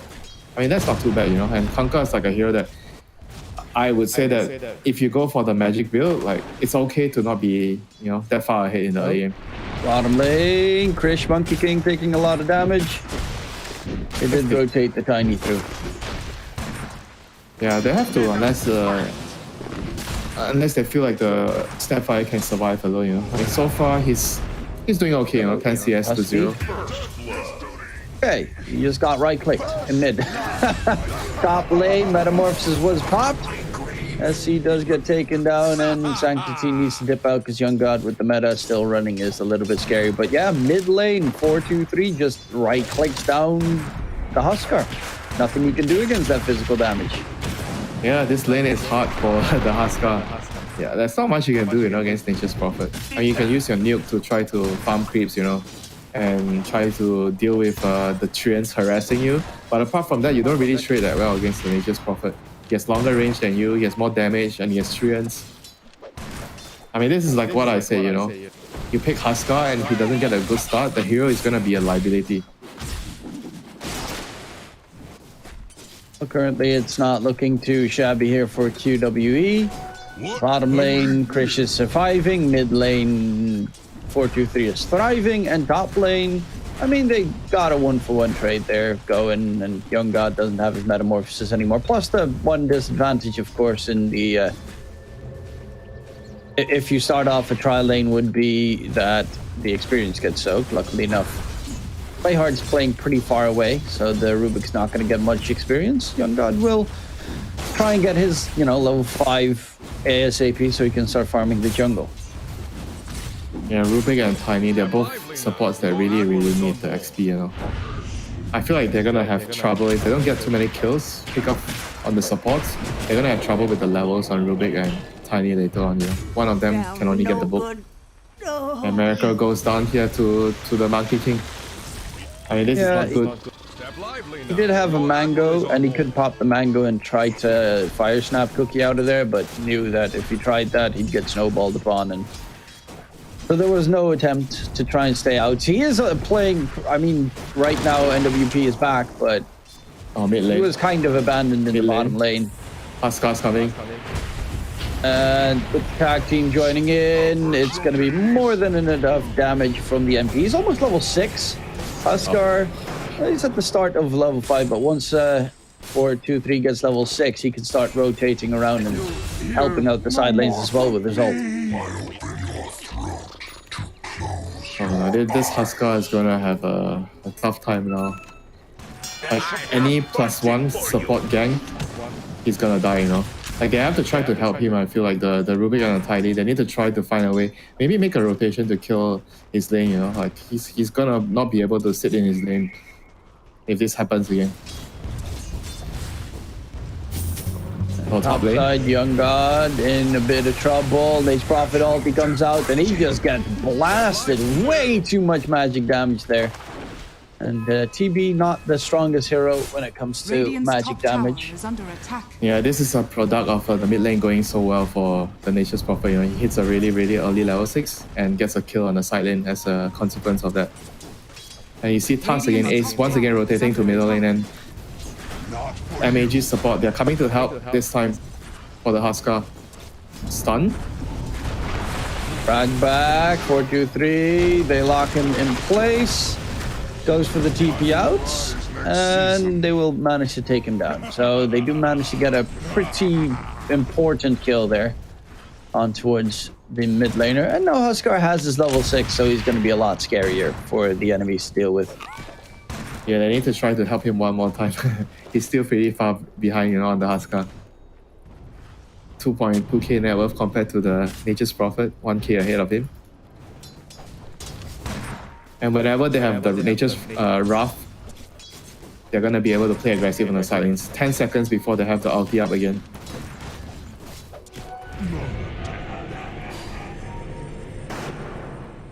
Are there... Oh, so what's the goal here from Myth Avenue game? What's the game plan? They have to try to first stabilize the game for the Huskar. I feel like that's the #1 priority. They have to try to make sure he doesn't die anymore. Give him some defensive wards and kill the lane if you can. Bot lane. Bottom. Miracle's completely stuck, but in comes XSI. And Krish cannot move positions when he's completely stuck in the corner. Great catch coming out and a nice rotation there from the Huskar, because Monkey King, well, he was being left alone completely in the bottom lane. Nice move as well by NWP. Ace, can he get out of there? Nope. The charge forward by the Huskar. It's going to be a bit too much to handle. Huskar doesn't have his armlet yet. It's going to take a little bit longer, but once that armlet comes in, it's going to be significantly harder to kill the hero. Well, ganking Huskar, can't sit in his lane, so gank. Gun God, top lane, uses Sunder, but he's just fine. Frame drops are pretty good. He's not having too good of a time here, Like, they have a lot of problems right now. Like, the Huskar's not having a good game. Terabit needs some time to catch up. The supports can only help one person, Snapfire is also not having that great of a time. So the laning phase is not stable enough for MAG in the early game. They have to try to get level 6. Okay, Snapfire is already level 6. And maybe with the... Young God. Okay. They didn't have a ward on the high ground or anything, so they didn't know exactly where he was. And he doesn't get caught out, but he needs to be very careful, especially now with Sunder on cooldown. Yeah, and then meanwhile, MAG, they have to rely on this trio, the Snapfire, Tiny, and the Rubik. They have to try to make some space, for the other two heroes. And it's not gonna be easy. Miracle does have the ulti now, so with the kisses, anyone on the opposing side is a kill. Yeah, but on the other hand, you look at the vision right now. They have really, really good vision on the Dire side. They have one really deep ward that scouts everything, so they know all the rotations that MAG is trying to make at the moment. They're gonna go for heroes. 4 heroes. Let's see. Run away. Avalanche holds him in place, and that should be a quick kill. Coming in, but in comes Sanctity from behind, and nice control here. The Huskar gets blown to smithereens. Snowball chases on towards the Tiny on the side. And can he get out of there? NWP is not going to be so lucky. Playhard's going to get boundless struck into oblivion. They went for the Silencer 5 and they got absolutely destroyed in response. Yeah, that was really, really good play by IHC. The ward there in the jungle, like I said, they saw the rotation, and then the Silencer, I feel like he just deliberately walked up, tried to bait them into a very bad position. They were on the high ground, and that was just it, They went on the Silencer, the Conquer came in with the bolt. Easy fight after they killed the Huskar. And bot lane, Terabit in trouble again. Yes, Sunder. But yeah, not enough. They're finding a lot of good catches here. It's also the global presence of the Nature's Prophet coming into play. 423 very active, been part of 9 of their 11 kills. I mean, that's the guy that has been given like such a free lane, and 2 kills on the Huskar early on. There's a Maelstrom top of the network with 5k. And right now, MAG, they're trying to find a trade-off somewhere, but they can't really push any towers, and I feel like they're just gonna have to concede this bot tier 1 for nothing. Radiant's bottom tower has fallen. And this is bad for Tier them. 1 does get secured and opens up the map a bit more. Heading towards mid is Ace. Play hard in that area. Do they want to go? It's only the 2 supports, and the Nature's Prophet with Wrath of Nature if need be. Young God would be a bigger catch. Top lane, Cookie to initiate. He's pretty tanky though. Not sure if they can kill him. 1500 HP on the Kunkka. Double brace. He's actually going for the Radiance build on Sanctity this game. So Monkey King is going Echo Saber and Conquer's going Radiant, so it feels like Conquer is the carry. I was thinking more of like a water park build, you know, you go utility. Not sure if the Radiance is gonna pay off. I mean, the item is great right now, but it's rather greedy. I guess maybe he feels like with how the early game went, he feels like it's okay for him to be greedy since they have a very successful laning phase. And Radiance is good against the illusions later. He's going to get it at a decent timing. Exercise still building up his armlet. This is a very late armlet for an Huskar normally. Invisibility. Actually for a last pick Huskar. Tried to cheese it. Did not seem to pay off as well as they would have liked. Yeah, bot lane. It was a heads up move though from IHC to swap lanes, as you mentioned that they most certainly should have. In the side lanes is viable, you know. But the main important thing is putting the Nature's Prophet to the middle lane to win that lane, you know. That's why I didn't really like the Huskar last pick. Whenever you do that, you have to make sure that the opponent cannot switch lanes, you know, with their lineup. And Ace, once again, he sees everything. Going in on two different targets at the same time, so a little bit struck between choices, but Miracle, of course, is the offlaner, and that's the better choice. To secure, they will be able to find the Snapfire. I mean, either way, they got the core kill. Rubik not dying is not the end of the world for them. And things are still going really, really well for QWE at the moment. Radiance is going to come at a very, very quick time. They're not really in too much of a rush. It's still a little bit scary, though, when you get to later portions of the game. Yeah, against the Terabit, sure, you know. But they are going to be able to choke his farm out fairly soon. You know? The next objective would be the tier 1 mid. As soon as they move over to try to kill the tower in mid lane. Maybe if they use a smoke, they get a couple of pick-offs, they can do that. But for now, they're still quite happy farming. They have global up, you know. So I feel like anytime they want to fight, Radiant's top tower is under attack. it's probably just like a 3-man smoke, you know. They might be just waiting for the Radiance, another 500 gold before they move, you know. But I feel like they don't really even need to wait for the Radiance. They're actually so fucking strong right now with the global. Well, let's see. Let's have that global at the ready. I don't even... hasn't really used it that much. Has he? I mean, they're not doing anything, you know. That's why he hasn't used it, you know. They're not making any plays with smoke. I feel like waiting for this Radiance is... I feel better already. I'm not sure if they're waiting for the Radiance, but it seems like they're waiting for the Radiance, you know. Because if you're going to make a smoke, you're going to most likely involve the Kanka, the Tusk, and the Silencer in the smoke. The monkeys are going to be standing on some trees, you know, hopping around, pushing out waves. Nature's Prophet's going to TP in last. But I think they're waiting for NP BKB, actually. I mean, that's if even... he TPs into the middle of a fight and he gets hammer toss with 2 kisses on him, you have global, you know, so you shouldn't be afraid of that. And the MP is TPing last, you know. Like the BKB is like going to take a long time, you know? And finally they're going to smoke in. They're going to come in here. They don't want to get the tiny, they want the Terabit. They place a deep ward here, but Terabit's already gone. He's already in bot lane. Tower is under attack. Let us fight. And this is way too slow. This is actually not too bad for Myth Avenue Gaming. They're dodging the smoke gank in its entirety. They're now farming on that Kunkka for a little bit of time. TB is catching up.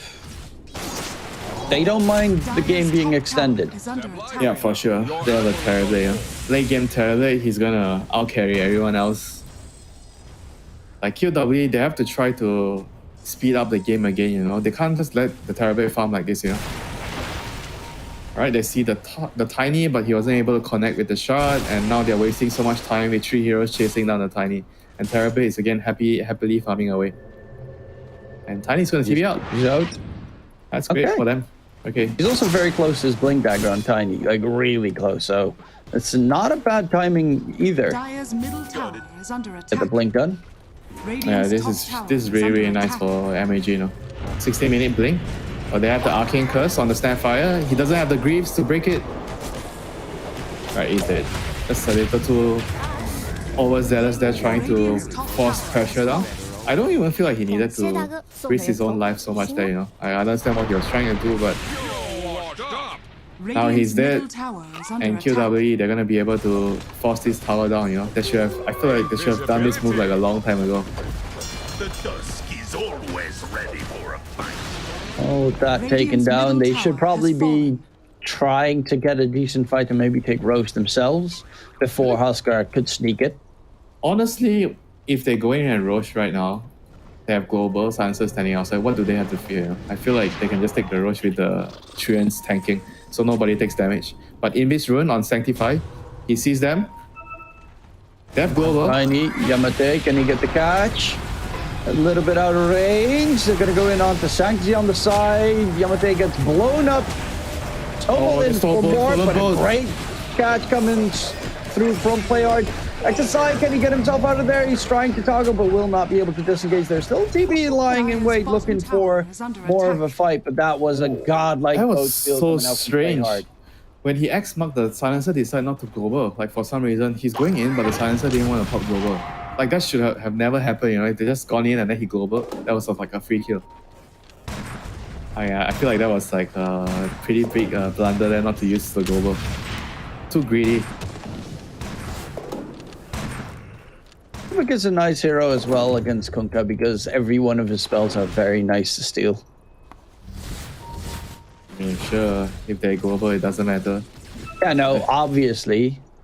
But, you know, Snapfire's got the Guarding Greaves, so you can get rid of the silence. But, yeah, if they global, it doesn't matter unless he throws the ghost ship beforehand and then... Oh, X1. Cut the Tiny. Pretty nasty. Yamate, can he get out of there? No, he cannot. Teammates cannot even join to help him out. Yeah, But honestly, Young God's now done with his Manta style and getting it delivered, so they don't care that much. QWE going in towards the Roche bit, and this is a pretty big objective that they take away from Huskar. Yeah, and they're gonna have double BKB as well. Monkey King and Nature's Prophet, so they are really, really powerful right now. Kunkka's The gonna Roche have... bit against Ghost Ship and Kisses. Alright, good. They're just backing off, not much harm done. Roche is at a third. They need to be careful that Myth doesn't walk into the pit. Because they still have stolen Ghost Ship.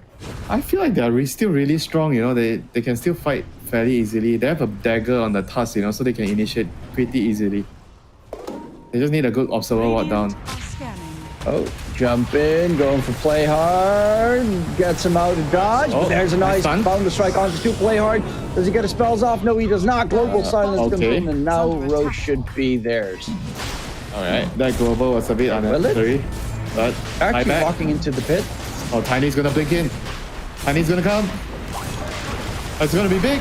Sun, Avatos, can he get the damage in? In comes the TB as well, pumping damage from the outside. 2 kills secured, going for Crix. The Aegis got picked up by Sanctity. So the Kunkka is gonna die once. He's gonna die a second time. The TB is just surrounding his opponent. Nothing the Silencer can do to realistically help out. And even a chase for more. Yamate chasing for SC. Young God, he's on an ultra kill. He wants to get the Rampage. Can he get it secured? They're hunting for more. The Torrent that was stolen by Play Hard, toss back as well. Give it to Young God. That's going to be the stolen Rampage denial from Play Hard. That's a fat report on the Rubik. Yeah, that's definitely the 5 reports on that Rubik, that stealing that Rampage.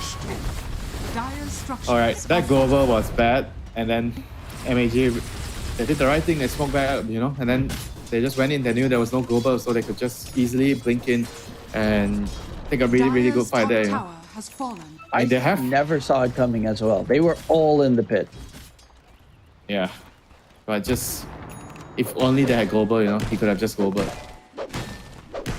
They have to make sure that they use the spell sparingly, you know, and use it when they have to use it. They are still very strong with the double BKBs and soon to be triple BKB on the Kunkka as well. Mid lane. Yamate gets a little bit overzealous. He misses. Across the river. He misses stun or something. XSI. As a BKB, doesn't even get to pop it. He's just straight up dead. Yeah.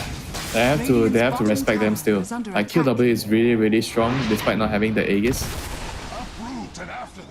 like your timing as the Terrorblade is not yet here right now. You know, you have to wait for the Terrorblade to have a BKB plus one more item before you should be able to win your fights convincingly. Right now, the Dire lineup is still a lot stronger. Yeah, Young God does have his BKB almost pretty much done. And it's going to be a problem to kill off this TB because he doesn't take that magic damage. He barely takes any physical damage. I mean, look at that armor, 28. Such an obnoxious hero to take down. But late game, they do have like Water Park Conquer with the Radiance, which can kind of deal with the illusions. Yeah, but currently he's marked up BKB. The Heaven's Halbert's a nice one. Mm-hmm. The Water Park is going to take a longer route for him to go for it. I mean, if you have Radiance, it's not going to be too long. You farm very quickly. I mean, I love the Water Park because it gives nice visual effects, but I've also seen it do absolutely nothing a lot of games. Plus, it gets stolen by the Rubik, which is horrible. I would say that against Illusion Heroes, there's a lot more merit. Maybe not every game, but I like to get it on games against like Terrorblade, Nagas, you know, a lot of annoying illusions running around the team fight. It just makes the team fight a lot easier for your team, you know. Because usually when you're playing against all these illusion cores, like he sends all the illusions in, especially Naga, and gives a lot of vision, and then it makes it very difficult for the supports to commit and come into the fight. You know, having Water Park, like having the Axe on the Conquer helps with that factor a lot. Oh, they're currently getting the push on. Top tier 2 secured. Young God feels pretty comfortable. He's going for the Skadi next. Skadi's going to be really big, especially against the Monkey King. Extra stats as well. And they're knocking on the high ground currently, which is going to force a couple of TPs back, I would assume. There is a Rubik on the side. Playhard getting good info. And well, the Glyph is being tagged by the illusions.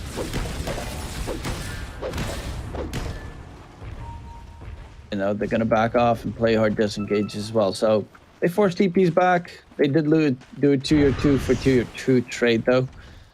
But Myth is the ones that are actually hunting. Oh no, the smoke. They're going to come into the Conquer. They're going to see him. He has BKB. Alright, he reacted. Nice BKB.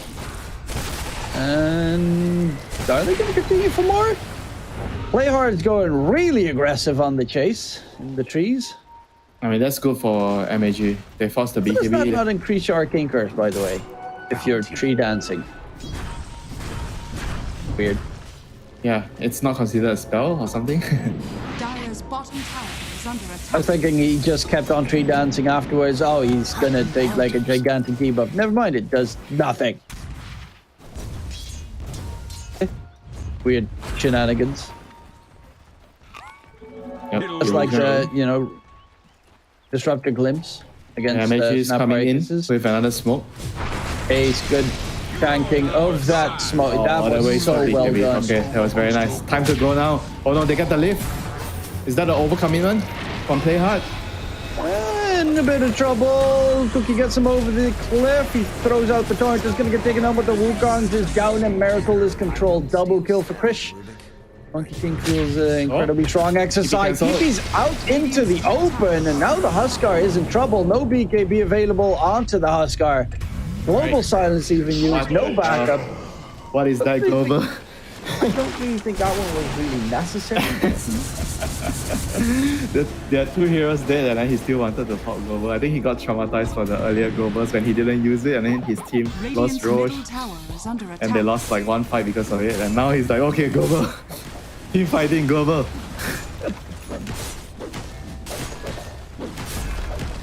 I mean, QWE, they're still really strong, you know, like MAG, they are kind of like disrespecting how strong they are in the team fights with the Monkey King ulti, with the boat, and then with the Nature's Prophet coming in with his ulti.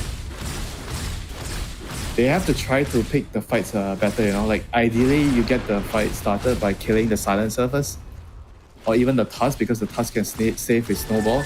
Those are your like 2 main targets to kill first if you get the vision on them. They did play it really well previously with that smoke gank bait where Ace was hiding behind the tree and then the illusion walked in front, so they thought that the illusion was real. Like, that is... If that's completely calculated, discussed like that, that's a forehead play. Like, that's genius. Yeah, definitely very, very smart play, very good heads-up play there. So Roshan's going to spawn in a minute, so that's going to be the next crucial thing for both teams to secure. It's all about the vision and initiation right now, like who can get the right jump, Even though QW, they have this 9k lead, but I feel like they could still lose the team fights if they get jumped by the Tiny, they kill the Silencer, the Tusk right away. The fights could still easily be very favorable for MEG.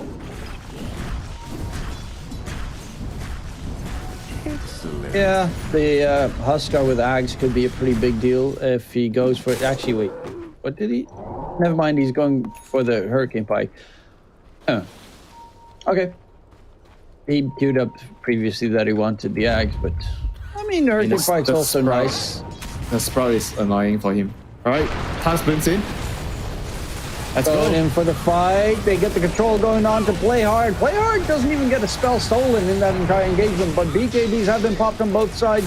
Wukong's command has also been used. XSI does need to be very careful though, and Young God is going in for the chase. Does need some help quickly. Catch on the side. Global Silence gets used. Now they can back off. There is still 2 ways of getting rid of the silence for the TB, but the toss back comes out onto the Kunkka. Sanctity taken down, and the Global Silence really did not do that much for IHC this time around either. He needs to figure out how to use that spell, I feel like the easiest way, there are 2 ways you want to use it. Either you wait for the cost to pop BKB, like Terrorblade BKBs, then when he's trying to surrender, you global. Same for the Huskar. Or you just wait for at least the Snapfire Kiss, when they're going on your team, just global when he uses the Kiss. I feel like he's not really thinking it through, how is he supposed to use the global in the team fights. And that's really costing his team a lot. Well, there's no meta available for 80 seconds, so a fight for Myth Avenue Gaming is a little bit dangerous, especially considering the side lanes are being pushed in as well. So, gotta be a bit careful here. Ace. Actually, the snowball went deeper than they would have expected. Because otherwise, the Avalanche would have definitely clicked onto Ace. Chasing from Krish. He does have a BKB. Nice, just got it off cooldown. And he's chasing for more. Double force staff. There's a bit of a mistake coming out. XXI can get his own BKB usage off. Snowball chase in onto the Huskar. Pops the BKB. Turns it around. Onto Ace he goes. XXI is trying to stay alive, but will not be able to toggle. Young God right-clicking as a melee TB. Now Miracle is going to be left behind last. No Metamorphosis means no fight for Myth Avenue Gaming. They just don't have the damage. Yeah, that's very nicely done by Krish, initiating, using his body. As he has Skadi, his BKB is really, really tanky, almost 3k HP, just runs in, trusts that his team is able to go in and save him, and even uses the mischief there to dodge the Snapfire Snut. So that probably helped him survive there in the long run. But the main thing was TB didn't have meta as well, so they couldn't really output enough damage from the Terrorblade. And yeah, XXI on that Huskar is not really doing anything at this stage. I mean, you lose your lane as Huskar, this is the kind of contribution, your typical contribution in the game. I feel like maybe it's time for him to get X. So you try to initiate and just try to force somebody to hit you, and then your teammate can kill the other guy. I feel like he can't really do damage anymore, so that's the next best thing that he can actually do. Every single player on the Myth Avenue Gaming side has a Force Staff or Hurricane Pike. 1, 2, 3, 5, 3, 4. Oh, what the hell? Actually, 5.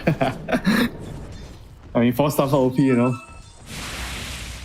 Yeah, it's just not something you see too often. Also, Ace has finished up his Ags on the Tusk, so that's going to make it a lot harder for Myth Avenue Gaming to take any fights. Who do you want to kick first? I guess the Huskar. You start the fight with kicking the Huskar onto your team, because he's going to be the front line.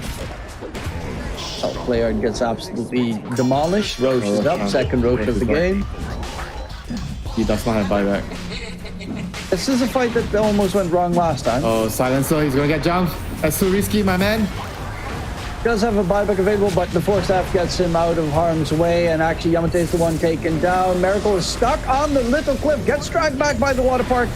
Number one, Krish is stunned up. Does he get his BKB usage off? Yes, he does, but it's going to get taken down. However, 423 is the one that's actually the right click for on the side of IHC. Young Dot does not have a BKB anymore. He needs help. Global Silence confused, doesn't have a way to sunder. Just yet the lockdown is there, and the control has been secured. That's going to be a team wipe in favor of IHC. They only lost the little Monkey King, but 423 on that Nate's Prophet is just dreadfully farmed. Yeah, very, very nice fight there by QW. Once again, like the Monkey King initiates, uses his body. Almost was able to survive there, but you know, his team is just there enough to do the cleanup. He tanked all the damage and easy fight, you know, at the end, you know, for 4-2-3. I mean, this is like a sign of like a good team that trusts each other. You see like one of the cores going in, just absorbing all the damage for the other core to deal enough damage to win the fights.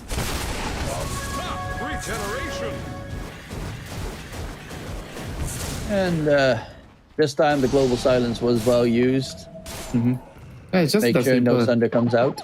Either you wait for the multiverse hits or you wait after the cost pop BKB. I mean, that's just pretty straightforward. I feel like in the early game, he's like overthinking. He's trying to maximize like how well he can use the global. Yeah, that's the thing when you're playing with a hero that has such a big impact ultimate. You don't want to overthink it. So sometimes you feel like you want to get as much value as you can. But on the other hand, if you just think it simple, you just keep everything simple and you use it when just to cancel multiverse hits, that would have actually helped your team a lot. Also a pretty smart silencer, level 30. 30 stolen ints at the moment. Not too shabby. 30 farmed. And yeah, what Myth Avenue Gaming? XXI, okay, he's going for the Heaven's Halberd. Radiant's top tower is under attack. I mean, wherever he goes, it's not going to matter so much. It's all going to come down to the Terrorblade and whether the Tiny gets the right initiation. Radiant's top tower has fallen. I mean, they're going to knock on the high ground right now. They have to come back and defend. Alright. But they're not coming back. He's trying to buy his... Oh, he's trying to buy his Skadi first. Terrorblade is going to finish the whole thing. That's a big key item. So, the buildings are taking a beating. Dire's bottom tower is under attack. I really don't like Nature's Prophet's shard. It feels weird. Oh, his old shard was kind of broken with I mean, it's nice, you know. Big creeps. You catch someone on fog. Oh no, Tiny. Force that forward. In comes Ace. He's trying to get the knockback in. He does get it off. Ace is going to be controlled up, but so is Miracle. Actually, they're quickly going to try and disengage. Yeah, they forced off the meta. All they need to do right now is wait for the meta to expire. Go and check the runes, see if you have any useful runes. Alright, Illusion, give it to Kanka, and then once Tuska's alive, you go back in again. Yeah, very, very smart play here by QW.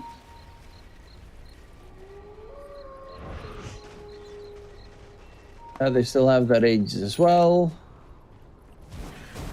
Not too shabby, decent damage to the buildings. Now it's just a waiting game. Young God wants the Daedalus, it makes sense because he wants damage, but also Refresh Orb is going to be very important at this stage in the game. It's a hard choice to make. Step lively now. Your admiral is on board. I mean, all they have to be able to do is like allow the Terrorblade to get right clicks off, you know, protect him. Like the Huskar, I feel like he needs to be willing to sacrifice himself in the team fight, go in, just force them to use their BKBs and all their spells on you. And then once you die, the Terrorblade is going to be able to hopefully carry the fights on his own, you know. And the Huskar is definitely going to play like a more sacrificial role right now. Radiant's bottom tower is under attack. Well, Snapfire is also going for the Heaven's Halberd. So they're trying to get as many disarms on their side. Yule's on the Tiny. being built up. So going for it. He's got a Force Glimmer. On the side, Krish gets the Wukong's down. XXI, can he get himself out of there? Force staff number 1 used, but his teammates can't force him at that stage. But the Ace is going to get controlled up, and Ace does get the knockback. XSI is completely on the wrong side of the everything. It's just going to get right clicked down, and every single time they almost one-shot Ace, but it's just a little bit too far away. Take him down. Actually, the illusion of 423 is doing a ton of damage to himself with that reflection. And they're going to jump in, pop the Aegis, first life gone. Yamate will be taken down. Does not have a buyback, as that is a dieback currently chasing for more. Play hard, trying to disengage using the water park waveform. By the wave to try and push them out of their base, but they're holding on. They lose the bottom set of racks, but that's not the end of the world. They still have a TB Metamorphosis is available, so you do have to be a little bit careful if you're IHC. Welcome back. Cat Pass is alive again. They still have Global. Aegis Prophet has BKB, so they should still be confident enough to push the tower here. Oh, they're gonna back off and try to reset and wait for the Monkey King's BKB as well.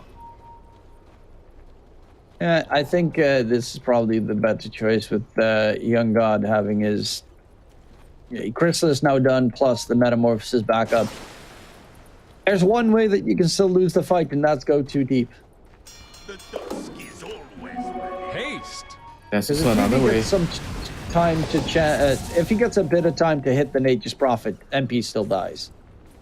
Yeah, but on the other hand, I feel like as long as they do the kickback, like when the task blinks in, they just need to pop Global, so they can't stop him with the lift, you know, because that's what happened just now. When he blinked in, he got lifted. He got stunned, so he couldn't kick him immediately.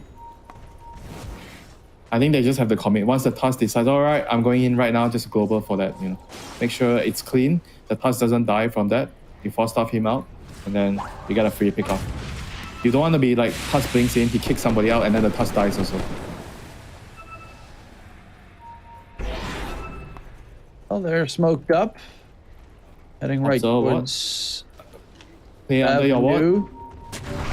Chris jumping in, does get caught by the lift, but there's the global signs coming out. Ace does have the knockback, throws out the Rubik. Rubik is going to be controlled up. They find themselves 3 quick kills, or at least soon to be 3 quick kills, and XXI is just going to go for the BKB, TP out. No buybacks on any of those 3 heroes. The only advantage they have is that Metamorphosis was not used. Yeah, once again, very, very nicely done by Krish. He goes in, he gives them the flying vision, whatever vision you want to call it, the tree vision. Not exactly flying vision, but tree vision. They go on him, they can't kill him, he's pretty tanky. Global was popped, he doesn't die, then the fight is just easy for his team.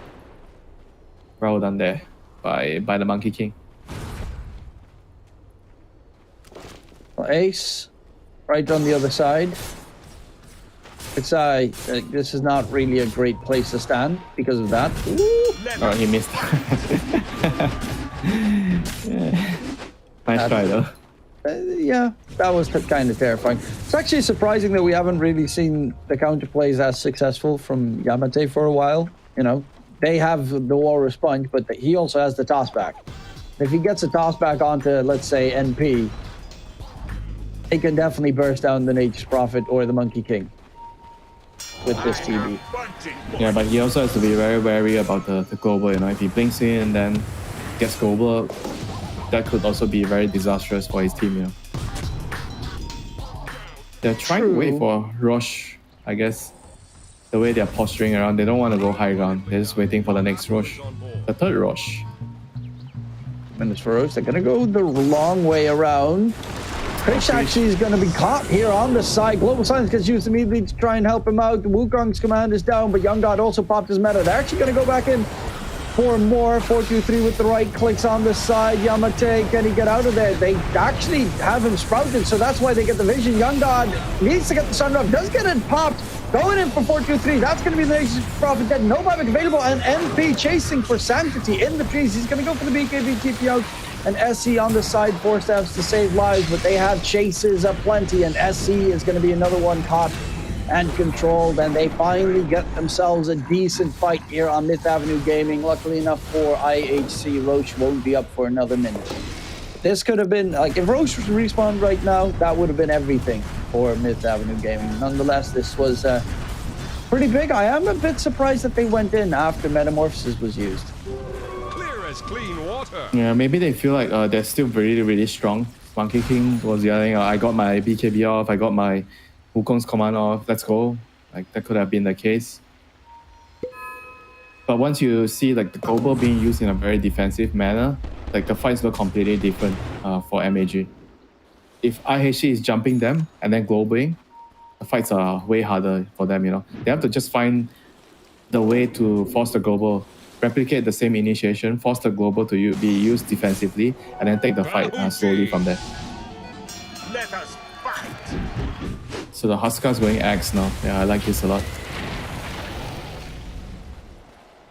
It's a slightly later act than I would have expected, considering it's one of the best tools to control the enemies. Speaking of which, they find themselves Yamate, but XERXIA is just walking to the back line. Wukong's command pump fake right now. Sanctity actually pushes them back to the side. Wukong will be able to find one kill. That's going to be the gem dropped as well. Global Silence use. XERXIA is dead. They didn't have meta, so that fight, it kind of was doomed before it started. Oh, you're right. It's rather weird that they actually tried to take that fight without the... I mean, sure, you want to fight, but you want to fight because you have meta, you know. So that's definitely not a good decision there by MAG to try to take that fight without Metamorph. So for IHC right now, bought everything so he doesn't have buyback. Alright, so they're gonna choose to secure the Roche first before they go push. Refresher shot on, I guess, Monkey. You give it to Monkey, so you have the double ring. Double Kunkka combo, I think, as well. Double Ghost Ship, double double Scythe. Yeah, double Hex is imba. He also has the Timeless Relic, so pretty lengthy stuns.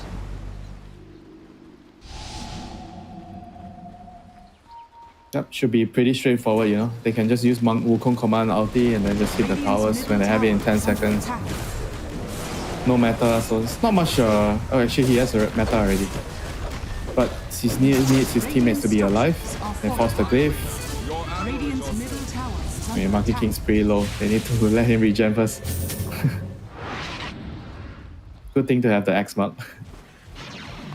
Oh, Rubik also has X mark. It's nice that you can like override a previous X mark, so that if one of your teammates gets X marks, you just use it afterwards and it removes the first one. So the one that gets casted later gets priority. Yeah.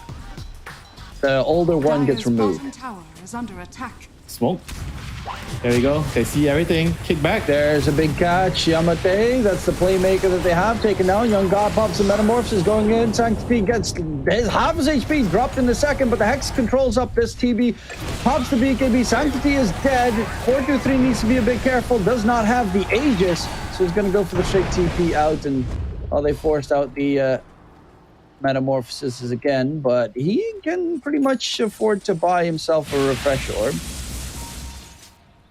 Ags is now also done onto the Huskar. So even though they're really far ahead on IHC, they did use the Refresher there, they did use the cheese. And honestly, they forced out meta. That's it. That's all they got. And with the Refresher being delivered, they have another meta, so... Yeah, that's not a good way to start the fight. I feel like the Conqueror has to stay back, you know. Since you gave Aegis to Monkey, you just let Monkey stand in front. Wukong hit the tower. Like jumping in like this, it's always very risky, you know, when you go to the tier 4s.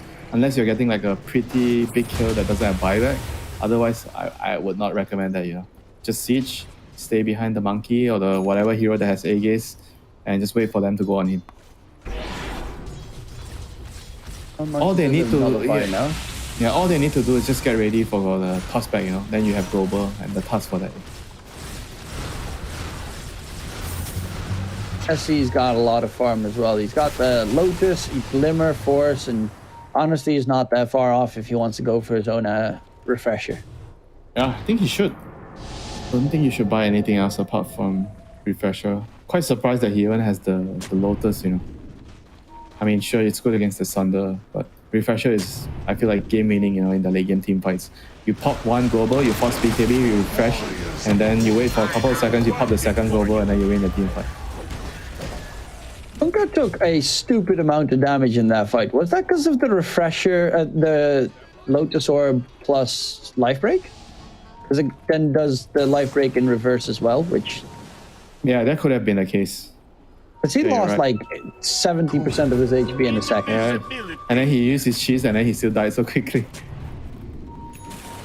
Oh, high ground what? That's pretty scary. Active side jumping in. That's going to be the monkey control.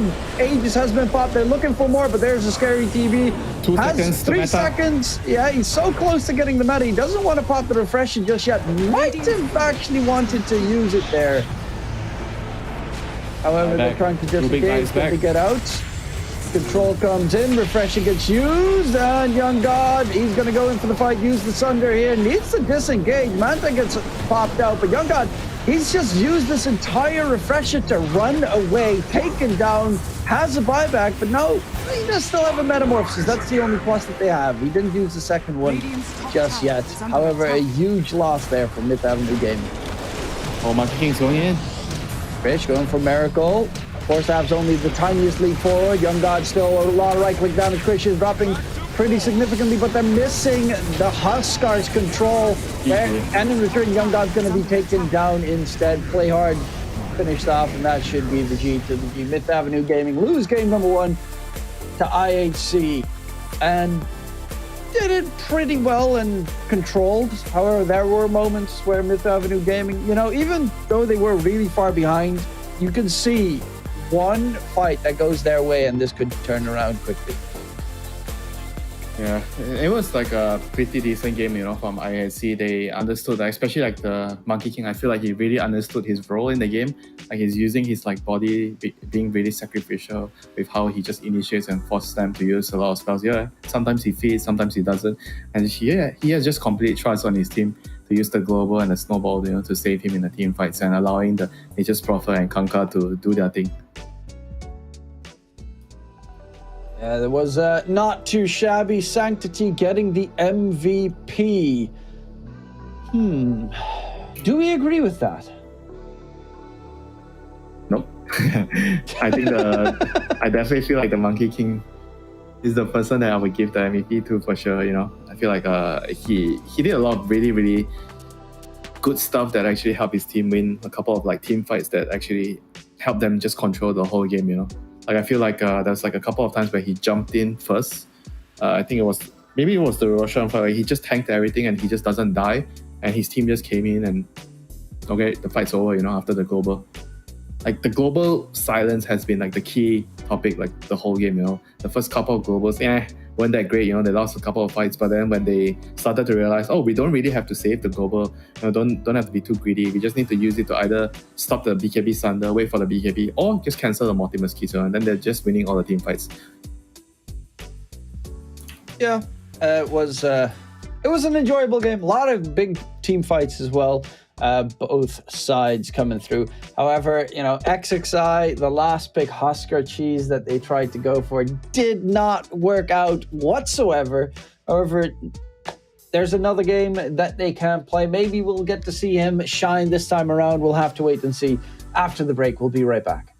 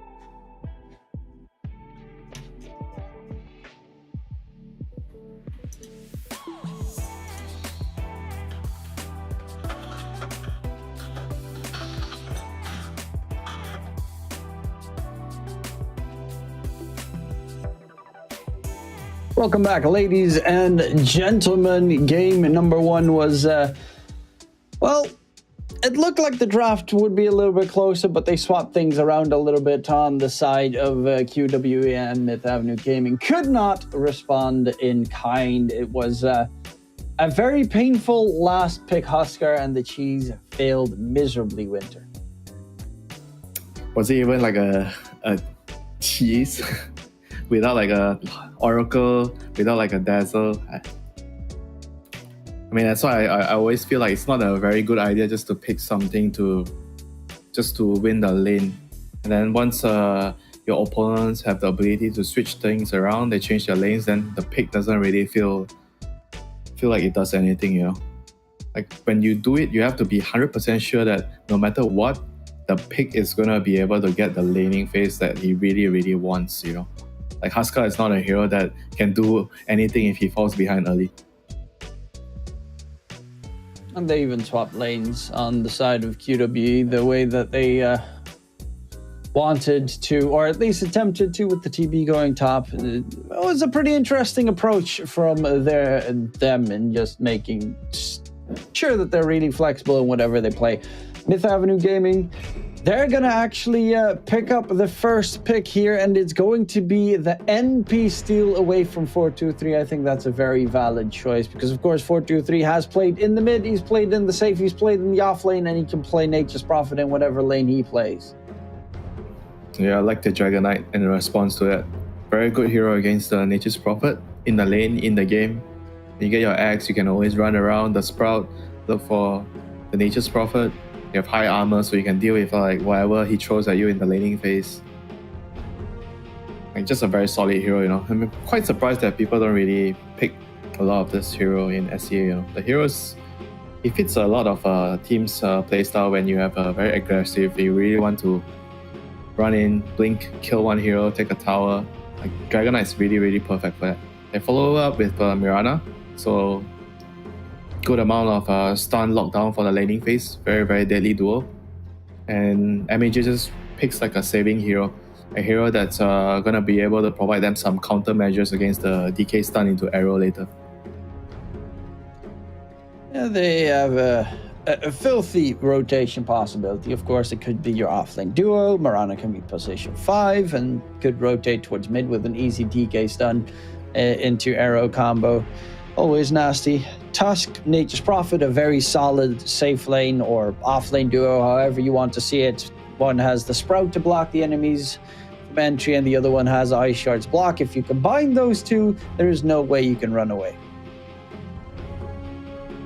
Yeah, they have to try to figure out how to have like a draft that doesn't really rely too much on one thing. You know, for MAG, like last game, they have to rely all on the laning phase. You know, they have to try to like make something more well balanced, well-rounded. They once again banned the Riki. I guess they really don't want to deal with the Riki. It's a very, very annoying like hero to deal with if you're not very good at like playing the map, understanding where you should sentry. Like Riki can be just like a nightmare if you are not moving around correctly as a team. Well, let's see what they can add in. Some nice, interesting bans. The Riki ban again, this time by Myth Avenue Gaming. I think last game it was QWE that banned it. And Earth Spirit bans.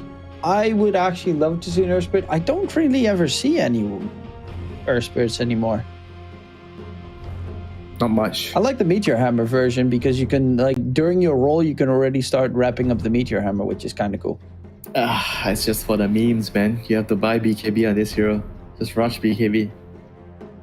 I mean, that's the reason why not many people play the hero. It's very, very difficult. You have to use your spells really well. Like, even if you do that, it doesn't really provide like a lot if you are too far behind. Like you need to be ahead. You need BKB. Your laning phase, it's not even that strong in the laning phase. I would say it's okay. It's okay-ish, not really that strong. That's why you don't really see him being picked apart from being picked by teams that have like a specialist player, you know. I mean, we saw it as well at Dream League. Some teams have godlike specialist players. Doesn't matter what they play, as long as it's their special, hero. I remember techies that went absolutely freaking nuts, even though in a lot of other games when I see people play techies, it tends to not be as successful. And that's why specialist hero players are the best in Dota. They're the most entertaining because they play their heroes no matter what the patch is. Do not fear the person who plays 1000 hero, yeah? You fear the person who plays the same hero 1000 times. That's the saying every time. Exactly. That's why they pick up the Nature's Prophet this time, because 423 is the player that plays the same hero 1000 times. So he loves that. He's the zoo player. Anything that has a lot of units that can annoy you, he's the man. He's the man for those heroes. Curious if he's going to go for it this time. Of course, his Lycan could always come out. Beastmaster has also not been banned, which is surprising because I don't think it got banned last game either. And Beastmaster has a pretty substantial score overall regions. Yeah, probably just not a hero that they're comfortable playing. Like the hero is very, very useful in a lot of departments. You know, like I always talk about a value to the hero when you can just pick the hero early, and you don't really care about getting counter pick for the lane because he can always survive. Like I would say, Beastmaster and Doom are very similar in that regard. They are heroes that even if you put him in very hard laning matchups, they can still always find a way to play. Either by pulling the wave, using Devour to get some of the gold back recover, or farming Ancients with the Beastmaster Axe. They go for the Jakiro and Pango, so it's gonna give them team fight. Tusk and Nature's Prophet not really that much of team fight, so now Jakiro and Pango. Jakiro gives you like a way of like dealing with the Dragon Knight push.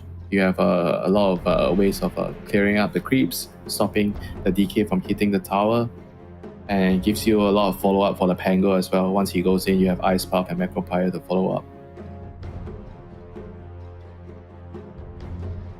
Yeah, Pango seems a little bit more even if they're going to make this a mid-Ember versus mid-Pango for XXI. Definitely had a matchup that he did not like last game. Hopefully they'll be able to give him whatever he wants. And Myth Avenue Gaming most likely... What are they looking for? I mean, Miracle can play Nature's Prophet, but Young God can play MP as well. So they can still flex their last pick a bit. Yeah, for IHC, they go with the Shaker, so more stun lockdown, and gives them a lot more damage in the team fights with the Echo. Always nice, if you have a lot of Treants in the team fights with the Nature's Prophet, you come in, one Echo to deal a humongous amount of damage to win the team fights later. Like his only downside is he's not that strong in the lane. He's a bit average. He's okay, you can feature block and try to allow your offlaner to get the level 2. You block out the wave, you get the wave in front of the tower, and you give him level 2. I wouldn't say that you can play the lane in a very aggressive manner. It's more about trying to scrap together what you can get from the lane and trying to survive, when you have Earthshaker position 4. And for MNG right now, I guess you have to decide what do you want with the draft right now. Do you keep it on safe lane Nature's Prophet? Do you put him on off lane and pick another hero that can give you... I guess they need more damage, I feel. Physical damage hero. Ursa, Morphling. Those are the heroes that I would consider. It feels like a very good Morphling game here.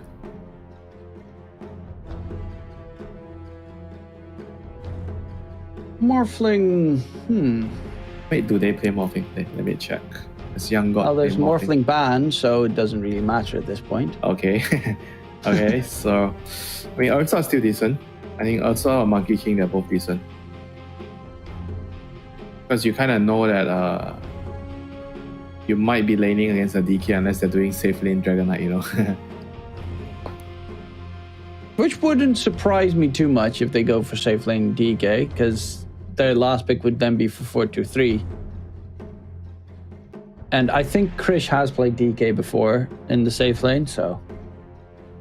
So then you cannot go too heavy on lane winning hero. You need a good general hero that doesn't really like falter if you don't have a good laning phase. I mean, I still like Ursa. I think Ursa is a pretty standard hero. If they don't want to do that, if they want to pick like a off laner, they're gonna have to pick like again, you know, some universal like. But I don't think he plays Beastmaster. I'm pretty sure Miracle doesn't play that hero. He has a very weird hero pool, like a lot different from the normal offlaners. He likes playing Darkseer a lot. Yeah, but the problem with Darkseer is also like you cannot pick him in a blind matchup. You know, like well, if you pick Darkseer now, what if they pick Intermission? Then you're fucking done. Then you've got like a super good Darkseer Aghanim Scepter game. Yeah, get past the lane first, dude. Against AM.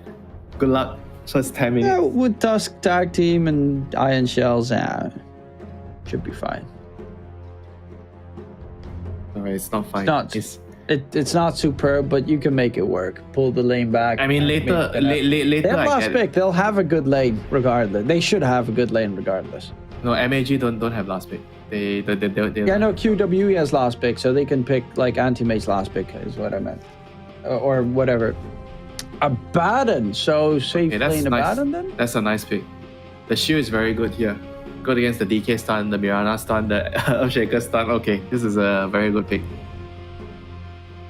And gives them like a front line with damage. So he can be like very annoying. Nature's Prophet, you always need someone to go in front and just be annoying. So the Nature's Prophet can come in and just right click and do damage. So yeah, there's that. And right now, IHC, what are they gonna do with this Abaddon? Like, I feel like Anti-Mage is still a pretty reasonable pick here. Aim against Abaddon is pretty nice. The mana burn is... I'm all for DK safe lane and get last pick Lycan now for QWE and go ham. Okay, Timbersaw is also not. We talked about Timbersaw last game. It was a pretty good Timbersaw game last time. This time it's still a pretty good Timbersaw game. Timbersaw is like a traditional Abaddon counter. But nowadays I feel like he doesn't really counter the strength heroes that much in the lane anymore. So you have like, but still good against NP as well. So I mean, to a certain extent only. I don't feel like he counters MP that much. It's just like the early to mid-game team fights. If you have a good start, a reasonable start, then you can tank and I know you go in. Timbersaw. I mean, the hero is just so snowbally. You know, you need so much. And even if you like, I've seen Timbers being picked in a really, really good game. Like, you still have to play really well. Like, it's not a hero. Like before, it's like you see like 2-3 strength heroes. Okay, you pick Timber. Then the game is like, oh my god, the game is so hard for the opponent. And right now, it's not the case anymore. Like Timber is nice with the draft. Don't get me wrong. You know, they have a lot of stuns. I think Timber, when you draft the hero, you really want to have a lot of stuns on your team so you can output your damage. They already have 4 heroes that have 4 stuns. But whether they can put everything together and win the game, that's a totally entire matter, you know. Like, I feel late game, it's not going to be that easy against their lineup. You have to rely on the Dragon Knight to get you through the late game, you know. Yeah, I think that as well. DK with Ags. The plus side of that is that Abaddon can't really touch a DK once he's got Ags. Like, you just fly away and... Yeah. Abaddon's just there, slowed down to like 200 movement speed, can't chase you down. Same with kind of the Timbersaw. Like, they have almost no control for a Timbersaw or the damage to kill Timbersaw. Like, they have damage. They have damage. Jakiro, man, don't count our. Timbersaw just needs to stand AFK for a solid 10 seconds in macro pyre, and then Timbersaw dies. Dude, it's gonna happen one time, then you'll be convinced. He's gonna get locked down by the Pango and then Snowball and Ice Path with the Macro Fire, and then he's gonna die. Luckily enough, he doesn't have any teammates. A little bit of a brawl in mid. Fissure block as well. Playhard is completely stuck in the cubby. Oh no, who gets the first blood? For Sanctity. Oh, nice, perfect. The mid player gets the first blood. Perfect start. 30 seconds to battle. Well, they got pretty much what they wanted. But no, I think Observer Ward was taken down by Myth Avenue Gaming on the downside, but nonetheless, not a bad start. But yeah, you know, obviously, if they hold people down for quite a decent amount of, like, everything is going to rely on the Pango roll. That's your entire game. But Fissure Block does make the Pango roll a little bit more problematic as well. Begins. Come to me. Yeah. And Ember's really evasive. Mirana's really evasive. Timbersaw's really evasive. DK will eventually get really evasive. And Ember is very annoying for the Pango. Searing chains with the slide. I mean, let's Can't. Quick question. You can't roll up anymore when you're in leash, but can you still do it while you're... Well, you can't. Yeah, you can't do it. You can't dispel the Treant ulti anymore. That's what I know. Huh. So yeah, because that's a leash, but I don't know if you're rooted, if you can still go the roll up. It should be the same though. I mean, we'll just have to see. Because you don't have like a dispel anymore with the roll up. That's what removes all the roots and leash. So they're gonna do the same thing again. They're gonna send Miracle to the safe lane. He says he's an off-lane player, but guess what? He's on the safe lane again. Lies, man. All those lies. Timbersaw versus Nature's Prophet. That's a scary lane once Timbersaw hits level 6. Yeah, Nature's Prophet can't really harass him too much, so you have to try to focus on last hit, deny with your Treant. That's the best thing you can do in this lane. They're pulling. Trying to pull. Do they even need to pull actually? I feel like... I don't think so. Yeah, I feel like Timber's fine. Treants can't hurt Timbersaw. Yeah. I guess he just wants to get his own levels, you know, and deny some creeps here. But then at the expense of the Timber, because you're taking XP away from the Timbersaw. So I don't know if that's a very good idea, you know, for the Earthshaker. I feel like this lane is pretty straightforward. You let the Timber soak XP, he gets level 3, and then bye-bye. You go roam, because you don't need to be in the lane anymore, you gank the safe lane. Maybe even the mid lane. Because the mid lane is a very volatile matchup. Pangolier against Ember. Oh, Pango's trying to snag the rune. Right, nicely done. Gets both water runes. That's a huge deal for the laning phase. Well, IHC, time to suicide on one of the supports. Classic, yeah. Oh, guys, I didn't get the rune. Do you guys mind just playing aggressive and feeding so I can get a bottle? That's the support's way these days. You just have to throw your body at the enemy, hope for a 1-for-1 trade, and then TP mid.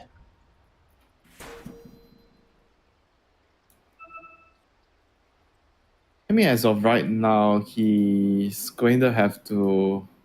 I think what you can do is you go get the 3-minute bounty runes. It's not ideal, but if you need to do it, you need to do it. So I would say that support's dying is not that necessary yet. You take the 3-minute runes and make sure you secure at least one of the 4-minute runes. Radiant's courier has been killed. The plus side, of course, is also that Pango used his TP scroll, so he won't be able to help out the side lanes if they get aggressive. Until he buys a new one, and that's 100 gold that he really doesn't want to spend at this point. Yeah, so how's the side lanes going? Abaddon's kind of... I mean, it's Abaddon against Dragon Knight, so it should be fairly easy for both sides, you know. I don't think anyone is killing anyone. Both like those strengthy, annoying heroes that can't be killed. Kamate taking some damage.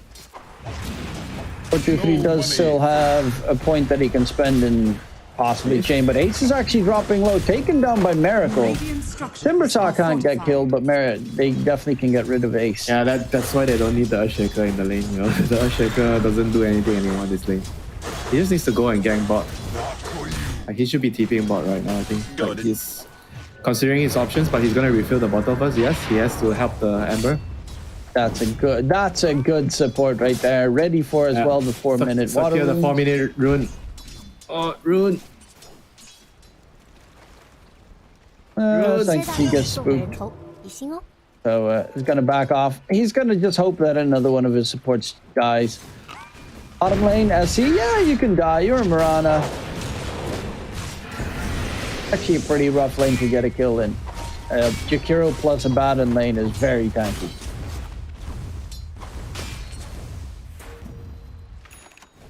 I'm not sure what the Shaker is trying to do here. I feel like he just needs to go bot and kill the bot lane. Like, mid lane is pretty damn hard to kill.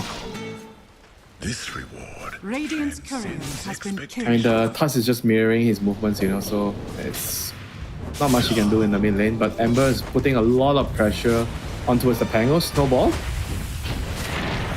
Sanctity needs help. Drop in low. Swashbuckle is going to be enough, and a very big kill gets secured.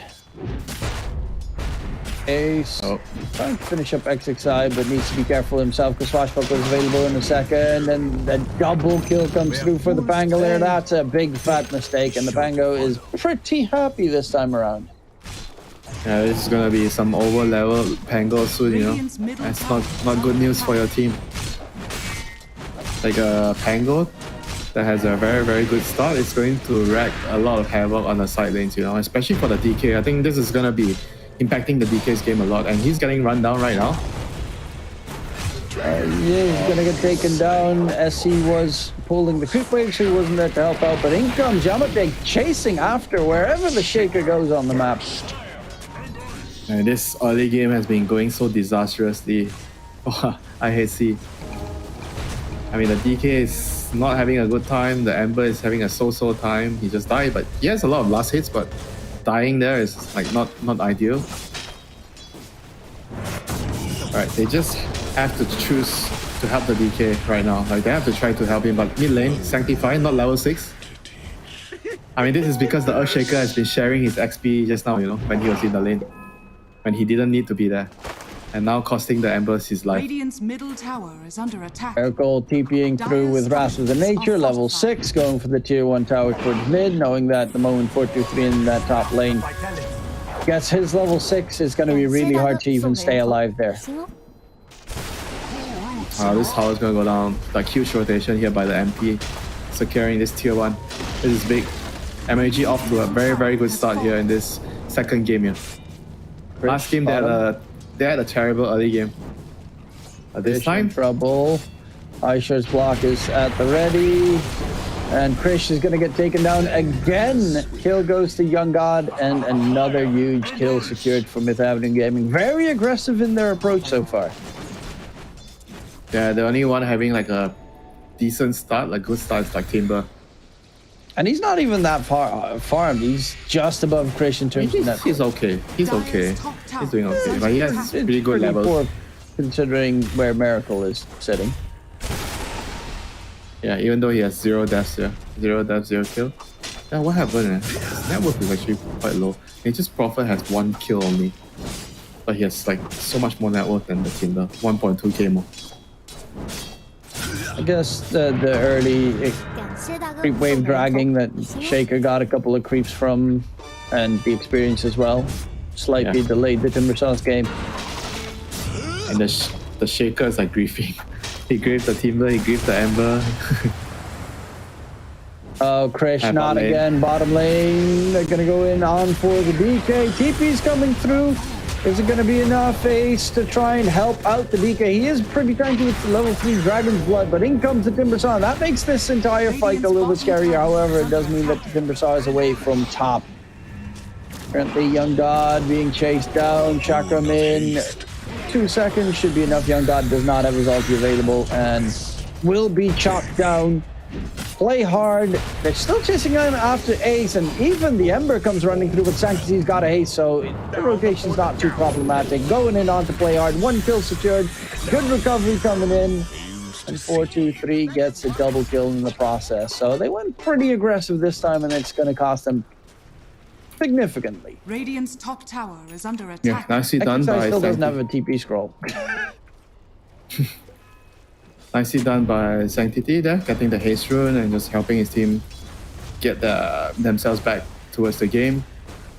Like, it was also very nice play by Miracle that he TP bot, he forced like the Timber to TP bot, and then he immediately TP top, like just to dodge the Timbersaw, and now he's gonna secure another tier 1 tower for his team there. So he understands where he should be going on the map, trying to avoid the Timber at all costs. Radiant's top tower has fallen. And, oh no, Dragon Knight. Oh no. Not again, Chris. Not again. On. Can he get out of there? The magic damage is significant and it's a bit too much. Rotation came through. Yamate in the trees, gonna get hit by the arrow, TP out by the other, and they're gonna find play hard most certainly. But nonetheless, it's another kill onto Chris. 3 deaths on the DK. He's going for the Hand of Midas because he needs some way to recover at this stage in the game. Yeah, I don't even blame him, you know, like he's had such a disastrous start. And he needs to be able to farm for, Radiant's bottom tower. I don't know, like 10-15 minutes to get himself back into the game. And mid lane, he has 1 remnant. Yeah, he has a remnant down as well. Radiant's bottom tower is falling. It's gonna be the rune top. Double damage bottled by XXI. Does have a lot of damage, but is actually gonna get taken down in response. Ace sticking down, and trying to suicide in the Roche pit. Please! Thank you. Actually got pushed by the trees closer towards Roche to get that smack.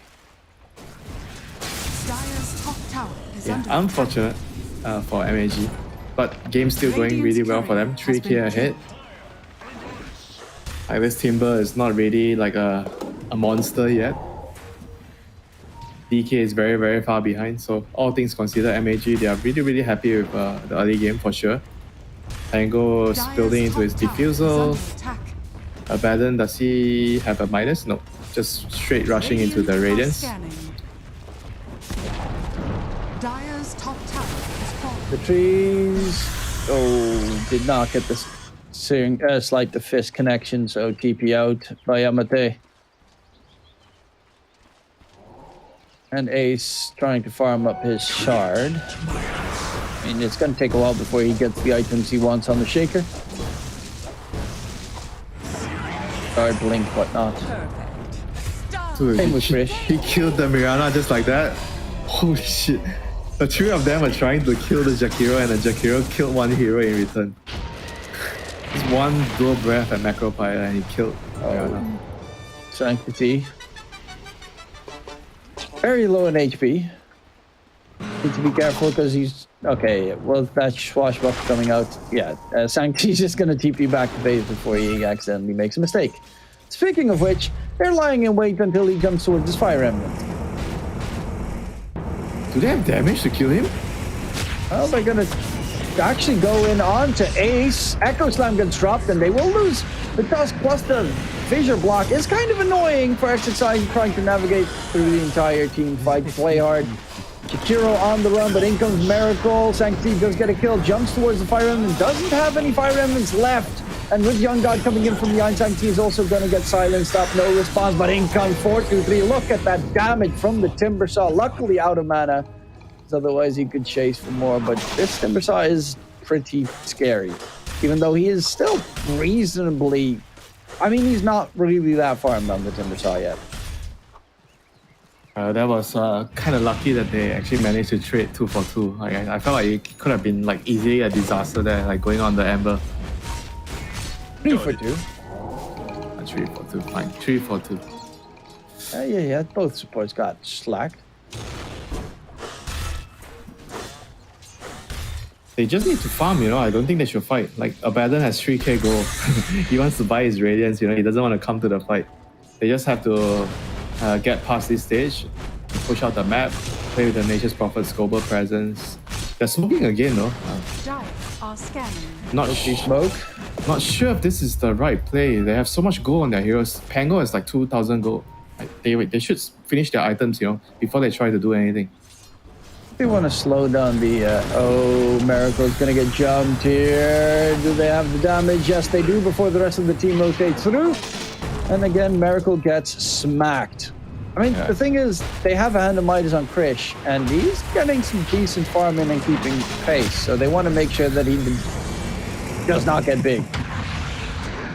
Ice Power? Oh, this is a really good position for Rolling Thunder. So it is a Timbersaw. My God, he's stupidly tanky.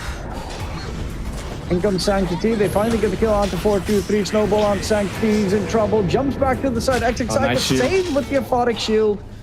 And SC needs to leap to safety. They spot out. Hey, there's a nice creep cam stack here at the same time. So we'll take that one for good measure. Sanctity needs to jump away. He's out of Fire Remnants. He needs to just straight up TP, but is going to go for... Yep, no, he's dead. Your place is here. Probably should have TP'd immediately around one of the trees.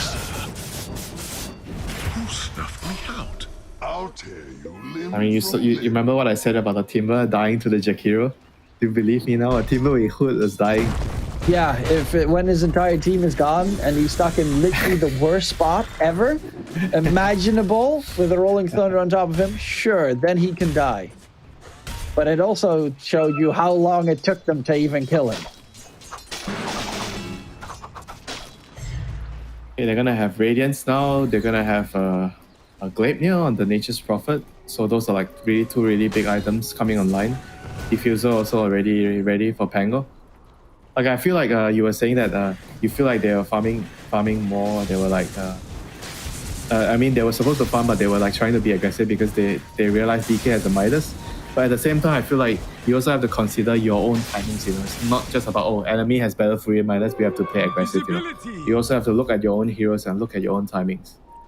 I mean, if DK would get a Battle Fury, you definitely just keep fighting 24/7. Here they're gonna smoke. They have all the tools already available. Abaddon has Radiance. Oh, Krish, DK, not again! And yeah, that's very quickly dead. How ironic when the DK is dying in fire. Yeah, he doesn't have his shard yet, so he doesn't have his own catch. Sancti actually charges forward. The arrow lands onto Miracle, which is a pretty big catch. In comes the Timbersaw, 4-2-3, do they have the damage? Nice snowball save there, but it's not going to be enough with the Echo Slam coming in. In comes Young God, making it a little bit more scary, but XERXIA is going to get chopped into 2 on 4-2-3. Even though he's the last one to join the team fight, he's the scariest one on the side of IHC. I mean, still okay for MAG, you know. Like, again, a 3-for-3 trade. Abaddon was able to clean up a couple of kills. It's gonna help his item progression. So, what are the next big items for them? I guess the BKB on the Nature's Prophet is gonna be a very, very key one. So he can just stand his ground in the team fights and unleash damage. The dagger and Pango is also pretty important. Time to farm a little bit. Like the Earthshaker was allowed to do too much with the Echo Slam that fight. That's why they were able to trade evenly. That was a nice, good catch coming in. Every single one of these fights, it is Myth Avenue Gaming starting the fight off with a kill advantage. It's always it's never a 5v5. It's always Myth Avenue finding either the DK or the Ember or one of the supports. Speaking of which, as he walked a little bit too far. One second. He died in 1 second. How is that fair? Arcane Pango did so much damage with Diffusal. It's probably one of the strongest heroes to have Diffusal on. Like, he skills so well on the hero. While rolling Thundering, you can hit people with the Diffusal Blade, which is ridiculous. And the mana drain, of course, with the Swashbuckle is kind of obnoxious as well. Bottom lane, they're going to go in on 4-2-3. They might actually take him down, and he is dead. They do take him all the way down to the grave. Krish is going to be locked down as well. Double kill coming out for Young God, and Sancti even TP'd through, but might need to dip out soon enough. They actually want to pop the Abaddon's borrowed time. Do they know Sancti is here? Now they do know. They're trying to lock down the Abaddon. The problem is that 2 main damage dealing cores are not here, and the Ember is going to get controlled up. Even with the haste rune, cannot even move. Does have the Fire Remnant down, but burns to play hard. And Myth Avenue Gaming to take the tier 2 tower bottom. Radiant's bottom tower is under attack. So what's your excuse this time? No teammates again? The Timber? No teammates to save it again? He was again completely alone. I mean, if there's a fissure block there, the Rolling Thunder fails. And he doesn't get stun locked. It's pretty much that. He just needs the Shaker to be behind him. Oh, nice buff. This time they don't have the tools available. Look at that damage from 4-2-3 coming through. But they lost the Mirana immediately. Gonna back off. DK went to top. Got his BKB now on the DK, so at least a little bit more survivable. But still an easy target if they pounce on him. Oh, they want to fight bot. DK sleeping in. Okay. Abaddon There's no borrowed time, and Timbersaw does do a lot of damage. Gonna kill him off. Young God has been taken down. That's 3 kill streak picked up. XXI is on the run.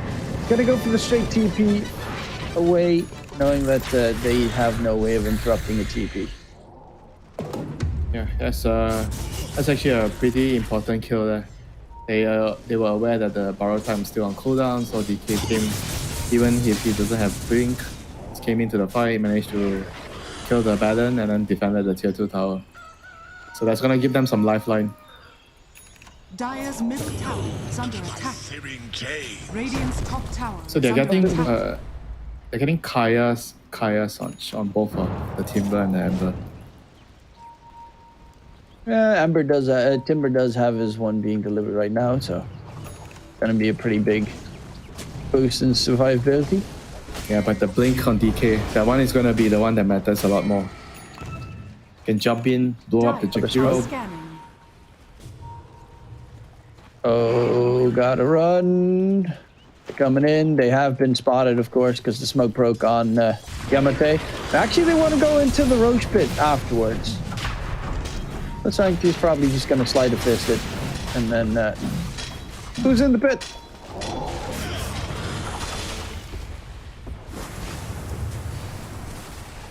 Fighting around Roche is pretty scary. Shaker does luckily enough not have blink just yet, but he is right next to the pit and he can walk in with, of course, the fissure. Arrow lands on player, but the Aphotic Shield comes through to help out. Rolling Thunder. Nice ice power. Lock down the DK, and the DK doesn't even get his BKB off. Sanctity is the second one rooted up, double kill secured, and they just need to dip and let Rose fall. No, it's just unfair. A DK is actually going for Ags instead of Blink. I feel like the Ember has the 5 BKB, but Sench and Kaya doesn't feel like he'll cut it in. I don't think he can survive even with Sench and Kaya. He just needs a straight up BKB. It's too much lockdown with the roll and the ice puff and the snowball punch. And not to mention just the raw magical damage from Jakiro.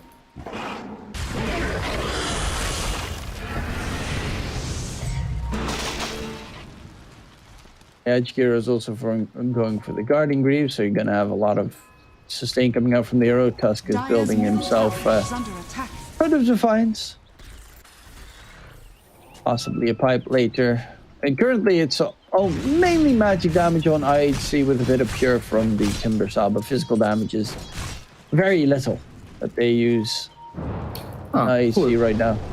What is rather interesting, I feel like generally people will just go like drums and get 5 boots of bearing and top lane. Oh no. No BKB means easy kill. Not much you can do. Gleipnir into Rolling Thunder. No way he can survive. Radiant's top tower is under attack. Oh, 423 is going for the BKB. With the BKB turned on, they have 9 seconds where they definitely can't kill him. Radiant's top tower has fallen. So Sanctity's laning stage actually, even though he did die, it was really good. He was top net worth, he was looking incredibly strong as well, but yeah, he just gets destroyed by any bit of Catch Smith Avenue gaming throw his direction. He's changing Blink Echo now. He's changing his item build to BKB now, so that's much better for him surviving in the team fights. Oh, Yamate needs to back off. Ice Path holds him at bay. They're going to chase. No, they're not going to chase for more, but Elder Dragon Form was used. I still have 2.5 minutes on the Aegis, more than enough time to get the tower here.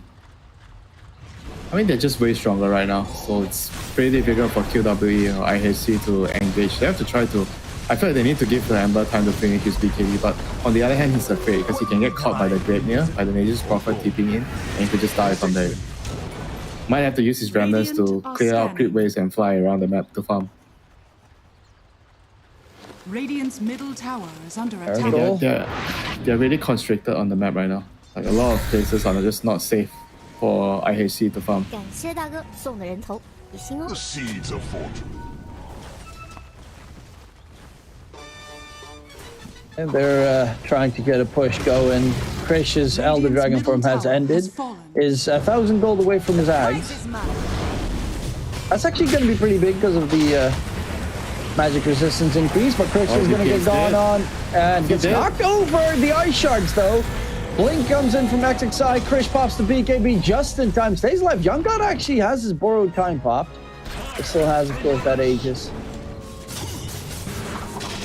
currently, but my God, that is terrifying for Krish. Every single time they look in his direction and he almost dies.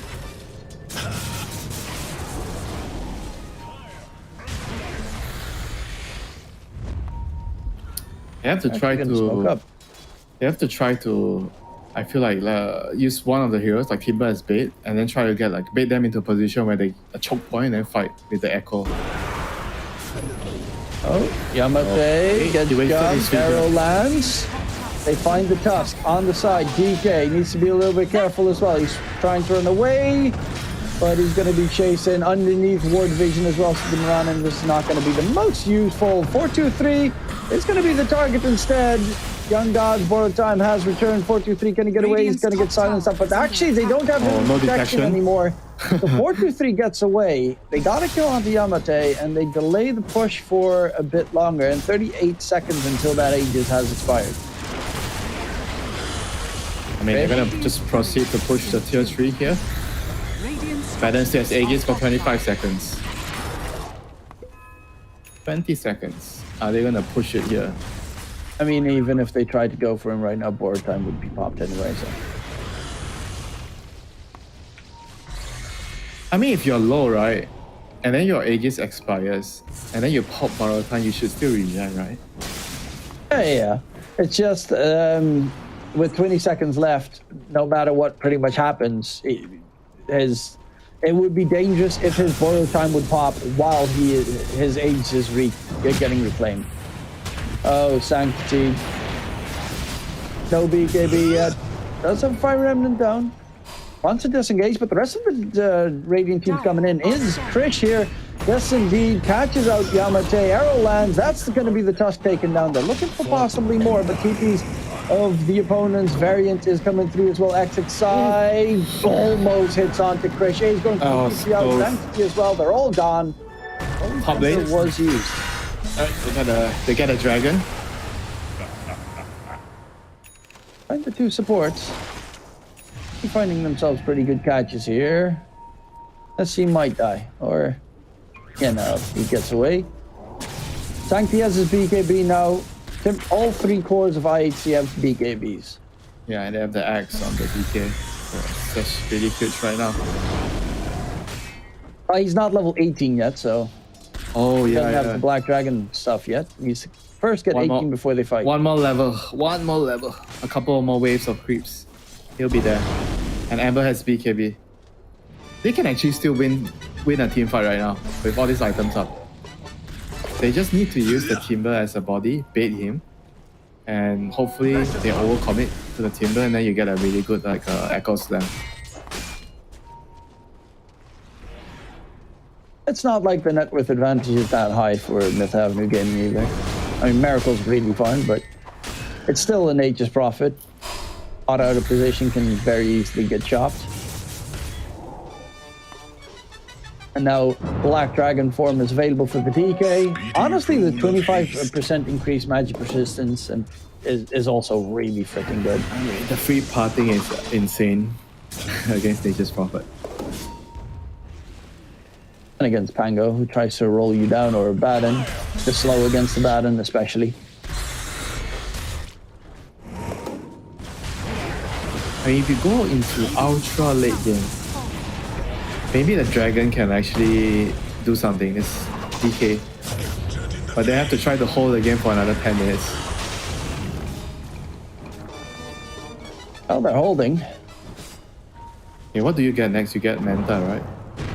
Yeah, he's going Blink Manta, or at least Yasha, which should be Manta. You need your level 20 with the attack range, and you need your Manta.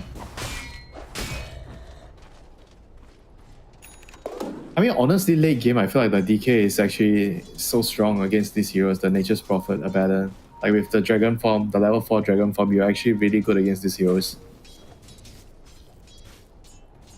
You just have to figure out a way to get there, you know, if you're IHC right now. Trying to bait Miracle in going bottom. Yeah, they have to try something, you know. Maybe put some Tinker wards. Try to catch the Nature's Prophet. Put some lane wards. I mean, they have 2 wards in the jungle here. Those are pretty useful in spotting the Nature's Prophet. MHG, they're just waiting for Roche. Holding the Ancients area and just waiting for Roche to spawn. They see an Illusion Rune. Oh no, they didn't give it to the Abaddon. The prize is mine. Dire's bottom tower is under attack. Illusion Rune with Radiance, that's like a... If you know how to micro the illusions, that's like an extra 1000 gold.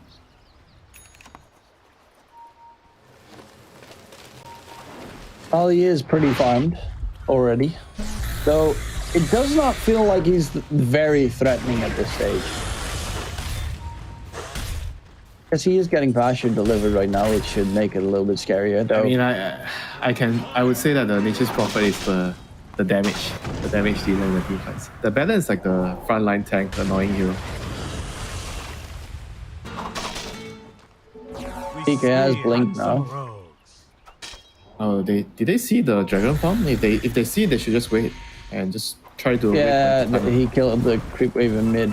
The Dragon Form. Roche is up, second Roche. That should be able to get secured here for Myth Avenue Gaming. Don't really think get baited by an illusion. But in the meantime, they're in the Roche pit. I don't think they have an inkling that it's going on. Nope, certainly not. So who gets the shot? Oh, Abaddon gets the shot. Under attack. Abaddon gets the shot? Yeah. Huh. Okay. Bot lane. Timber's he has BKB, so he can always BK. Oh, he's not. Okay, let's not BKB TP out. That's for suckers. He's like, if I BKB TP out, if they catch me, they have Warrior's Punch, so I'm not getting out anyway. But he got caught by Snowball. I mean, not even surprised, you know. Like, a lot of players are actually this greedy.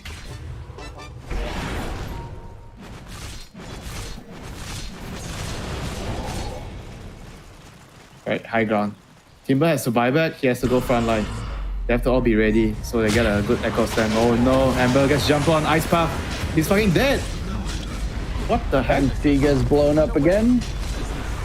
There's a lot of illusion shenanigans in the area, so you've always got to be careful of the Echo Slama Jamma. Radiant's top barracks has fallen. Radiant's top barracks has fallen. And they're gonna go mid. They were totally not ready at all. Like anything would have saved the Ember. Oh no, he blinks in, almost gets the Shaker. Nice mini blink from the Shaker to get out.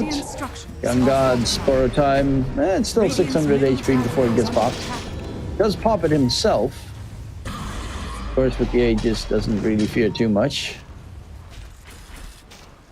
Yep, reset. You still have 3 minutes on the Aegis, so go get your HP, go get your mana back. And wait for a better opportunity to push. Are they waiting on any big items? So Nature's Prophet already has his Skadi, Gleipnir, BKB is incredibly tanky. Pango has Axe done. This will be good. Oh. Young God, I guess. Basher for XSI, maybe? Yeah, he's got his Basher now being delivered. That's a really big pickup with the Axe build. They don't have much mana on Abaddon though, so they need to be very careful with this mana. They're gonna smoke up. Any ward? No observer ward. So they're just trying to anticipate that somebody might be trying to rat bot, so they're making a sweep towards the bot jungle.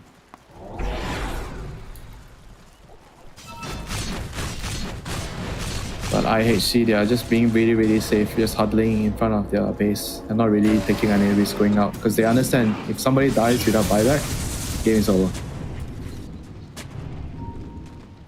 Timber has buyback, Ember has buyback, Shaker has buyback, Mirana. Actually, 4 of them have buyback. It's the Dire team that has no Radiant's buyback. bottom tower is under attack. Well, DK doesn't know buyback. These 600 gold off. They're going to go to the bottom tier 3 tower. Young God can, of course, face tank everything. Sanctity needs to be careful because he did get caught in a very unfortunate situation previously. Jump in from Krish in the middle of a team fight. Pops the BKB. Looking for targets to fight, but he gets stunned up significantly. Young God is going to get slowed up. They're chasing in for the back line. Yamate gets shot by 4-2-3. Young God's being slowed down. 1-for-1 trade so far. Sanctity has the BKB still available. Does pop it. Going in for play hard. Young God's first life is going to be popped up. Borrow time has been used. Sanctity needs to be careful of the basher. Full heal onto YG. And 4-2-3 needs to back up, but Krish is here with the stun coming through. That's going to be the Aegis pop. XXI chopped into 4-2-3, looking for more Miracle, though. He is fully healed and fully ready to continue for more. Krish needs to be a bit careful. Young God doesn't have borrow time for another 15 seconds.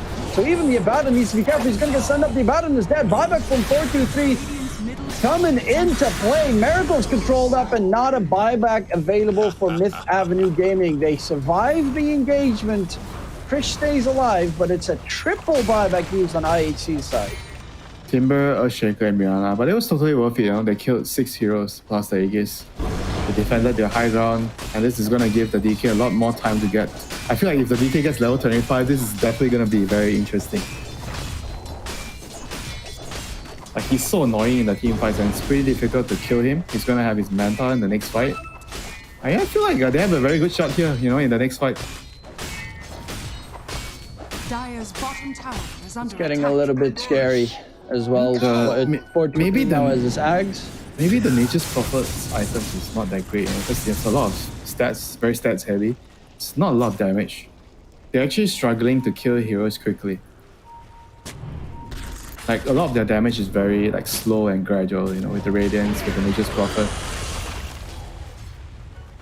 Gotta be a bit careful here on the supports, considering there's still no Abaddon, and Miracle is dead for another 20 seconds. Dire's structures are fortified. They want to go in on the Young God, pop his first life. Look at how fast he has to pop borrow time. Oh my god. And they don't really have a way to save him afterwards. They're going to jump in. Rolling Thunder comes through. Can they get him out of there? No, they cannot. Young God has fallen. Miracle can TP through, but Yamate is going to be the next target here. With the BKB spot, they feel immortal. Gem has been dropped on deck. Buyback on the side. Ace disengaged by the tusk, but it's going to be a very good kill onto play hard. Can they get the control onto Sanctity? Yes, indeed they can. Dragon is going to blink out. I mean, this Dragon is just like, winning them all the team fights right now. Radiant's middle tower is One under buyback attack. forced by MAG, so they traded 3 for 3. I mean, this Abaddon looks so weak in the team fights. Like, one Timber's stun pretty good. was like one fissure, and then he had to pop borrow time because of Timber. Oh no, he has to buy BKB now. I don't think he has a choice. Can't finish his Abyssal. 感谢大哥送的人头，你信吗？ Yeah, still the one that's the scariest to deal with for IHC is going to be that Nature's Prophet of Miracle, because you can really see him pump out damage in those short fights. If he does not get jumped, because of course that's the one downside is like Shaker didn't have Echo in that fight, so he just went in willy-nilly. I mean, honestly, his build is very defensive though, like with all this like Hurricane Pike, Skadi, and a lot of stats, you know. He doesn't really deal damage fast enough sometimes. It takes some time before he kills heroes. And I feel like every time the Abaddon gets touched, if the enemy touches him, he needs to already be there to right click. And if he's not doing that, it generally doesn't do enough damage to win them the team fights. I think the most important thing right now for Myth is that Miracle needs a buyback available at all times. Right? He has removed TP cooldown, so honestly, losing his first life ain't the end in the world as long as he can just immediately TP back into the fight. I mean, the other way you can approach this is you always use the Nature's Prophet to split the map. And then whenever you see somebody defending the lane, that's when you smoke. You don't smoke until you see somebody showing themselves on the map to defend the Nature's Prophet's lane. So you get the numbers advantage at all time. Oh, DK has his farm pop already.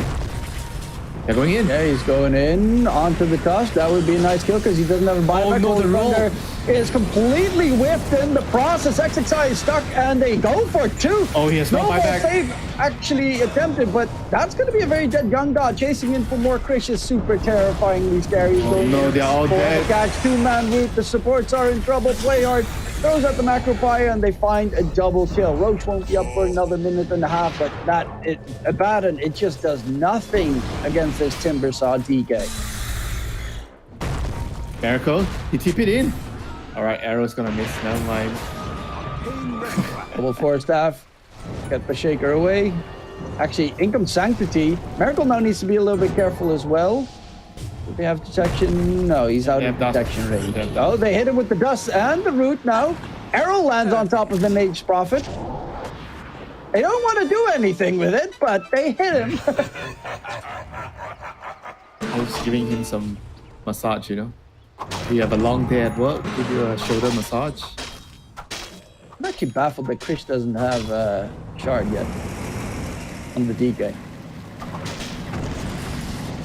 Oh, he does need to get away, but yeah, hard to chase him at this stage. Maybe if they hit, you know, it's 60 minutes into the game and he's 25. You get Giant Ring. What talent do you think he should get? Or AoE? Oh, okay, he's going AoE. So most of the time, I see him go for the extra HP regen. The AoE stun is actually quite nice, you know, because Abaddon can only remove one. A Roach just respawning. Octarine Core, he has Octarine Core on the DK. Alright, this is huge. So it means that you practically almost always have your DK form up. Doesn't have buyback though. That's the one thing that's a little bit scary. I mean, it doesn't seem like he's gonna die in the team fights, to be honest. He's gonna sell his Hand of Midas. I mean, does he have enough? Even if they sell it? Then he doesn't have enough, but still gonna sell it. Yeah, still lacking 600 gold. On ulti right in front, Rolling Thunder comes out, the lockdown onto the Mirana, who leapt forward in a very suicidal attempt. Whoops, sorry indeed. Charging for more. 4-2-3 finds himself the tusk. That's going to be the target. The nice ice pop. Really easy to get taken down. BKBs do get popped on the Radiant side though, and the supports are dead. Young God is controlled. What can he do? Shaker on the side, goes for the slam. XXI is trying to disengage. Will be able to get out, but Young God is just, I mean, useless in these fights. He's just useless. Yeah, and the Nature's Prophet is not like doing enough damage, you know. I feel like his build is not exactly good for that. He needs to change item. I feel like he needs like a Daedalus or something.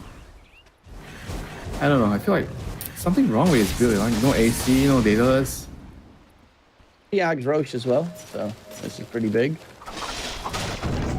If they actually go for it.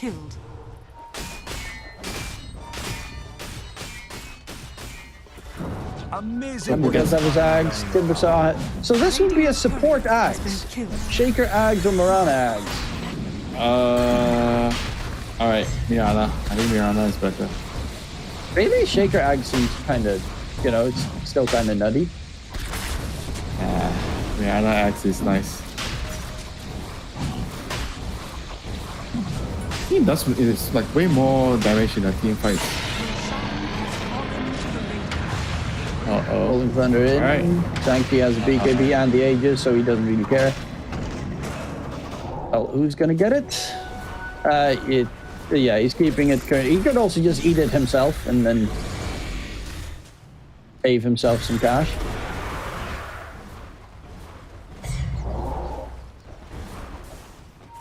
Yeah, they have refresher on Ember now. Oh, it works. It works like that. I thought it only does with the elk when you give your teammate like a axe and then you give them money. No. Well, you can eat it and then sell your own ags, or eat ags. Yeah, he already has. He ate the axe. Really? Like what the hell? He's over his teammates. You hate your teammates that much? This is despising as a support player. You get a free axe from Roche and you're like, oh, you know what? I'll just sell it. Or eat it or whatever the hell he did to save a little bit of cash. Instead of giving a free Aghanim Scepter to a freaking Earthshaker.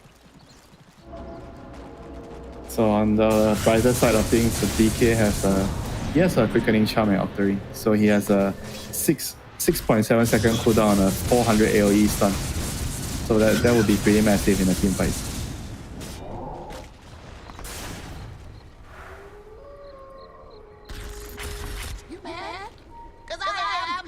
I'm just disappointed. Yeah, me too. Like, what the hell? Like,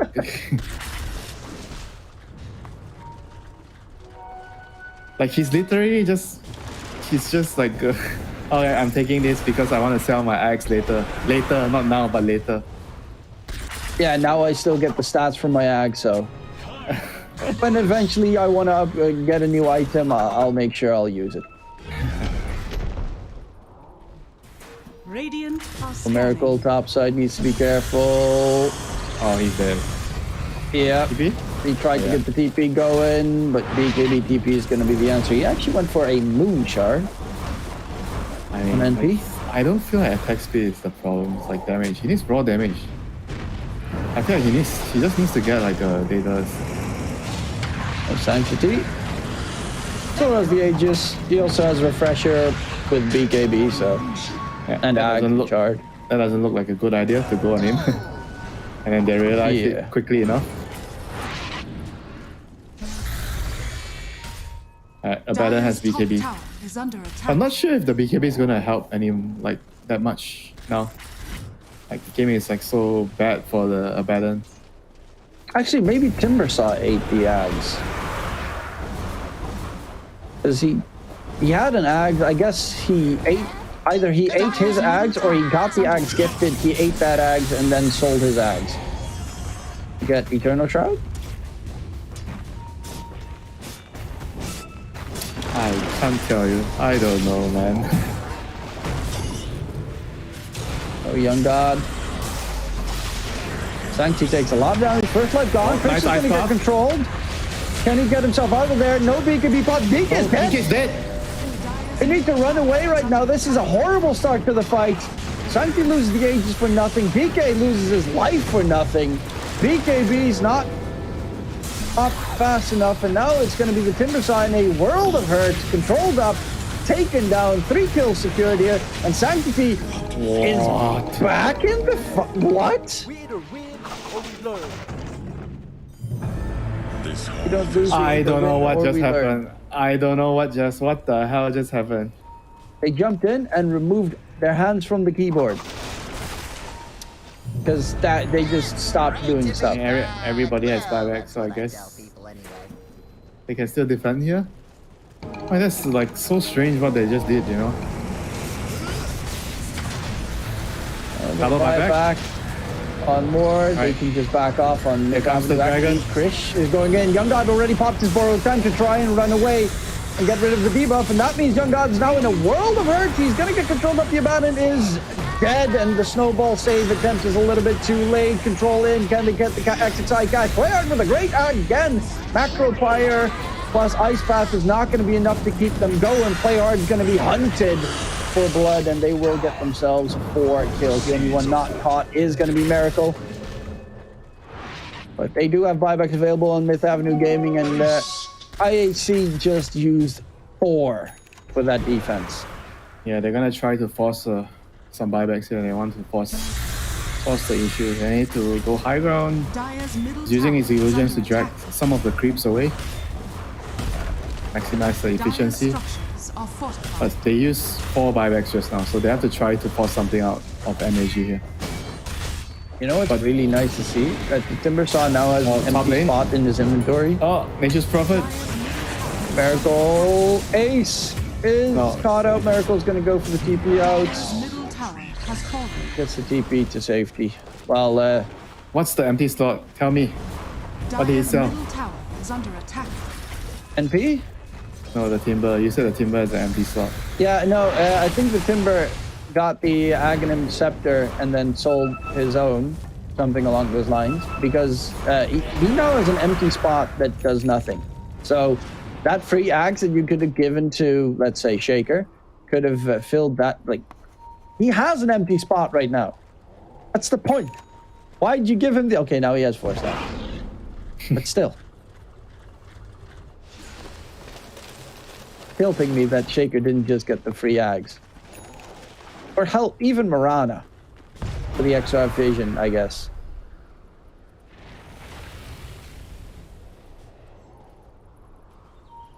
Yeah, this game is getting very creative right now. So IHC doesn't have any buyback, but MHG has buyback.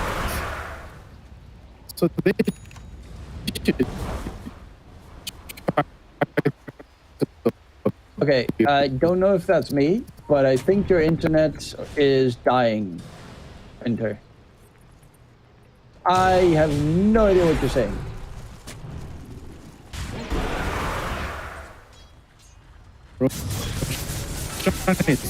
Nope. Still beep boop for me.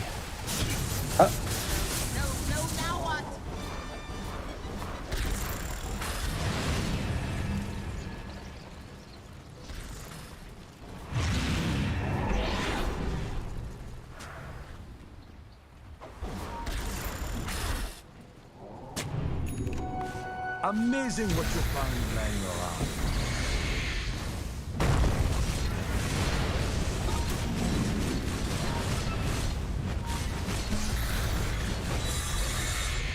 Okay, so Winter seems to have bugged out for a little bit.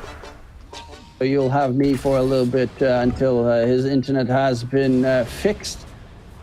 Currently, they're trying to go for the high ground defense. Shadowblade will turn into a Silver Edge. Silver Edge is going to be very important to have. Of course, against Baden, if you can get the break, make sure Borrow Time doesn't get popped. Baden's almost level 25.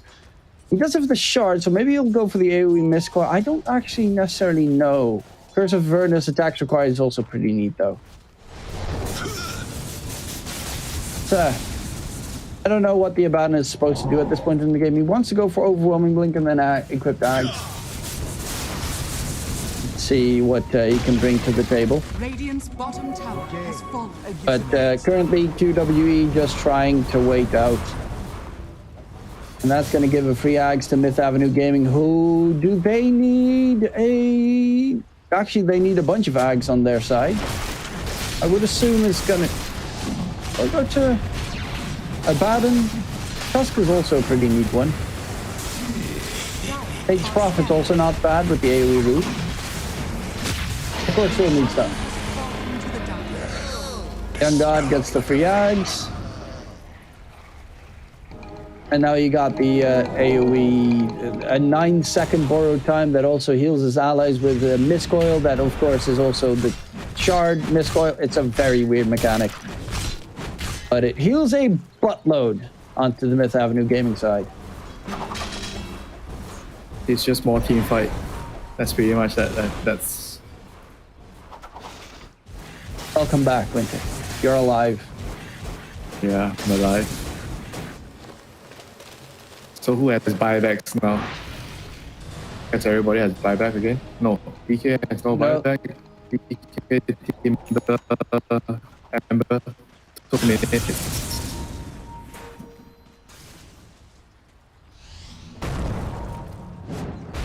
Silver Edge on the DK, so they have a way of breaking the Abaddon. They could burst him before he gets the borrow time off, if he's not paying attention. And, well, he is going to go for the push on the side. BKB popped by 4-2-3. Control onto Young God. Pops the borrow time. Radiant's middle tower Will be able to just blink to safety. They're trying to split push as much as they can, and it's working out pretty successfully for Myth Avenue Gaming. No reason to rush it. You still have the Aegis for 3.5 minutes.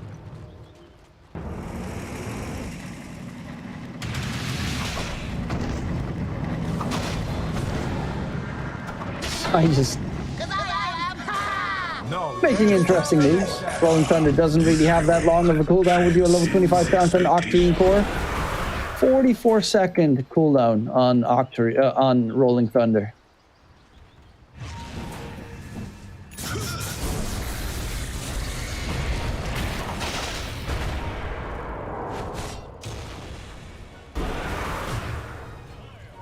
They really gave them a gigantic chance back into the game. Krish trying to harass Young God a little bit, jumping for the backline by 4-2-3. He's trying to disengage 4-2-3. Actually, he doesn't have a BKB. They know he doesn't have one. Double 4-step puts him back to the low ground. Another 4-step all the way through. 4-2-3 goes. We'll be able to get the jump to the side. In comes the jump from Krish in the middle of the fray. Needs some help quickly. And that's going to be Sanctity's time to shine, going for the supports here. But Sanctity, he doesn't pop his BKB and he's going to lose his first life. He doesn't have a buyback just yet. Actually, he's 10 seconds away from the buyback, but then he's going to have 2 BKBs available. Echo Slam dropped onto XXI, who will immediately buy back. Play hard on the run as well. This is going to be finished off. Krish is still pumping out damage on the side. They have to be careful with all these plentiful buybacks coming through because Young God's going to lose his first life in a second. And there it goes. Krish is still alive and kicking, going in for Yamate. XXI with the Rolling Thunder. Young God needs to be careful. Bird time is going to be back up in 2 seconds, though. And they go in for more. There is going to be some backdoor shenanigans coming through from Miracle, and that is going to be the Nature's Prophet taken down. Does have a buyback himself. There's still Range Rax bottom, Elite Rax mid. The fight continues on, and IHC stay alive. Arcane Reservoir.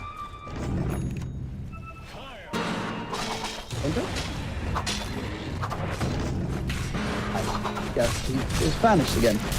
Well, that was a pretty brawly wild fight.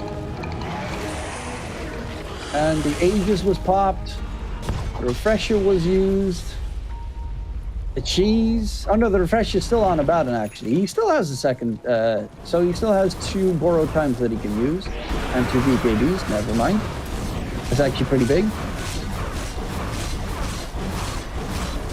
Wondering what he's gonna go for. You are here. You're not booping, so I think you're back.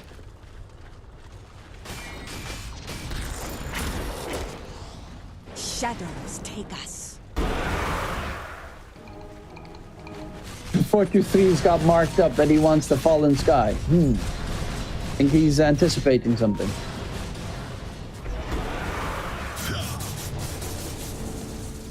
Bottom lane, tier 1, tier 2 still standing. That's how on the back foot IHC have been this entire game.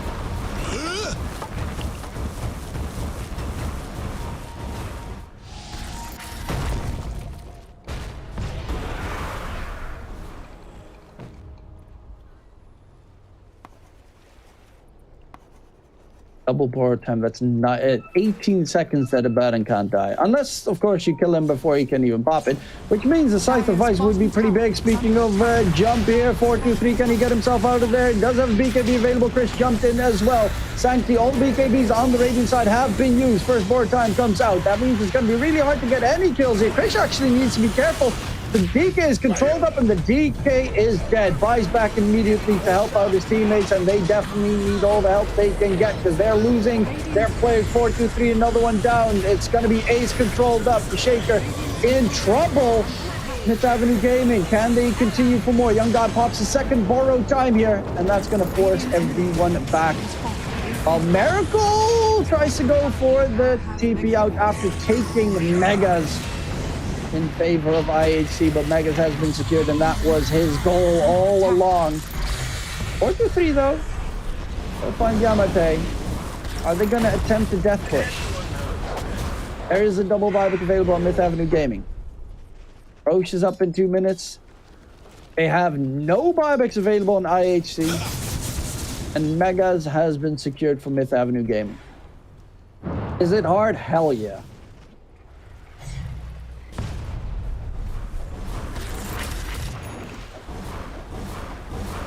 Fish even marking up that he wants to go for Rapira Gaming.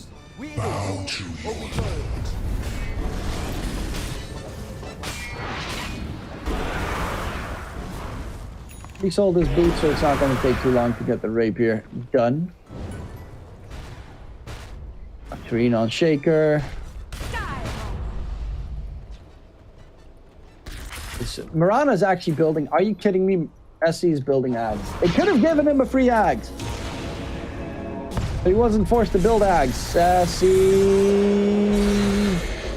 actually in a lot more of a safer spot than they would have expected. Young God, Burrow time.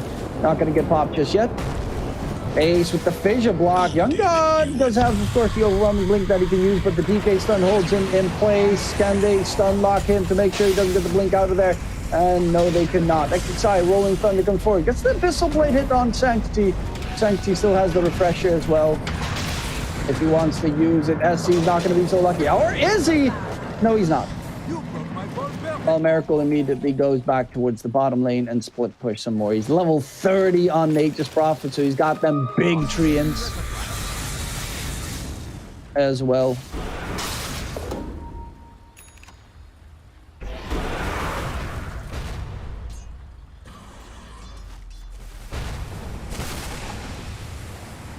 And the next roach is in 3 minutes. Rolling Thunder in from XXI. 4-2-3 is going to be the target. Can they get him out of there? The War Punch, Macro Fire, Ice Bath, Control, Lockdown is there. Force 1. Do they have another one? No, they do not. He's going to get taken down. No buyback available. Krish needs to be careful. Rapier is in his hand, but he's going to be charged at right now. Borrow time, first one by Young God used. Sancti with the defensive attempt. The control is there. Krish is going to get locked and loaded. Can they get him out of that 4-step forward? He's next to the Roach. His fountain, but it's going to be the end of all ends because Myth Avenue Gaming take game number 2 after. What a stupidly long game this was. 61 minutes. GG.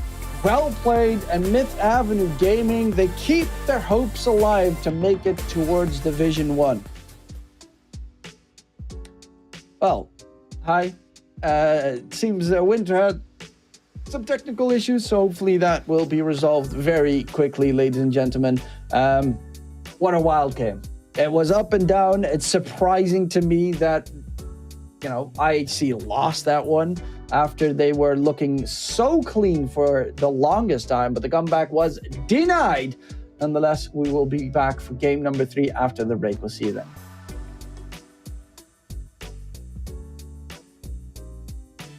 Break.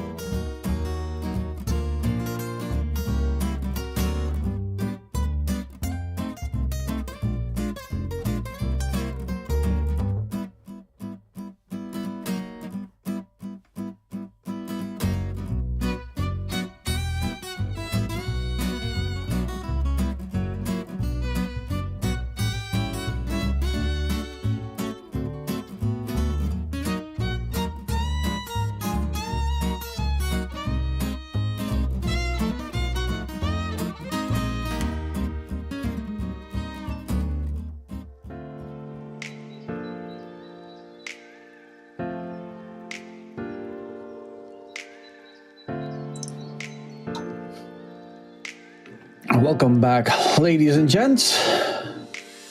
We had a very interesting game number 2, but in the end, it was Myth Avenue Gaming claiming victory and taking us all the way to a final deciding game number 3. That is going to be a lot of fun because, of course, more Dota equates to more fun, and these are the last couple of matches probably in this old patch that we're going to be able to cover, or at least I'm going to be able to cover. So I'm looking forward towards it until the new patch will be coming in, which is probably, if I'm not mistaken, it should drop tomorrow, and otherwise the day after tomorrow. So a lot of fun, exhilarating, exciting Dota to come forward in the next couple of weeks. And yeah, it's not going to be easy for these teams because, of course, they have to deal with a patch in the middle of their Division 2 qualifiers. That's going to be like the biggest issue on their part. You're going to have like a day or two to practice and figure out the new map, the new patch, like all the changes that came in, like everything that changes up, and that's going to be disastrous, to say the least.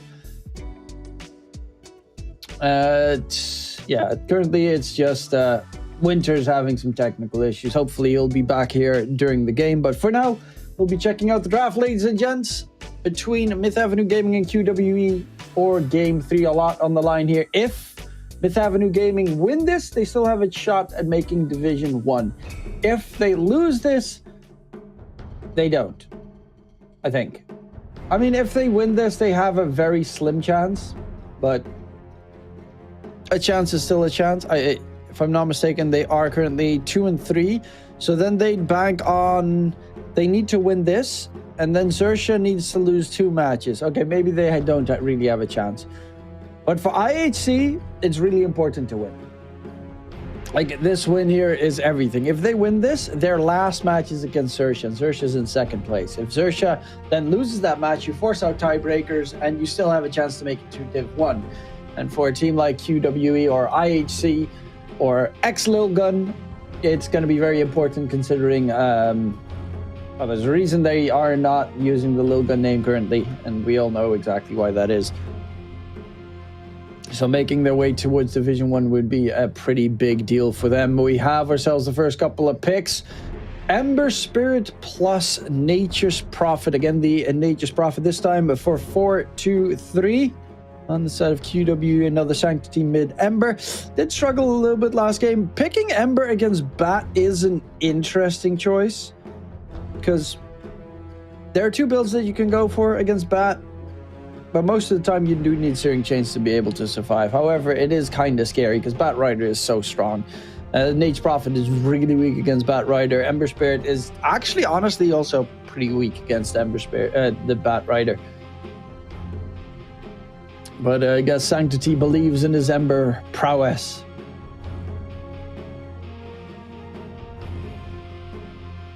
And Yamate most certainly going to be playing on that Tusk again. Did do a pretty good job in the last match.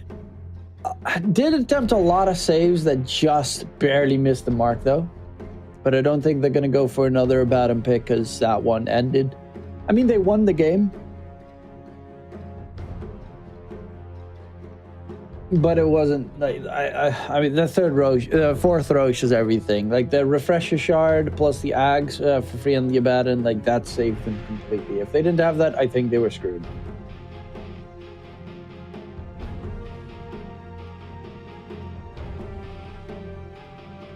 Let's see, Morph, Marcy Bands, no Slark.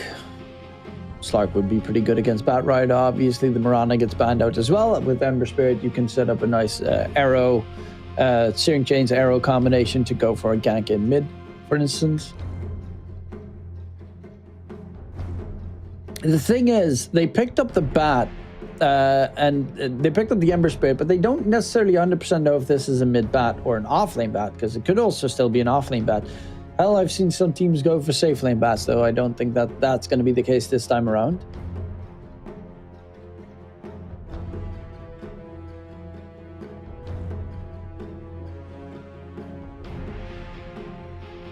Monkey ban, decent against NP.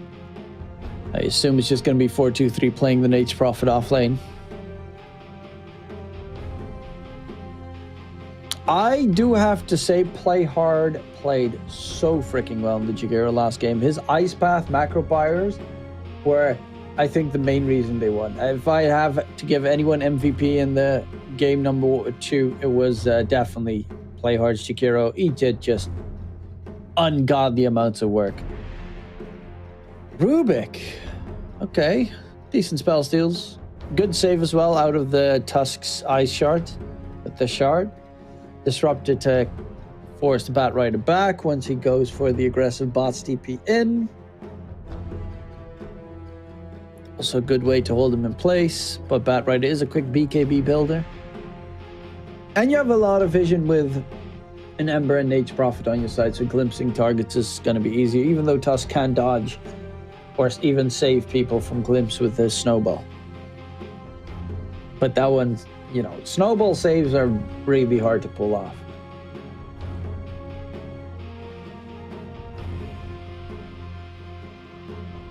Another TB game. Young God struggled in game number 1. I mean, they got reasonably close, but never was strong enough to win it out in the end. Glimpse does one-shot illusions, which is kind of neat. For the Disruptor, at least. But they don't... I mean, Nate's Prophet, laning-wise, not the strongest against TB. Does get him quickly taken down with the early rotations if need be, but they might need a safe laner that does bring a bit more damage. Because TB, late game, horrifyingly scary.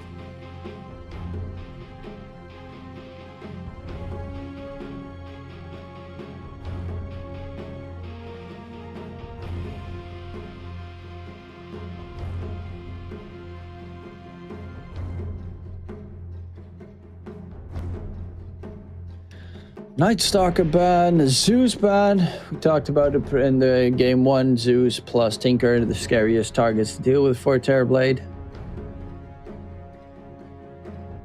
Krish could also play Ember Spirit safe if they really want to.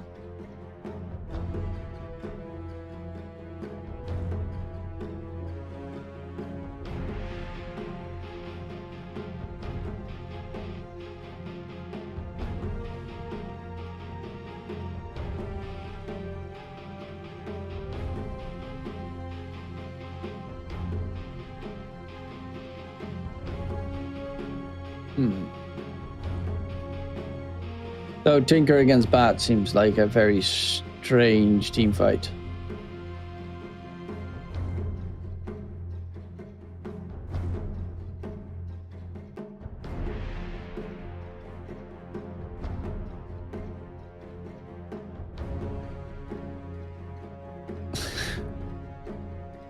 We either win or we learn, indeed.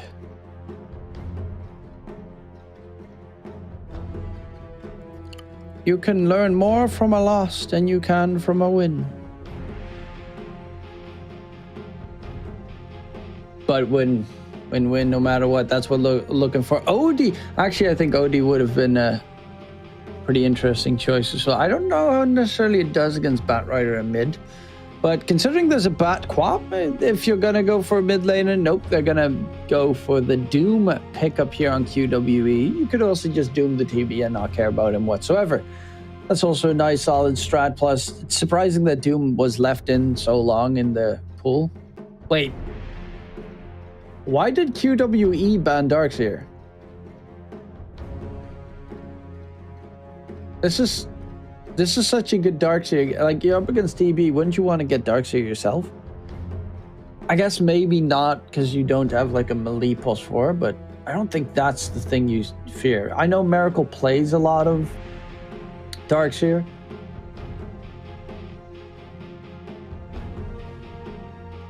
But you don't have any heroes that creating illusions of is going to do that much damage.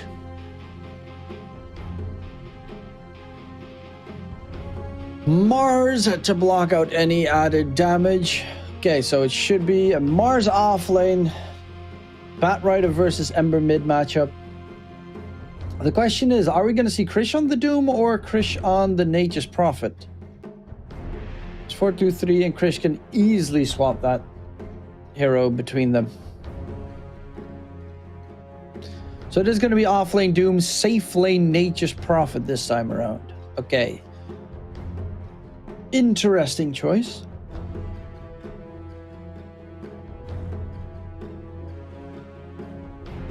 I do like the fact that the team fight of Myth Avenue Gaming is pretty strong with the Mars Jakiro Tusk.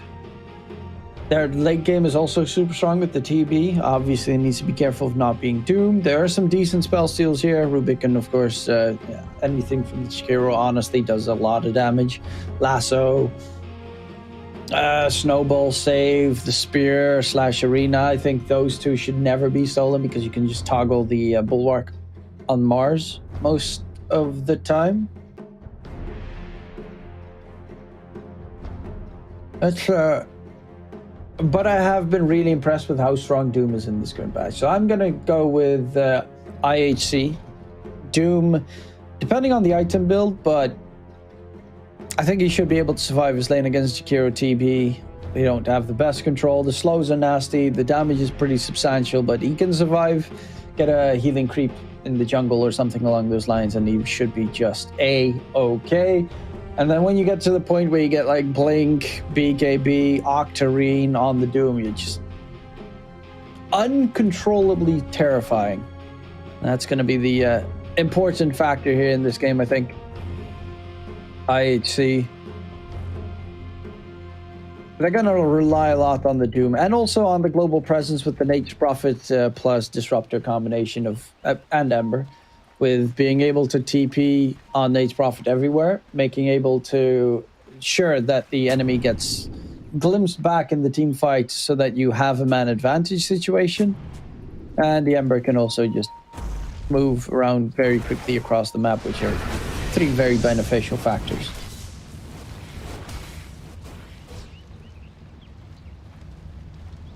Almost there. Tenang. Sikit lagi.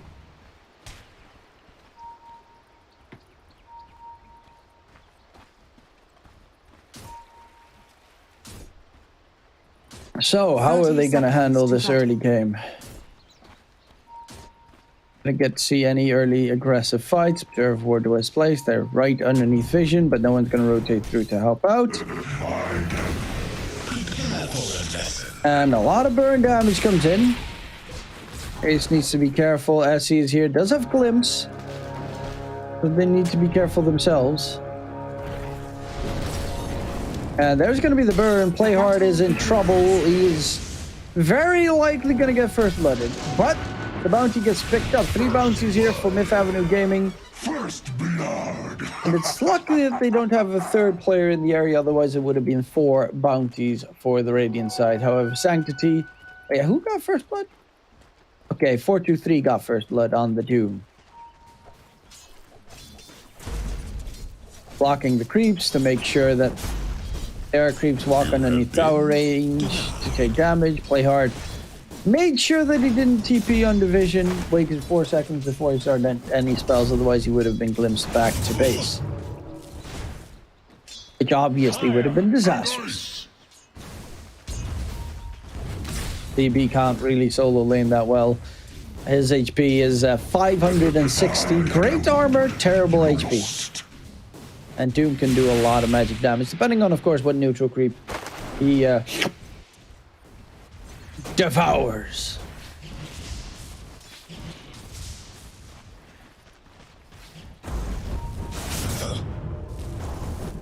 The Sanctity went for points and searing chains, just to make sure that the Batrider can't run him down.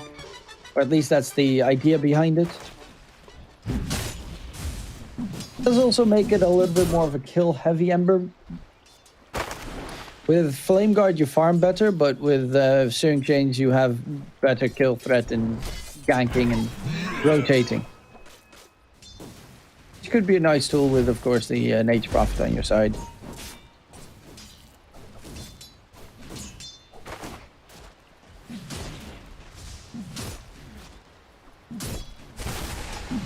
And Sanctity actually still doesn't have his bottle done. XXI almost has his bottle completely finished up.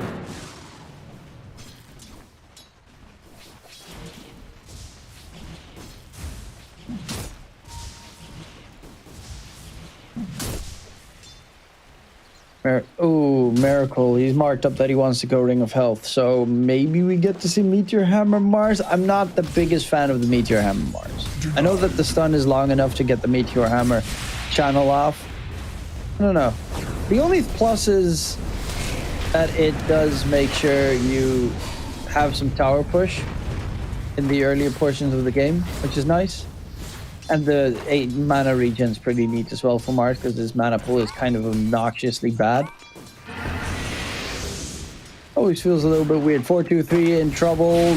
Did go for Infernal Blade level 2, so really looking for kills in that lane. Instead of going for Devour to get more money, arm up faster, your own little Midas.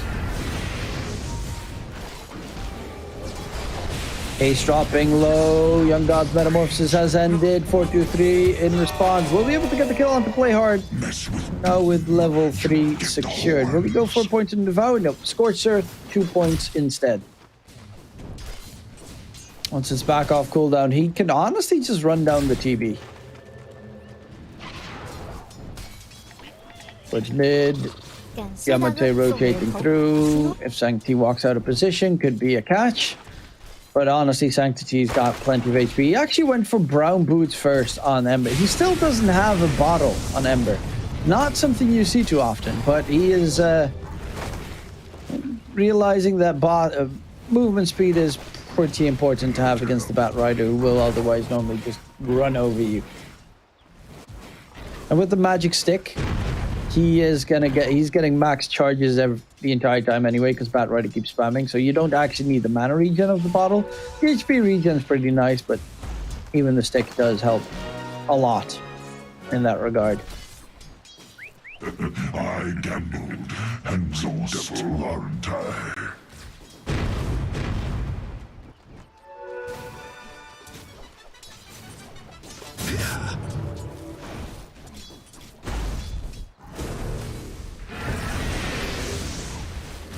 Oh, 4-2-3 in trouble. There's actually a TP in from Yamate. They're going for a possible catch. Snowball chase in. 4-2-3 in trouble. iShark block.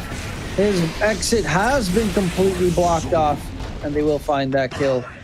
Doom has been taken down. Top lane. I mean, Miracle's having a pretty good time. He's got himself the Ring of Health already. He's going for the Meteor Hammer, so that's going to give him mana regen. The creep wave is right in front of his tier 1. And he's getting all the last hits he needs because he can clear up these H Prophet treants pretty quickly. Pretty neatly, pretty quickly, pretty easily.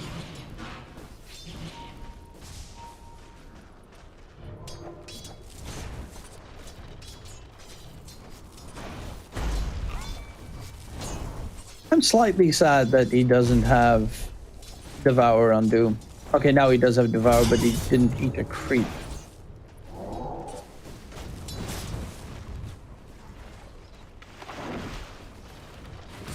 And that is disastrous.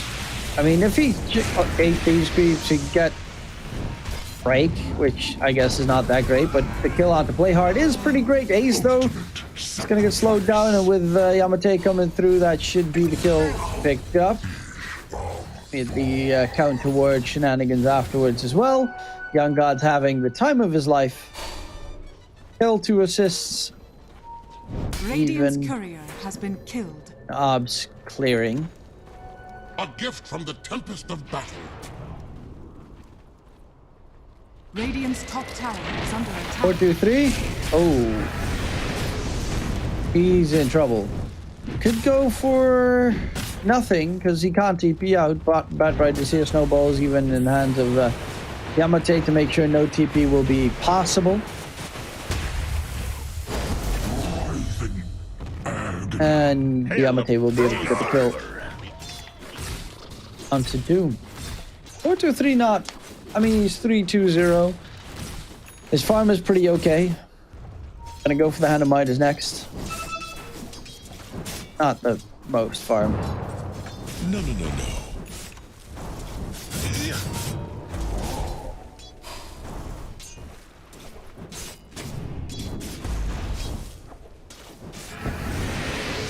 Being snared in fire.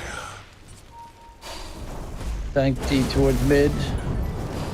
Needs to be careful. Flame Break Burn does a lot of damage onto the Ember. XSI actually just charging underneath the tower in mid, and he just dies to the tower. While top lane, they will get Krish with a rotation from the Tusk back top side. And now Play Hard is going to be the one getting taken down as the next one. Radiant's bottom tower is under attack. Towards mid. So a very big mistake coming out in the mid lane by Myth Avenue Gaming Batrider, thinking he's a little bit stronger and tankier than he actually turned out to be. He's also losing that mid lane matchup significantly because Sanctity is level 8 and XXI is level 6.5. That's almost it's a level and a half advantage here coming out for the Ember, who gets a double damage rune of all runes. Max level Sleight of Fist, the 3 points in Searing Chains. This Ember is terrifying to fight up against. Dire are scanning.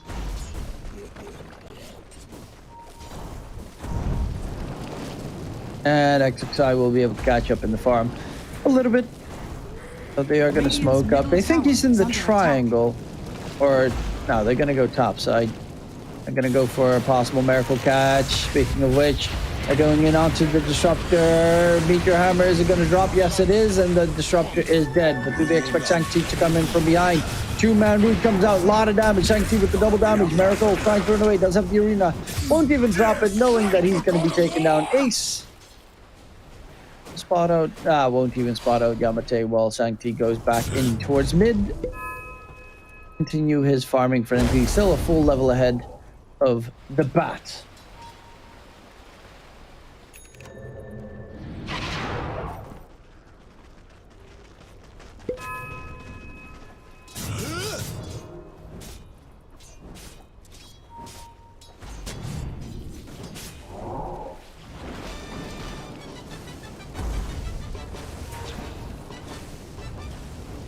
XXI roots it up. SC, he's got the level 2 glimpse. The Batrider can't really run away. He's going to get glimpsed back. Held in place, taken down, but the rotation's coming through. Sanctity has a Fire Remnant down. SC might not be so lucky. Ace is going to get taken down. The two supports have fallen. Sanctity to walk it off. Or at least attempt to walk it off. Where is this? Oh, his Fire Remnant still behind the tier 1 tower, and that's exactly where he'll be jumping towards. While looking to grab the Arcane Rune bottom. Radiant structures are fortified. And we'll be able to even walk it off. Radiant's top tower is under attack. Top tier 1 tower almost taken down. Treants should be able to finish it, or it Radiant's does get top denied. tower has been denied. But XXI, who now has his bots done. Not as fast a bots as he would have liked on the Batrider.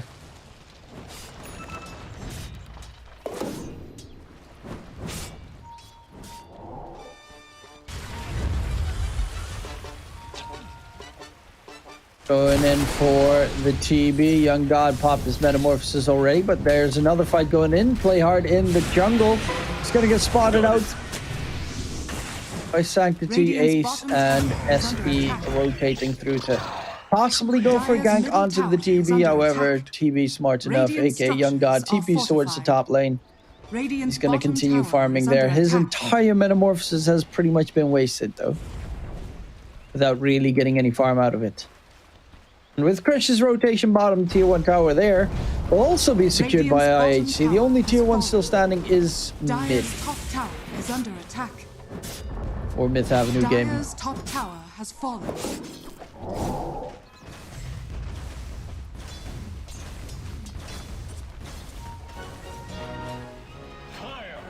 Sanctity needs to be careful. Snowball onto 2. Walrus Punch. Spear comes out.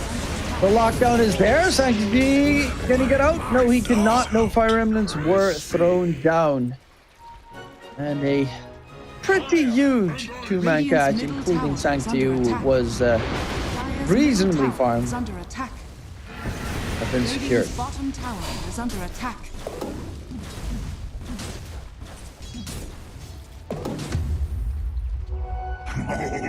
A 4-2-3 and the Midas Doom. Going for the Blink PKB next.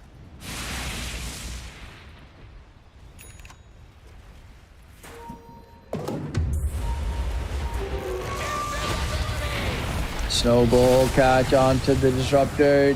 Does have the mana for a glimpse, but he needs backup from one of his teammates. There's Sancti joining in. Wow, you hit hard. And honestly, Sancti is the big killer at the moment. 5-1 and 3 part of 8 out of their 10 kills for IHC.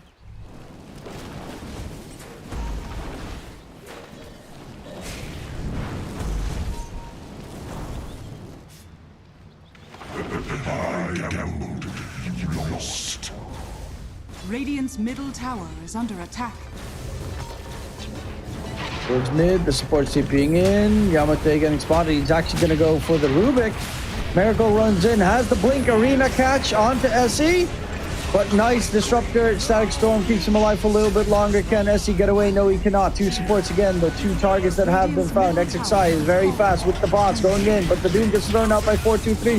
XERXIA taken down. 4-2-3 in trouble. Metamorphosis TB is very terrifying. Krish, can he run away? No, he cannot. He only has a Maelstrom as well. Sanctity is going to be the next target. This young god, Terrorblade, is going nuts. But luckily enough, Sanctity still had a Fire Remnant. Now, still has 2 more to use as well, so they need to be a little bit careful themselves on Myth Avenue Gaming, because he's looking for a possible catch here. They have Glimpse at the ready, and Miracle will not be able to run away or blink. He's standing still so that he could possibly go for the blink out of there, but knows he's a goner. And Sancti is back on a killing spree.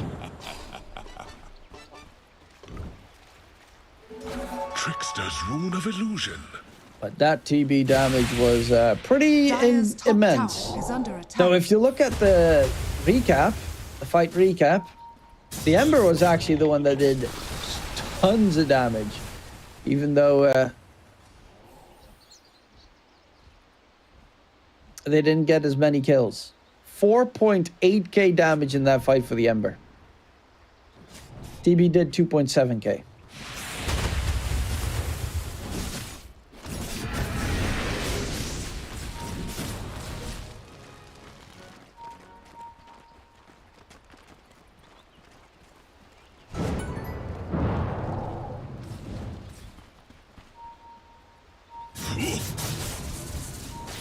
Fish going for the BKB next. With BKB, they have Lasso, they have Walrus Punch, FTB. Not the biggest saving factor. The Roche Pit, Tusk is kind of in trouble. But the arena catch comes out from Miracle. Nice interruption of the spear there. Snowball on the side gets him out of the arena's range. Krish Nage's Prophets again going to get controlled. Young God gets the kill. SC with the nice glimpse usage there, but even the glimpse won't be able to save him. Meteor Hammer drop in mid. Tier 1 towers dropping low. Sancti is trying to deny it and will not be able to hit it on time, so Miracle gets the tower kill.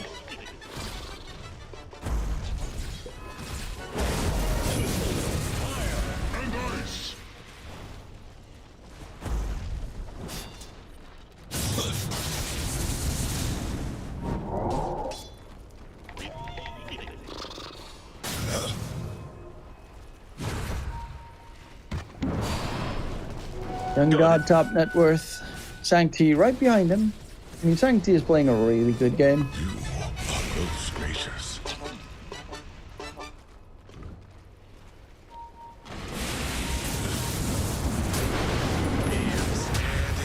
Jump in, Miracle in mid, Snowball. Drags him across the river. Do they have the damage skill off Ace before he falls? Because the rest of the team is coming in, and that's all 5 IHC players in the area. Get the kills necessary. Young God going for Manta style. Pretty close to finishing it up. XXI BKB to deny the glimpse attempts. Still will probably be doing most of these fights anyway. I mean, it's either you doom him or you doom, I guess, the TB to make sure he doesn't sunder. You don't really want to support doom the supports. Maybe the Mars, because the Mars is also pretty nasty. But once the Mars gets his arena spear off, like, I'd rather have the doom on back. Or TB to make sure no sunder shenanigans come through.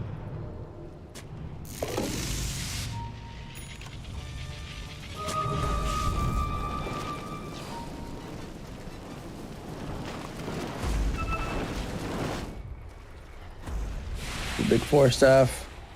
Any interesting items for the supports? Well, there's an interesting catch on a support. Disruptor. SC taken down there in front of the Roche Pit, and immediately Young God wants to head in for Roshan.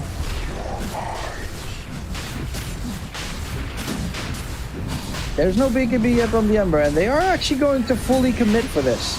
With Bag Team, with the Metamorphosis, it does do a lot of work. Sanctity is going to get speared to the side, but not stunned. However, it forced him to jump back to his Fire Remnant, and Roche is dropping pretty quickly, and no one else is rotating through to deny the move. Yep, it's just going to be Roshan in the hands of Myth Avenue Gaming.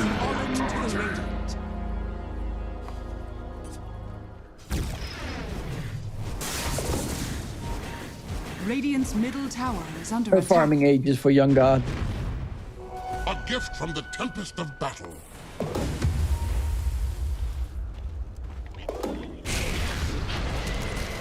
So IHC are pretty far forward themselves, farming up inside Myth Avenue's jungle.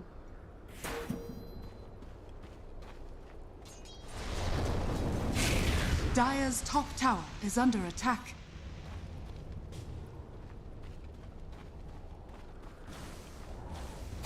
Radiant's bottom tower is under attack. Dire's top tower is under attack.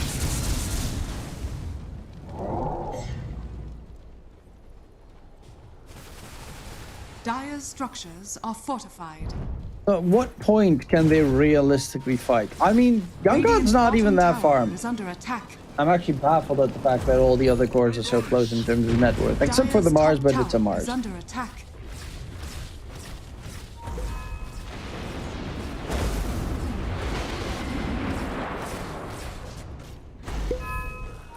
Radiant's bottom tower is under TB attack. normally tends to be stupidly farmed at this point in the game. Are scanning. He's not bad, poorly farmed or anything, but it's just all the other cores have been keeping up at a remarkable pace. Dire's top tower has fallen. Blink Dagger on bat opens up the avenues for the engagements for Myth. Dire's top tower is under attack.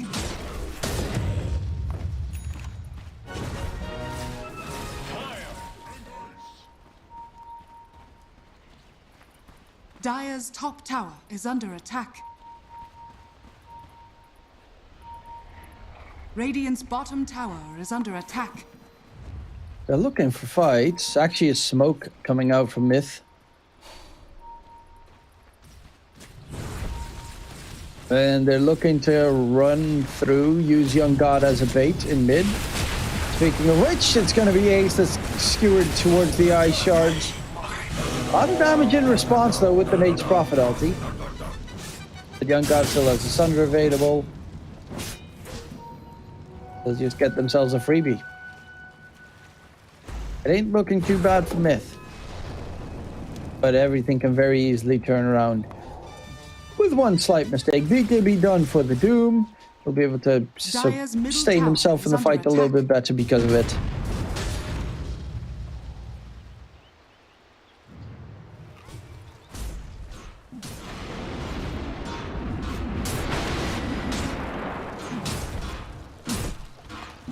Dire's bottom tower is under attack.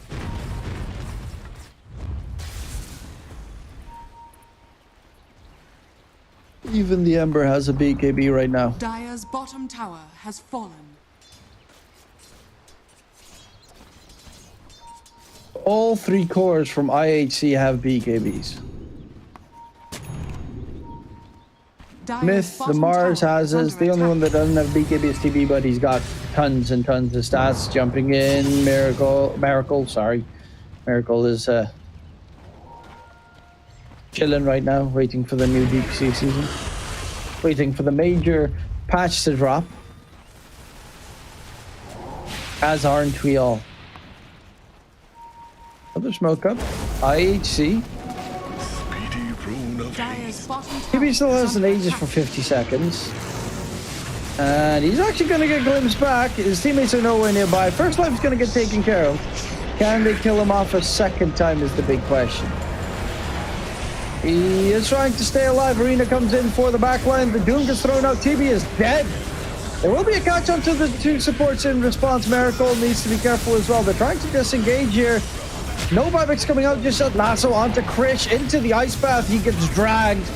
But will Krish be taken down? The magic damage is going to be enough to burn him to a crisp Sanctity. Charging for more Sanctity. The Ember has been the most key pillar of the IHC side, and indeed he is doing exactly that. He is doing the damage required, or does he? XERXIA is so close to dropping Meteor Hammer onto Sanctity, and the Ember Spirit still has to jump away towards his Fire Ribbon, does not do it, and that's going to cost him his life. Buyback was used by SE, but there is Sanctity. The Ember Spirit buys back as well. Wants as much blood as he possibly can get. Will find 2 kills for his buyback. Nonetheless, they forced out 2 buybacks there for IHC. Doom was used. That is that's a stupidly good team fight. That's a 5-4-3 with 2 buybacks used. Yes, they lose the TB and his Aegis, but the Aegis was going to expire in 50 seconds anyway. And the TB didn't even use his Metamorphosis for that fight. So honestly, Hest is pretty happy with that engagement. Now, especially that Sanctity has used the buyback. So that has dropped his net worth a bit. Even with those 2 kills coming in. And the next time he's dead, it's gonna be such a blow. Actually, I think the buyback saved him money. Well, got him money again, but the death definitely did not help. Fire and ice.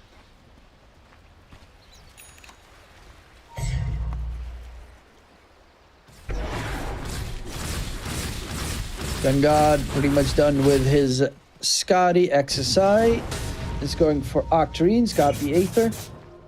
Once he's got Octarine on the Bat Rider and you get to like level 20, 25, then all of a sudden the hero starts pumping out insane amounts of damage in team fights. Radiant are scanning. The 2 flame break charges, and then once you get this flame break, applies 2 sticky napalm stacks. Heroes get bursted. Speaking of bursted, 4-2-3 top lane, lasso dragged back, taken down. Doom's dead for 40. Is under attack. Trump is actually rushing Radiant Ags, structures are fortified. which I kind of dig, but also it's no, it's pretty good. Radiant's bottom tower has fallen.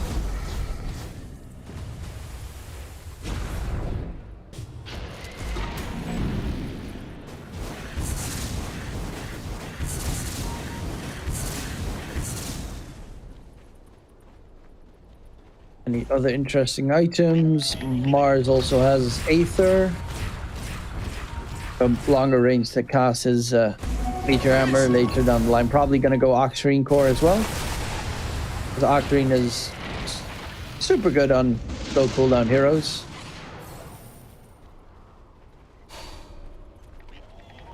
Radiant's bottom tower is under attack. They're walking underneath Ward Vision. Ice Path got stolen. That's a great spell steal. However, Miracle in response jumps forward. Is going to get doomed up. I don't know if you want to doom the Mars when he's used all of his spells yet already and used his BKB. I think that's probably the worst doom target you can go for at that stage. Top tower is under attack. 2-for-1 trade with the Doom usage coming in. They don't have Metamorphosis on the TV, but Young God is running further forward. Miracle is still alive, right now soaking up as much damage with the Bulwark. Rich is trying to finish him off. Can he get the procs? Can he get the hit? Slide fist from Sancti will find the kill, but Sancti is the one that needs to be careful himself. Lasso's up in 5 seconds. Sunder usage from Young God there keeps XSI alive. Sancti is on the run.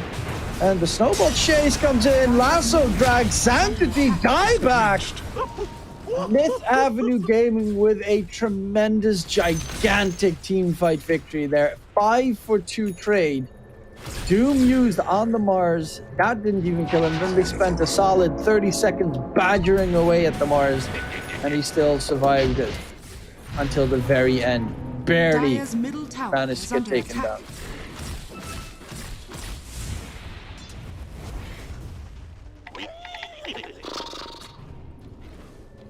7K net worth lead now for Myth.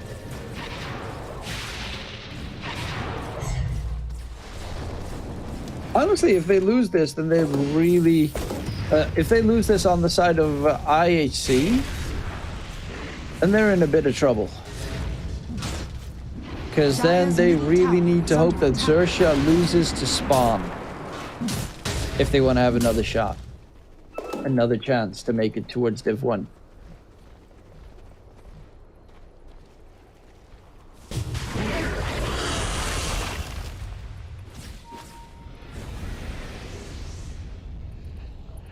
KB now has his own BKB at the ready. He's going for the Lincolns next to deal with the Doom and the Glimpse. Speaking of Glimpse, Disrupt is going to get caught. His Ags is taking so incredibly long. Does he not have a big boy Philly on his team? There is no Philosopher's Stone in this game. Rip the supports.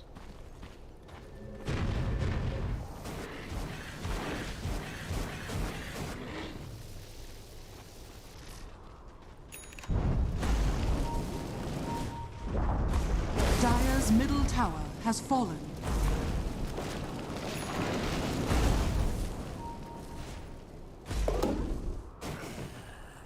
Well, what can they do? Roche is up, second Roche, free shard. I guess, yeah, no, the Mars shard's really good. The Bat Rider shard is also pretty neat, actually. Flaming Blast no longer dispels you, disarms you. Every other attack applies a stack of sticky napalm. Yeah, that's actually pretty good. Seen some builds with Bat Riders going for like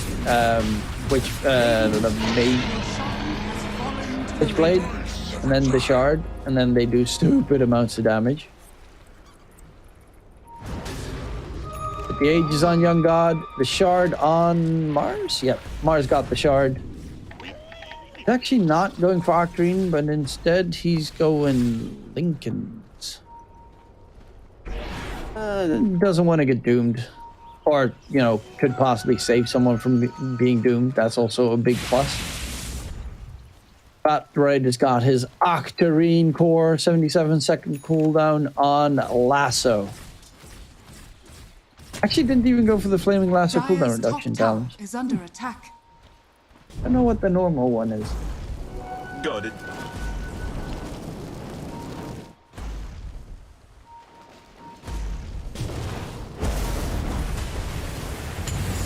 XSI bottom lane, Krish. They still have a Lasso available. XSI needs to be a little bit careful. Can he catch up to Krish in time? Lassos him in the middle of his TP, and that is going to be the Nature's Prophet dead. A very big kill. I like the attempt there from Krish to try and TP out, but it was a little bit too late and a little bit too weak towards mid. The fight brews out. Sanctity pops his BKB. Miracle with his Alina dropping just well. They're going to just TP out and bunch of spells used back and forth. They know there's no Krish for 45 seconds, however, Miracle TP'd all the way back to base. Fire and ice.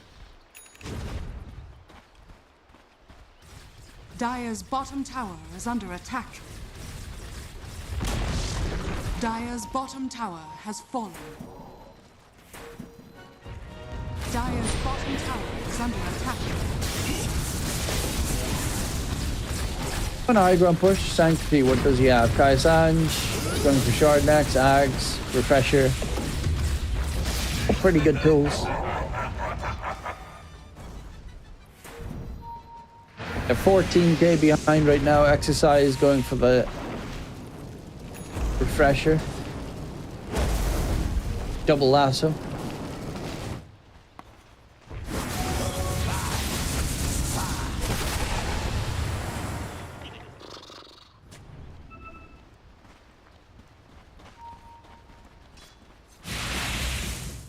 Ooh, Tusk is, he's got the Vlad and he's going to upgrade it in towards the Wraithback, which, I mean, the aura in itself is so much value for TB and his illusions. The extra armor, 3 armor, it's not like superb, but on every TB illusion, it's pretty neat. The 24% life steal. Dire's bottom tower is under attack. 18% bonus damage onto TB, who already has so much base damage because of metamorphosis. It's astonishing. Lasso onto the Rubik. And a very quick kill onto the Rubik as well. They're going to just continue with that BKB usage. Doom gets thrown out onto the Bat Rider. And now they need to be careful themselves still, because Young God is pumping out damage. Krish being slowed down is stunned inside the arena. Krish is dead. 65 seconds. No buyback available for the Nature's Prophet. Sanctum gets caught inside the ice bath. Anything done, he jumps back towards Fire Emblem, but he doesn't have any Fire Emblems left. Buyback is available for the Ember Spirit. 4-3 jumping into the middle of the fight, trying to go for Playhard, but they're not losing a single soul here on Myth Avenue Gaming. Finally, Playhard gets zapped down by Ace, but it costs him 2 buybacks and the bottom set of racks, and they just gain so little. Doom again does not even get the kill on the Bat Rider this time around. Miracle jumps in aggressively, misses the target with the spear. So Young God saving his Mars with the Sunder play. Still has the Aegis available, so he can play a little bit more aggressive in that regard. Speaking of which, he is in trouble. Actually, did he just glitch out of the kinetic field? Okay. Thank you, Gaben, for giving me the love and support to walk through walls. You are my friend. A brother, my friend. Radiant are scanning. Regen rune for the bat. TB is going to be able to regen up significantly already with his the life steal he gets from the Tusk. XSI forced the TP back because he got hit by the Nature's Prophet ulti to make sure that the regen rune got interrupted. However, 22k net with advantage. They've got a full set of racks in their favor. He does get reclaimed, and Doom is available in a second. So smoke gets broken, Playhard gets spotted, jump forward onto the Jakiro snowball save going in onto 4-2-3. He's very much stuck in the corner. However, who's stuck with whom is the big question. Jump forward, Sanctity, there is no metamorphosis. Now the meta is available for Young God and he's going to try and pump out damage. Doom is available. He gets thrown out onto the Lincoln Sphere. 4-2-3 wasted his Doom there. Krish is on the run, hunted by Young God. With the Hurricane Pike, he can chase them down and the GG gets called. It's Myth Avenue Gaming taking the series. And with that, dropping IHC down to, well, a 3-3 scoreline, just like Myth.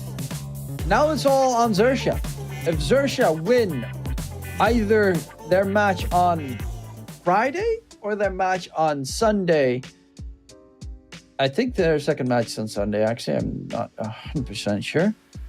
Then they will be able to advance on towards Division 1. And on Myth Avenue Gaming themselves, they kind of claw their way out of relegation zone. So they're not completely safe yet, but there's a very good chance that they have survived in Div 2 for another season.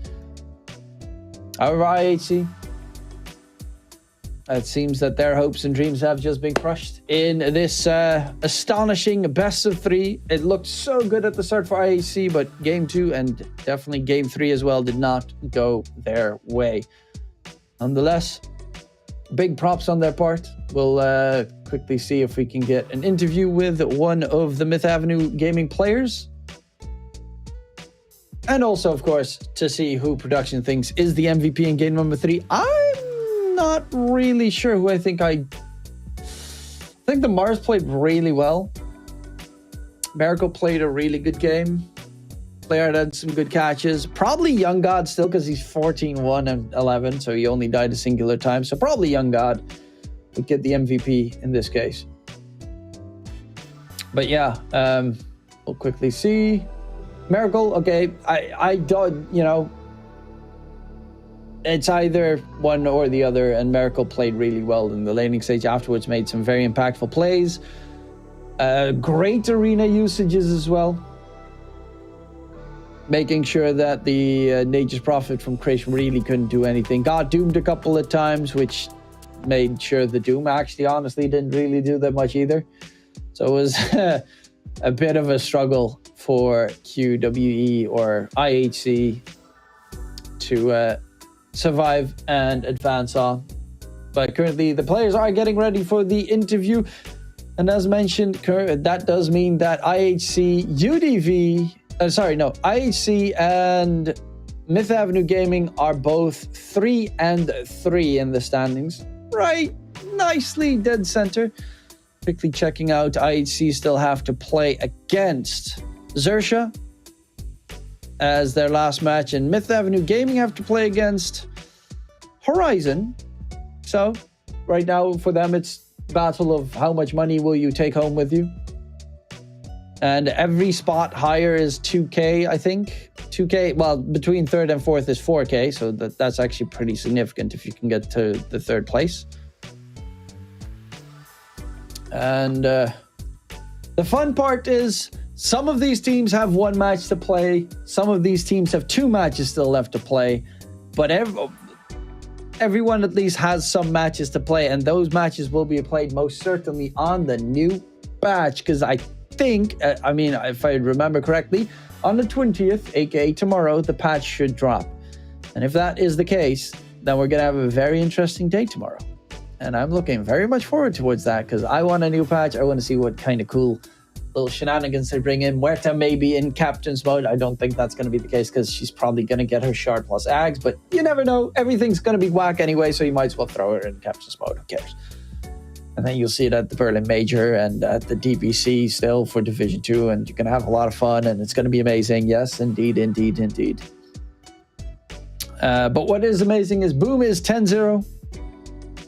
And yeah, Boom is guaranteed, right?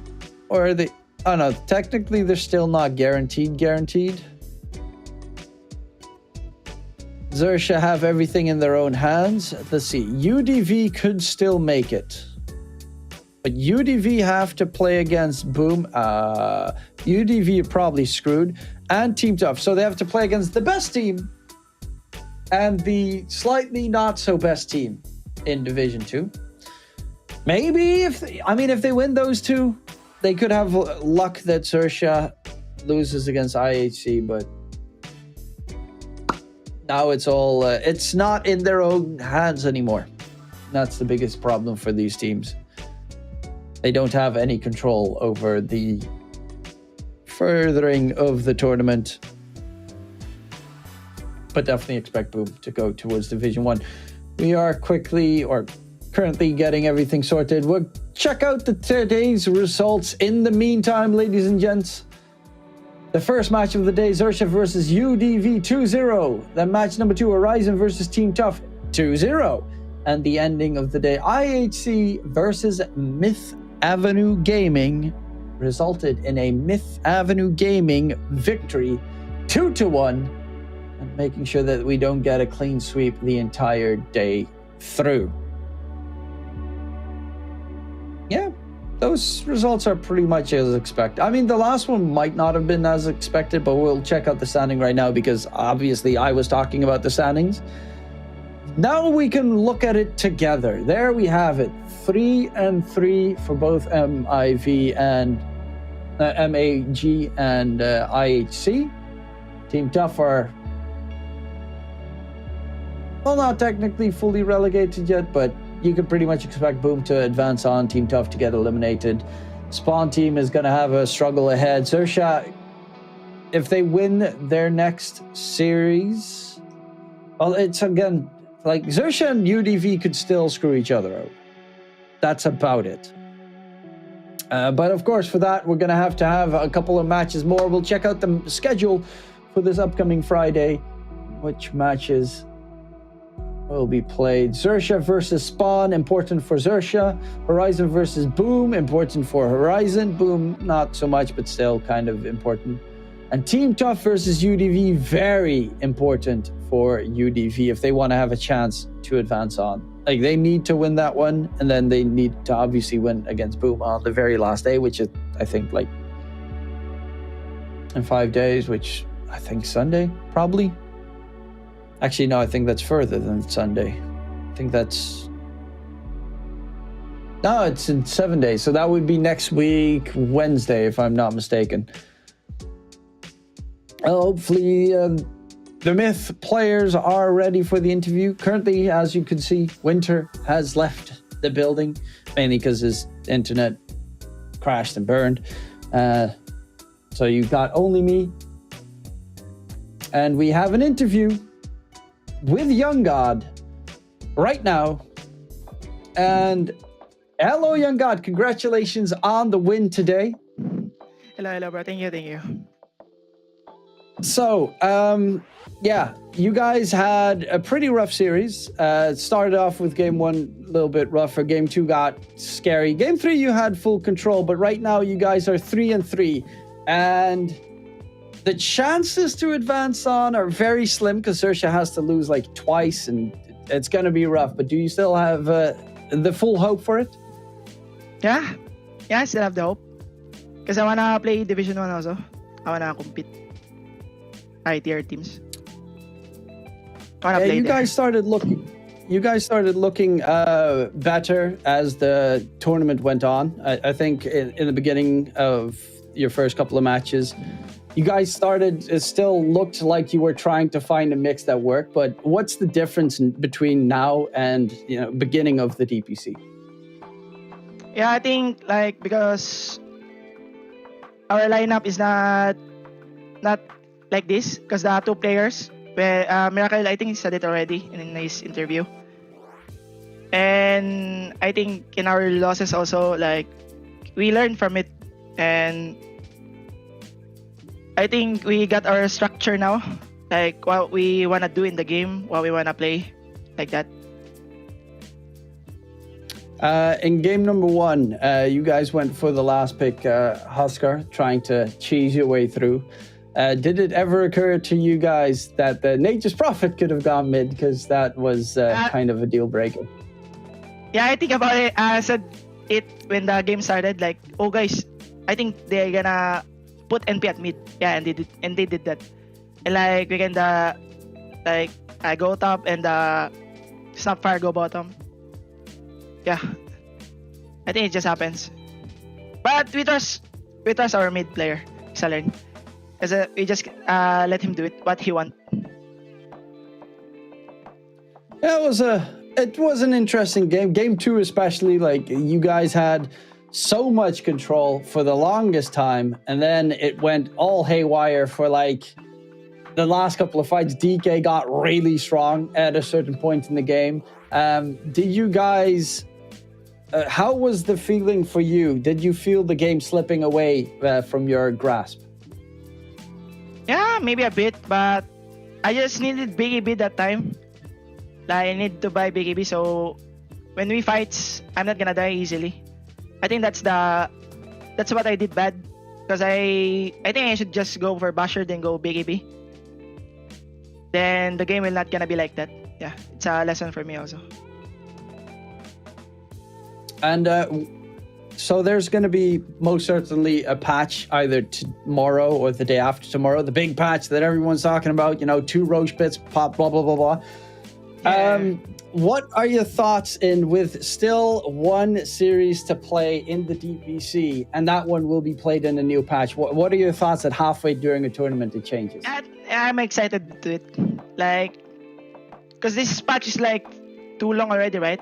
Then all the, maybe like the players want a new like meta.